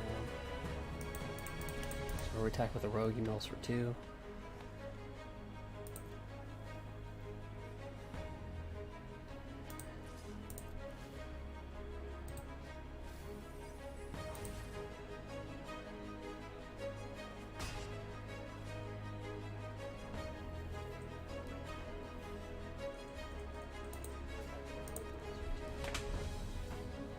Equip that. Possibly get it flying.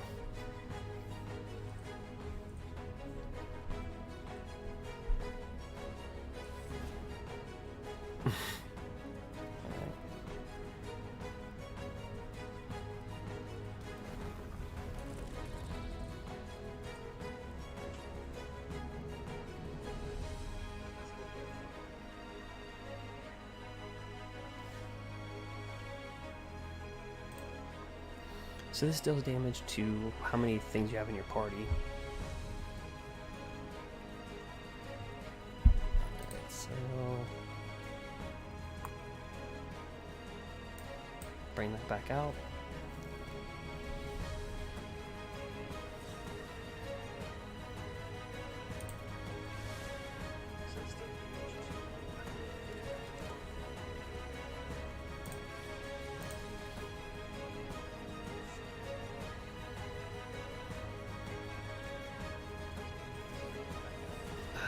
Okay, returns it back to my hand.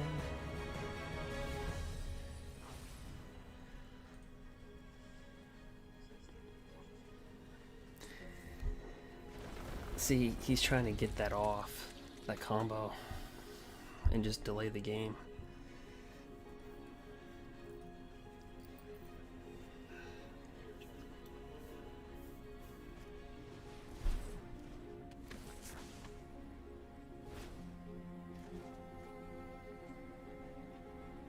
See, he's trying to get that off, that combo, and just delay the game.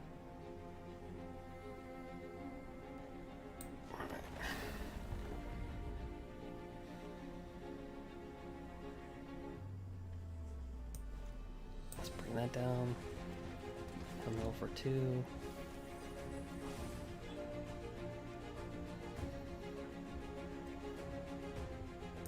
Let's just bring that down because he's tapped out. Slide up in there for 3.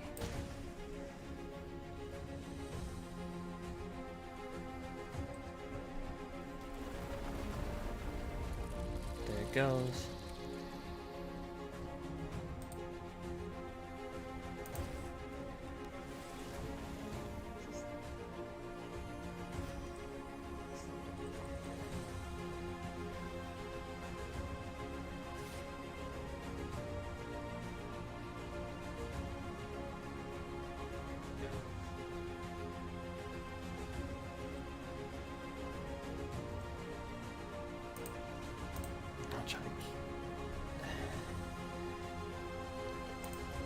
Is there something that gives it +1/+1?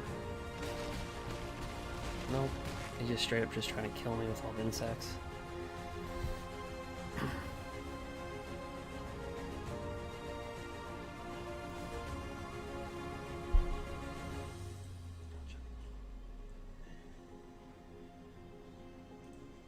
there something that gives it +1/+1? Nope. He's just straight up just trying to kill me with all the insects. He's got 1, 2, 3, 4, 7, 8, 9, 10, 11 tackers. Next turn.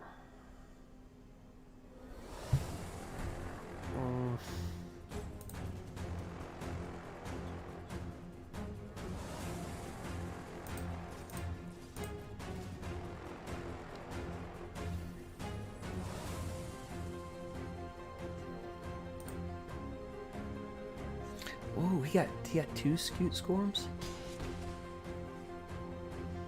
in a draft.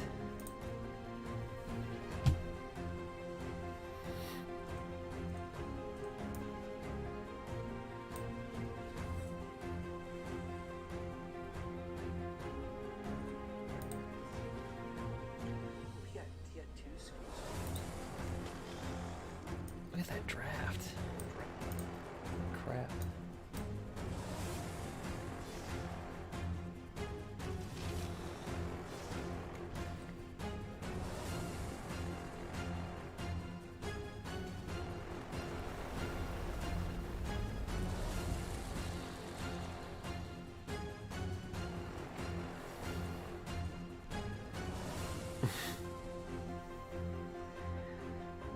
All right.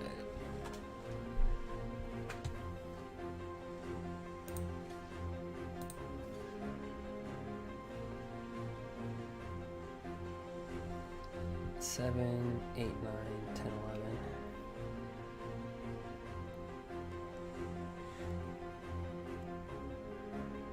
Hold on, I'm not gonna pocket that.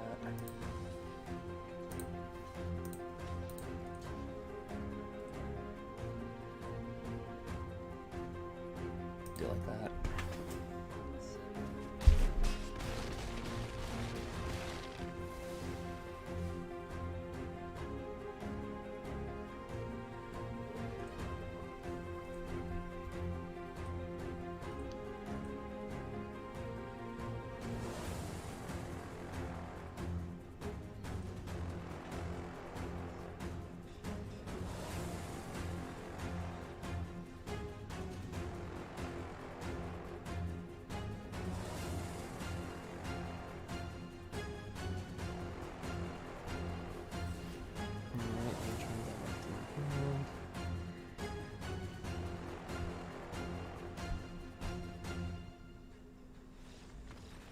Why did he quit? If I didn't get a land, he wins the game. Why did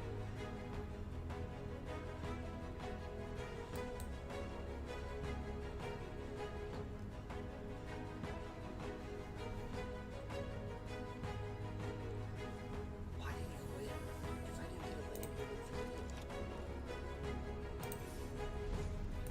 land,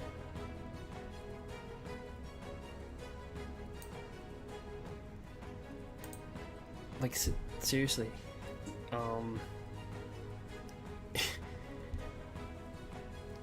I had to get a land to attack with that 3/2 crab. Or that 3/2, to win.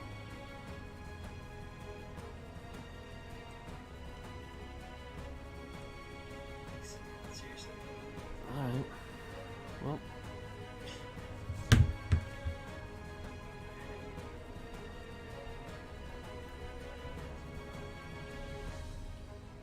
Alright.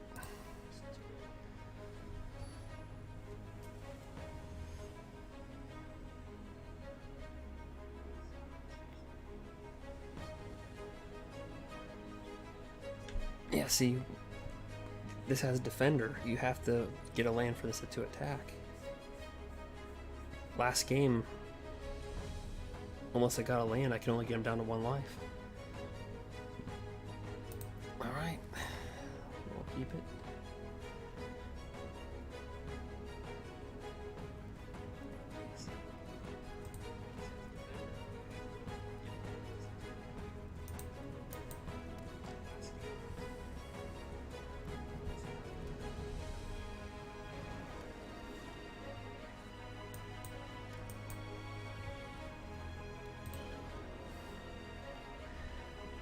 Live and die by the squid. Alright.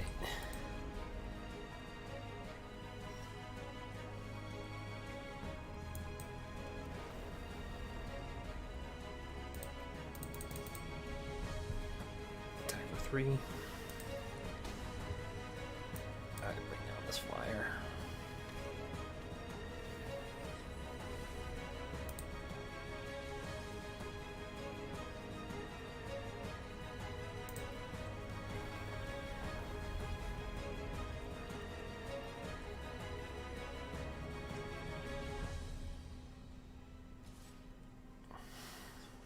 No blocks, we'll take it.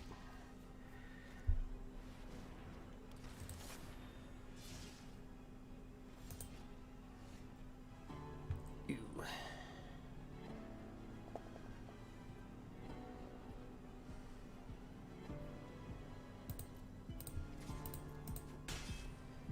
Let's bring down another squid. We do need a land though.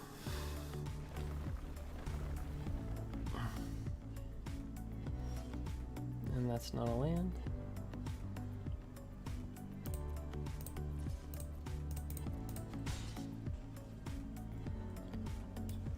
Bring down that.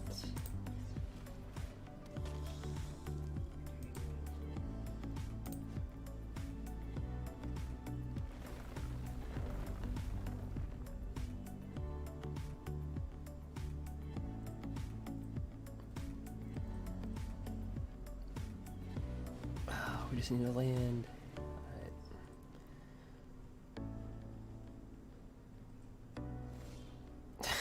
We still don't get one.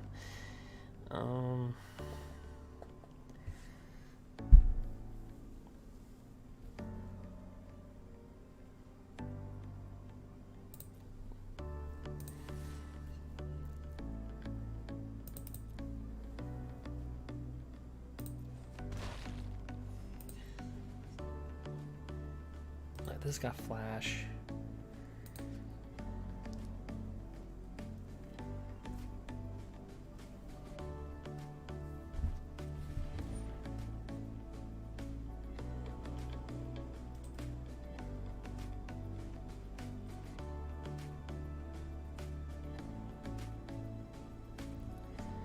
Whenever a lane enters the battlefield on your Control canopy. It's 1+3. It's got landfall.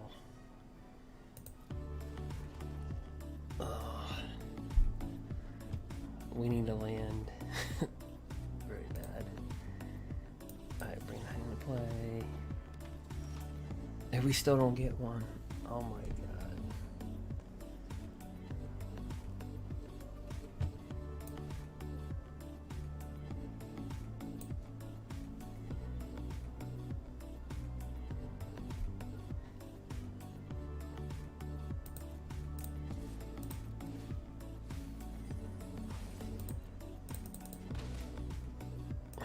Pass our turn.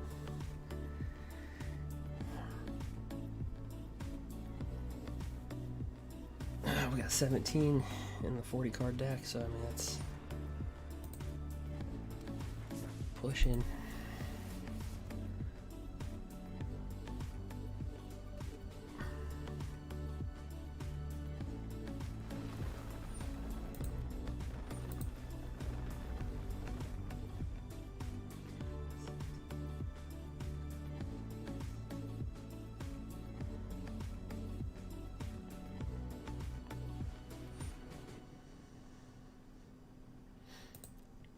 Yep.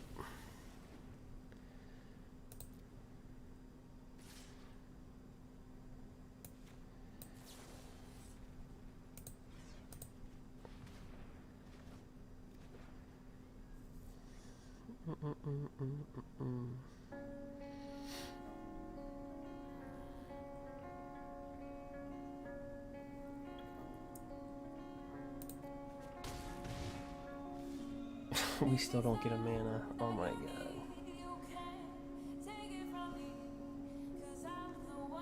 Wow. I think the game would be over if we got one.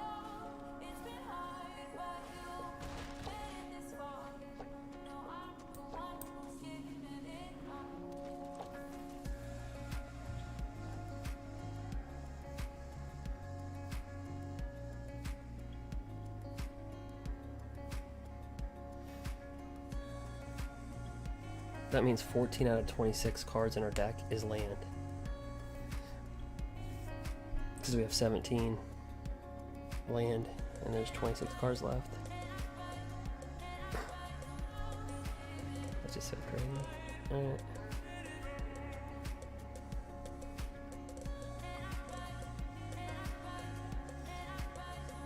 Alright, so no land still.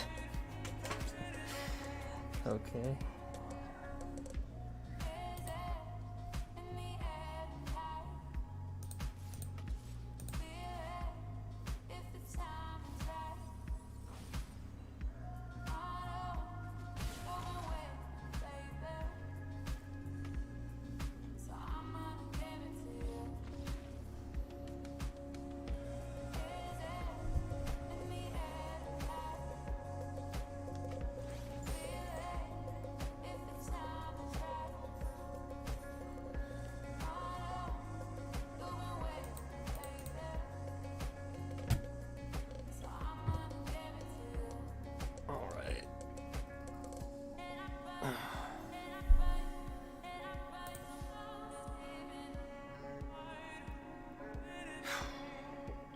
Another 4 win. Alright, so we'll try to push it to 4 or 5 wins. If we get the 5, then that's phenomenal here. Let me turn everything off there. Alright. Do it.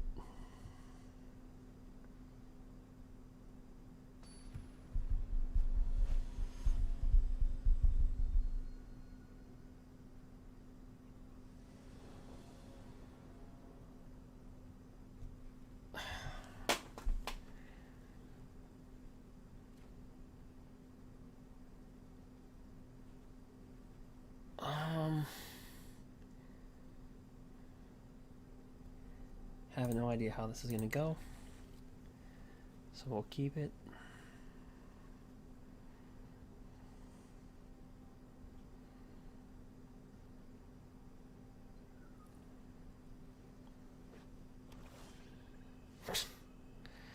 Alright, we'll lead off with black. End of turn. Alright. I'm gonna draw a card. At least we get mana.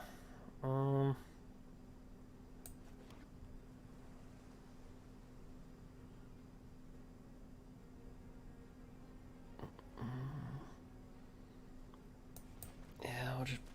He's gonna just take one. Bring a 2/1 on the battlefield.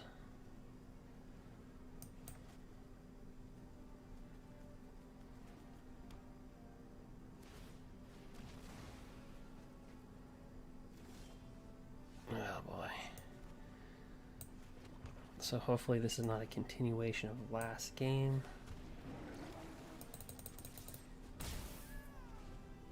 But we'll make the best of it.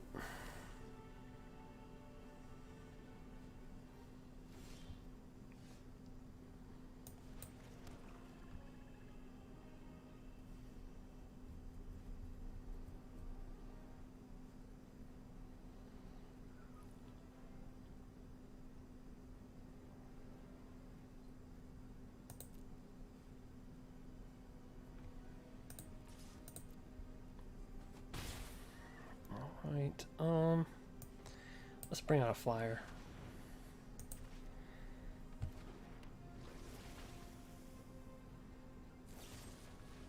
He's like, let's kill that flyer.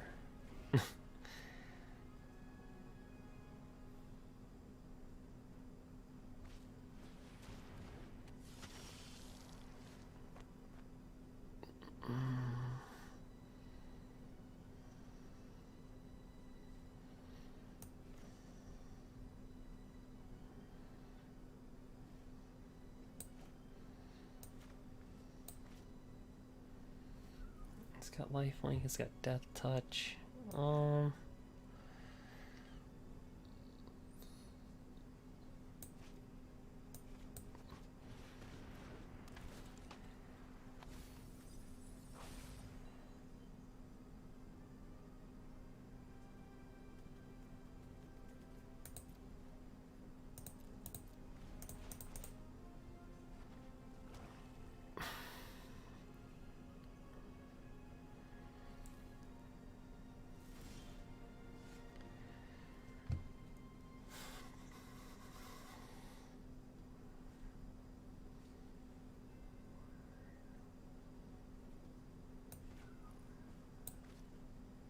I want to drop that down.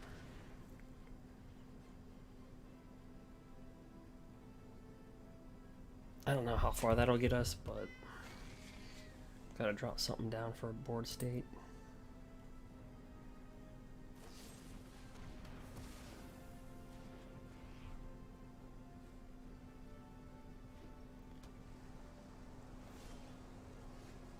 Alright, perfect. We're waiting for that. I'm gonna bring that down.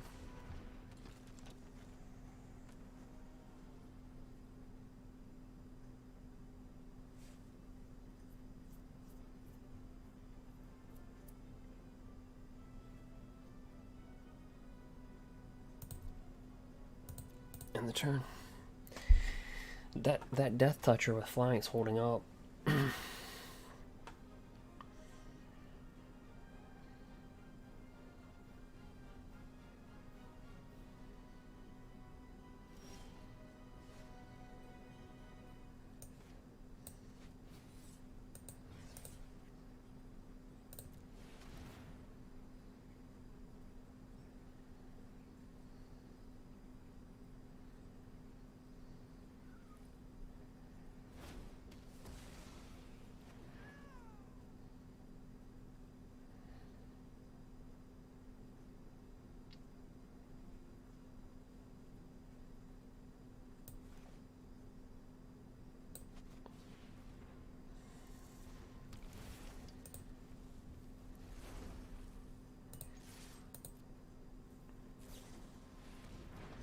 Alright, so he runs a 3/3 out.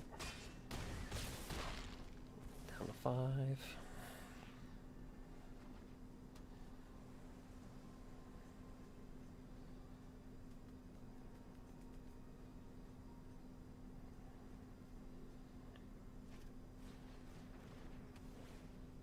This doesn't untap.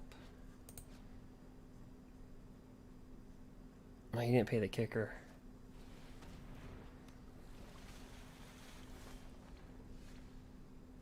Alright,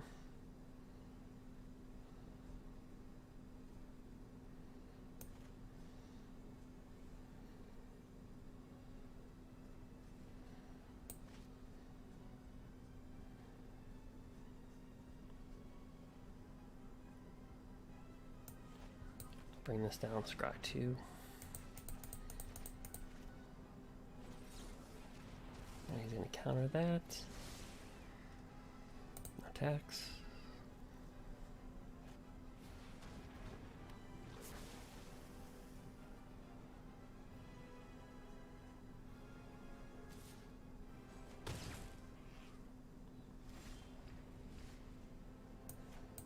I thought you didn't pay the kicker for that.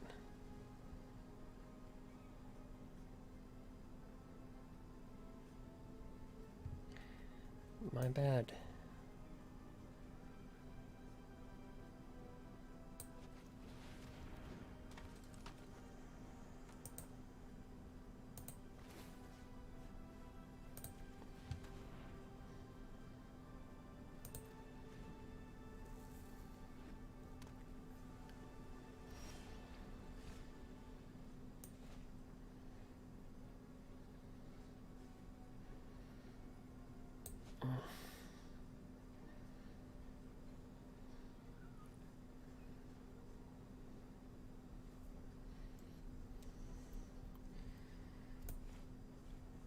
Lead up menace. Let's see here.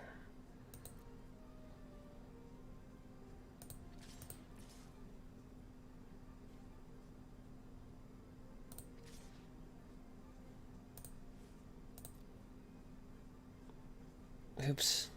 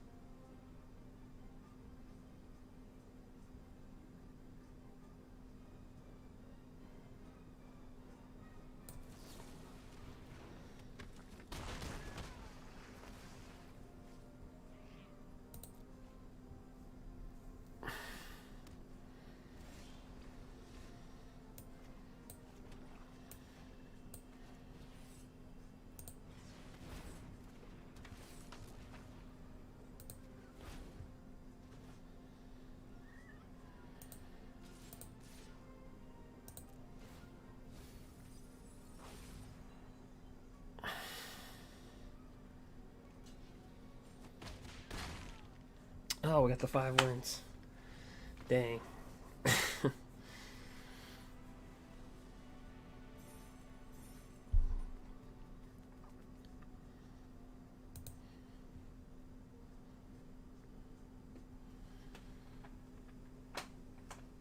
Alright, that was it's a little bit late.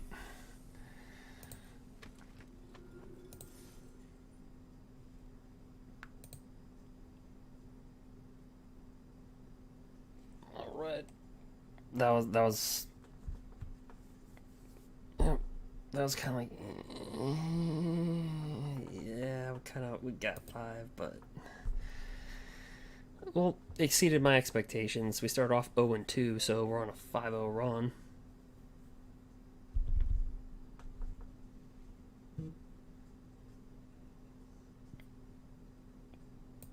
So let's see here.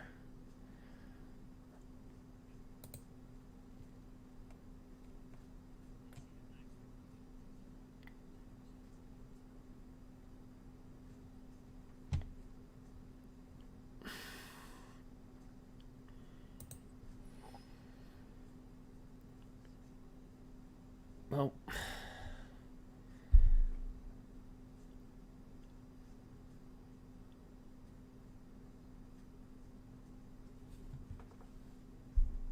so 0-2, and then we go on a 5-0 run.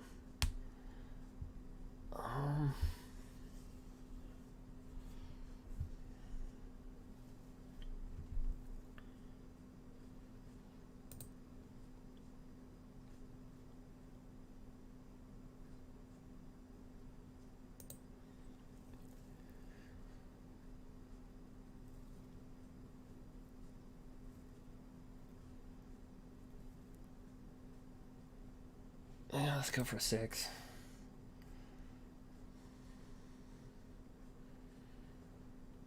A lot of people playing with mill. We're just trying to... our deck kind of mill. Little. We got more flying than anything. So...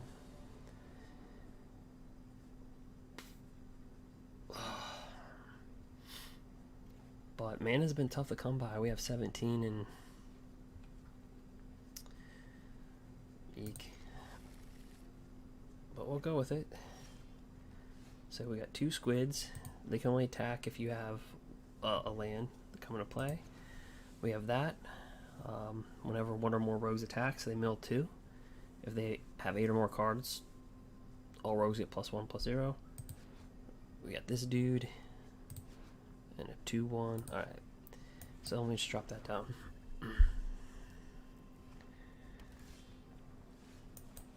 Let's drop down a squid.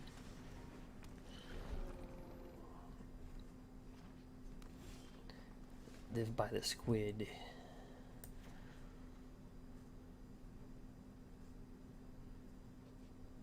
Alright, landfall. Trigger that. Slide in for 3. Drop in another squid. Do we live by the squid? Die by the squid. Do we? It's like... squid, yeah.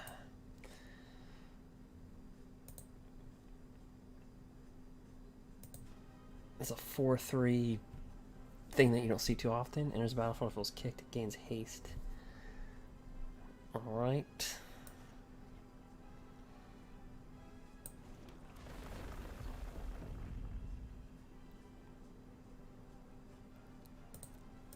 Attack with the 2 squids.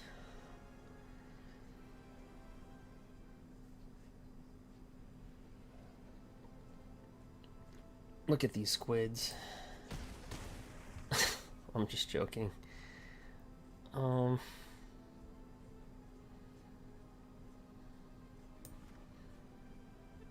drop that down. So far we're 5 and 2. 5 and 2. We start off 0 and 2. So we're on a 5-0 run.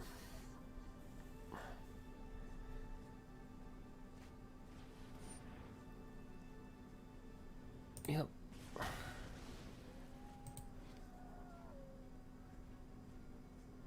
So it's kind of like a ram through.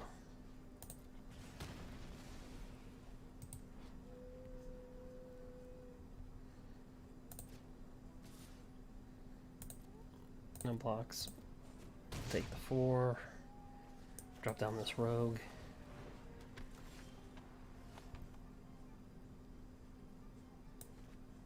Drop a land down. Slide up in there for 3. Mill for 2. We'll wait to kick the bat. Alright, so what the heck is this? Alright. Let's drop a black in there.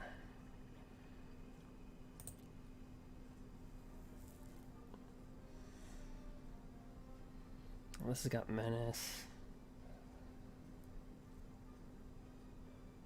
We can get rid of that though.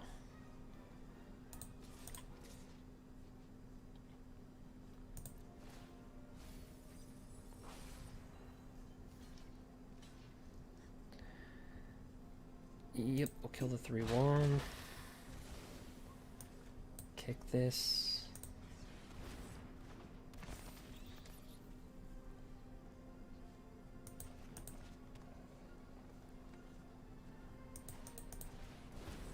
So we're beating people with flyers.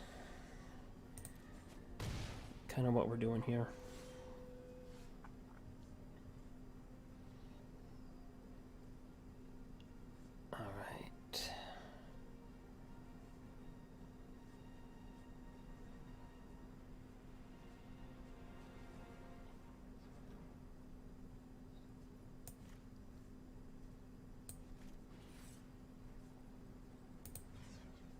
Let's kill that.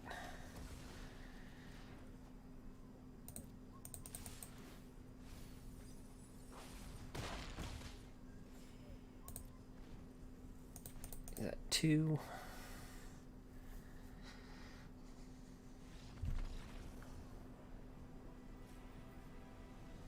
Alright, we're on a 6-0 run.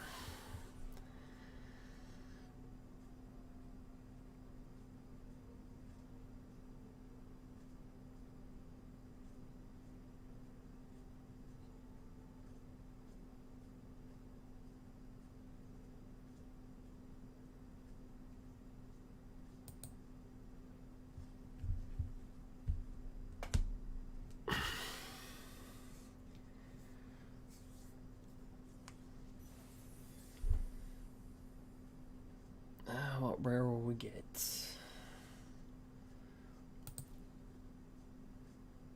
Oh, wow. Okay.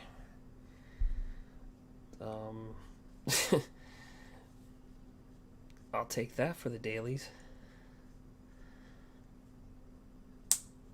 I mean, I'll never probably play with it because I don't play with those colors, but I mean, never say never.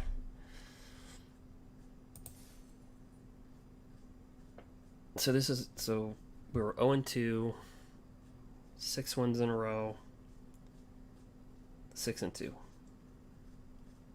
We're 1 win away from 7. Oh.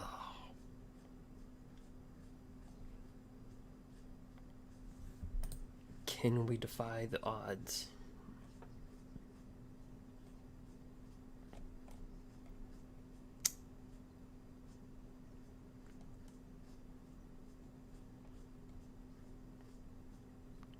Can we go on a 7-0 run? Let's see. I don't know. We'll try.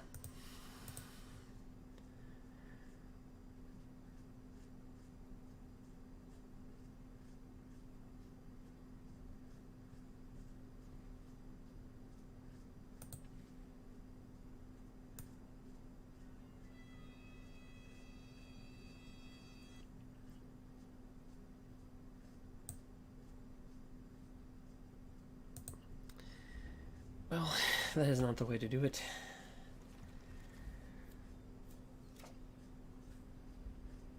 Mulligan.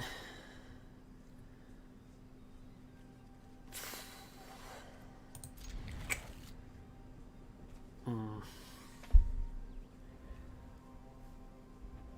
don't think I have any double black in here. Get rid of that.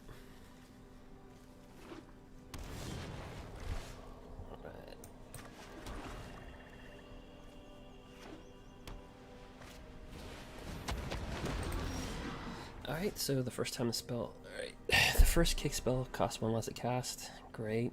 Whenever you cast a kick spell, put plus... That's pretty darn good for this format.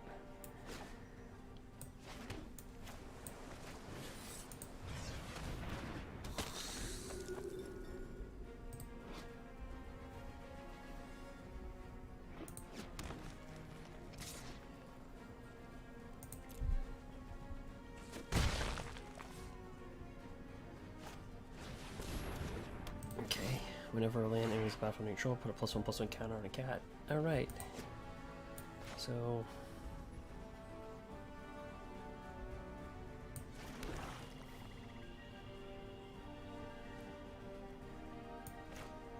do we just drop an O5 wall on this guy? Or just try to get him through the air as hard as we can?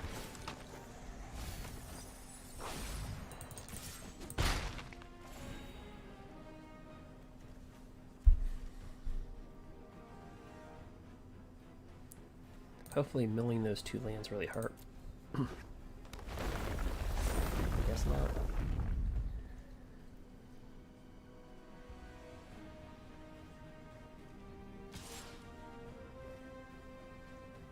Nope.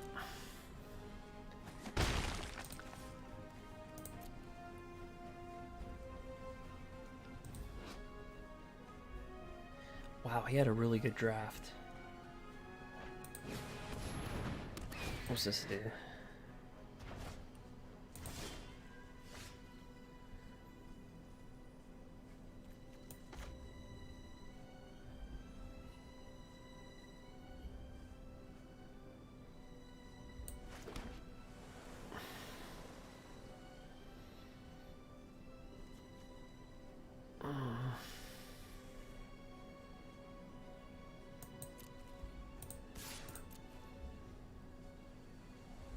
I'll just attack 2-1, 2 life.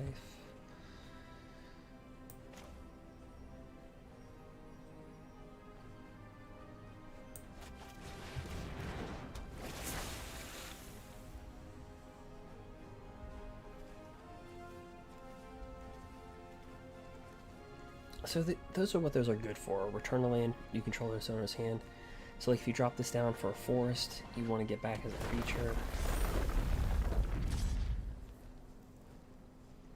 Yep.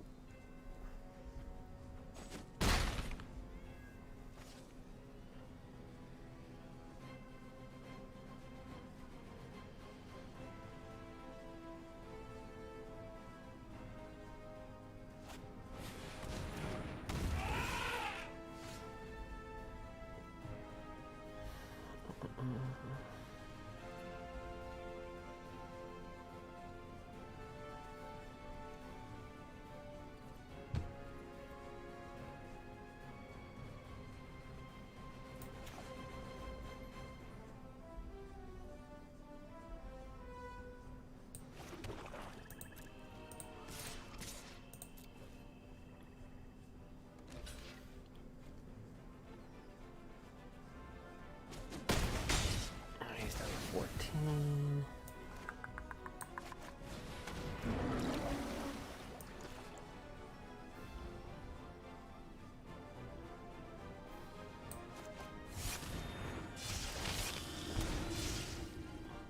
All right.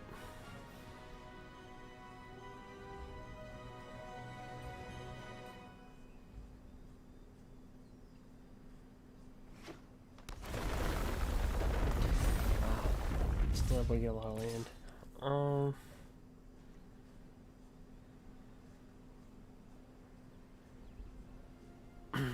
That puts us in what you call a bad position. Yeah, I'm gonna take it all.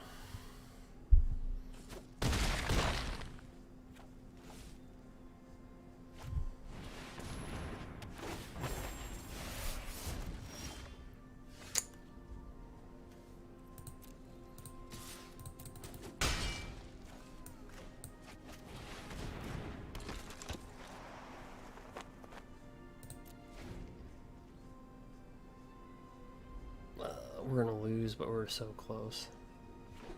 He kind of locked up so much mana. I thought us milling him 2 land might have set him back, but he just was able to regain pretty hard.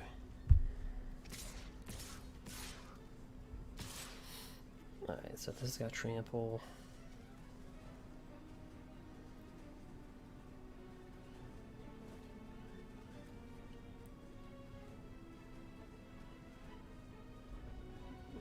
What was that? Oh, that's pretty sick. So I have to block. See, I have to block all those with that. So he's got the game.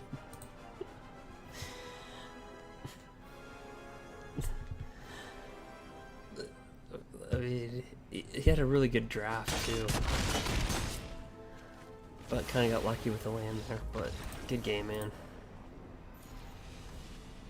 Oh, we were so close to 7 wins. We were that close. 6-2.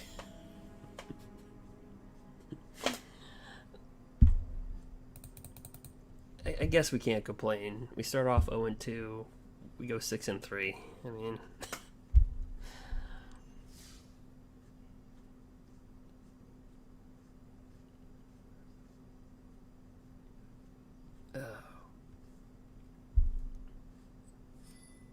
Hey, we get 1,800 gems, we get 5 booster packs. Let's see what we open up in those packs, alright? Well, plus I've been whizzing through the Mastery Pass. So we got 1, 2, 3 from the Mastery. Oh, you know what's cool with the this Mastery Pass, guys?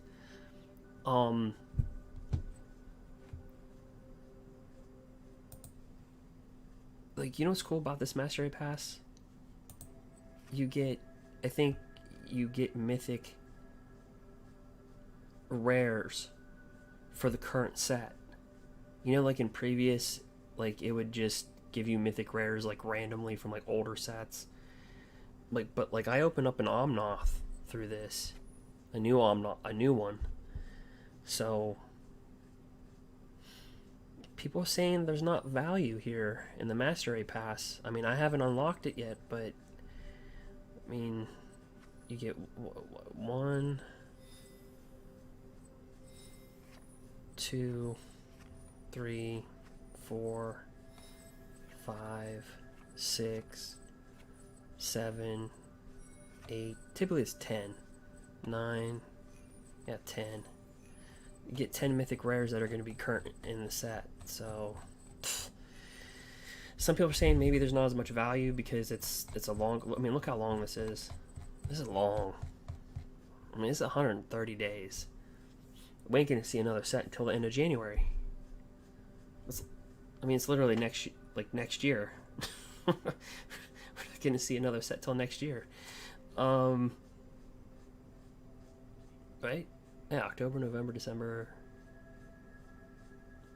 Yeah. Maybe they'll release it middle January if things are how they are now. But I don't know. So let's open up the 5 packs that I got.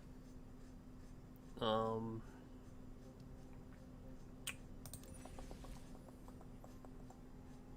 yeah. Also too, in the store, if you want to get a free draft, you can do that. If you want to cough up some gems, you can get like a free draft pass. So you go to deals. Typically it's 1,500 gems. So technically you're getting a slight discount. You're getting 10% basically. So since I'm drafting, like I'm just gonna do it now. But yeah.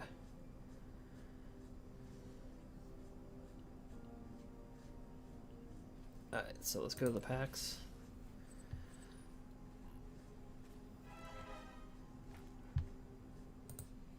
Alright, so let's go to the packs after our draft. Let's see what we open. Alright. Let's kind of just hum over the commons. Boom. Okay. Not that bad.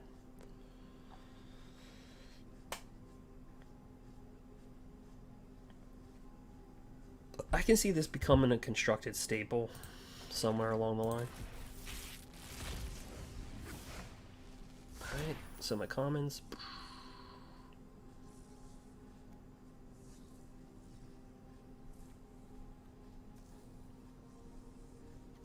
Alright, there's our rogue, and bam. When it enters the battlefield, attach it to target creature you control. Quick creature gets +2/+2, and that's flying in first strike. That's dominant and limited. Like, that's a limited bomb.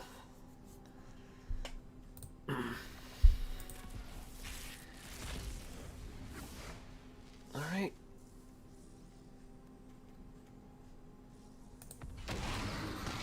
Alright. So, enters the battlefield with 3+1/+1 counters. When another creature you control dies, if it had a +1/+1 counter on it, put a +1/+1 counter on this. And then when this dies, you create an excess black green Hydra token where X is number of +1/+1. So it's obviously this screams Ozolith or something.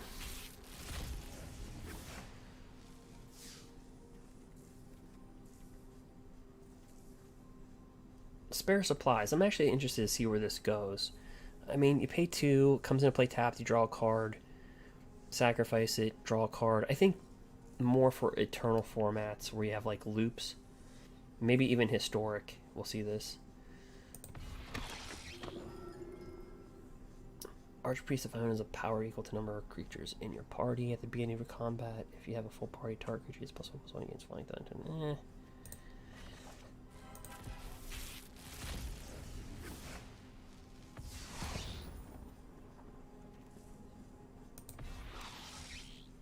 I'll take it.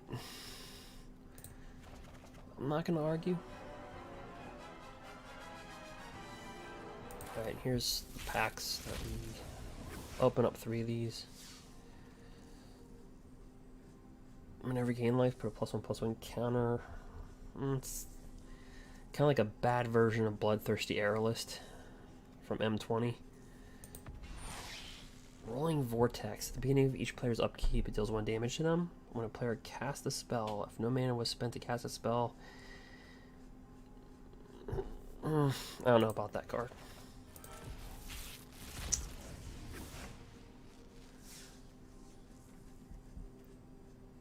Alright.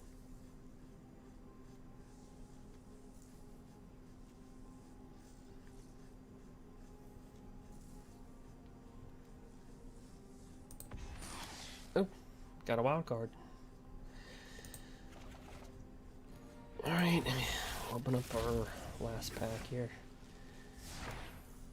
Other words, get +1/+1. This is a good card. Whenever you gain life, each opponent loses 1 life. It's 1 black, throw it in a life gain deck. We got our rogue. Can we get a rare rogue? Okay, this is those lightning bolt lands. Comes into play tapped unless you pay 3 life.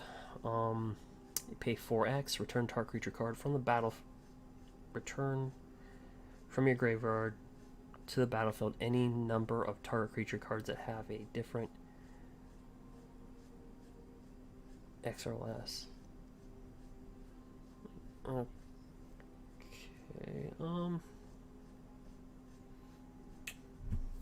I don't know. I can't think of a deck that would go into.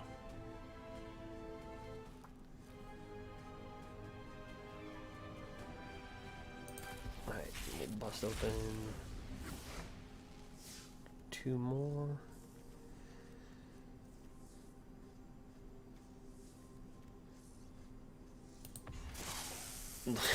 Lotus Cobra. I'll take that. I think this is like the best card in the set. The best.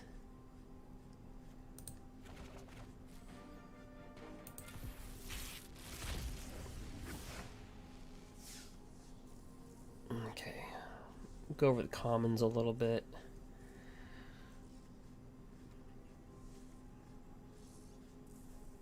Alright, can we end this on a good note? And we get another Omnath. Yeah. So anyway, this is the new Omnath. It's a 4/4 as opposed to a 3/3. Instead of costing Teamer colors in a colorless, you are paying Teamer in a white. It's got landfall, so whenever a land enters the battlefield under your control, you gain 4 life. If it's the first time. If it's the second time, you add 4 mana.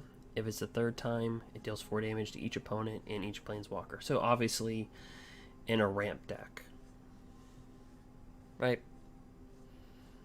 And of course, there's probably going to be more elementals in the next set, but that will be next year. So let's not even worry about that. Alright. Well.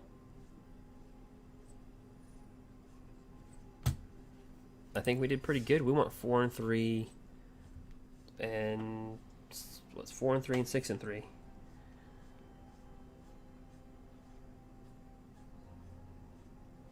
So that ended pretty good. But alright guys, well it is getting late. Feel free to subscribe or follow if you haven't. You can also check out some videos that I have, some combos, just having fun. It was the early access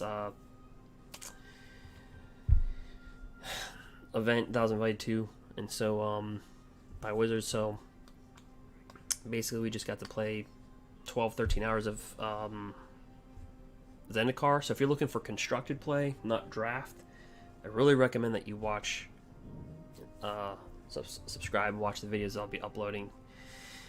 Because I have a life gain deck that I'm going to upload. Nothing crazy, but it just shows you some replacements that you can have. so nothing crazy, but so I recommend that you watch the videos for upload. Again, they're fun, you know, combo decks and also life gain. But tonight we went 4-3 and 6-3. We start off 0-2. Actually, both drafts, our 4-3 draft, we start off 0-1, and this draft we finished 6-3. We start off 0-2. So, if we could just win the first match. But anyway, so I think that's kind of cool. Zendikar Rising, you don't really need rares to win, because I kind of rare drafted for my collection, and I just played with like uncommons and commons. And that's kind of how a lot of drafts are anyway, but more so I think with Zendikar Rising. So, don't be afraid to take some cards for your collection if you need them. But anyway, until next video, I will see you out just like that. And yeah, we're out, just bouncing out.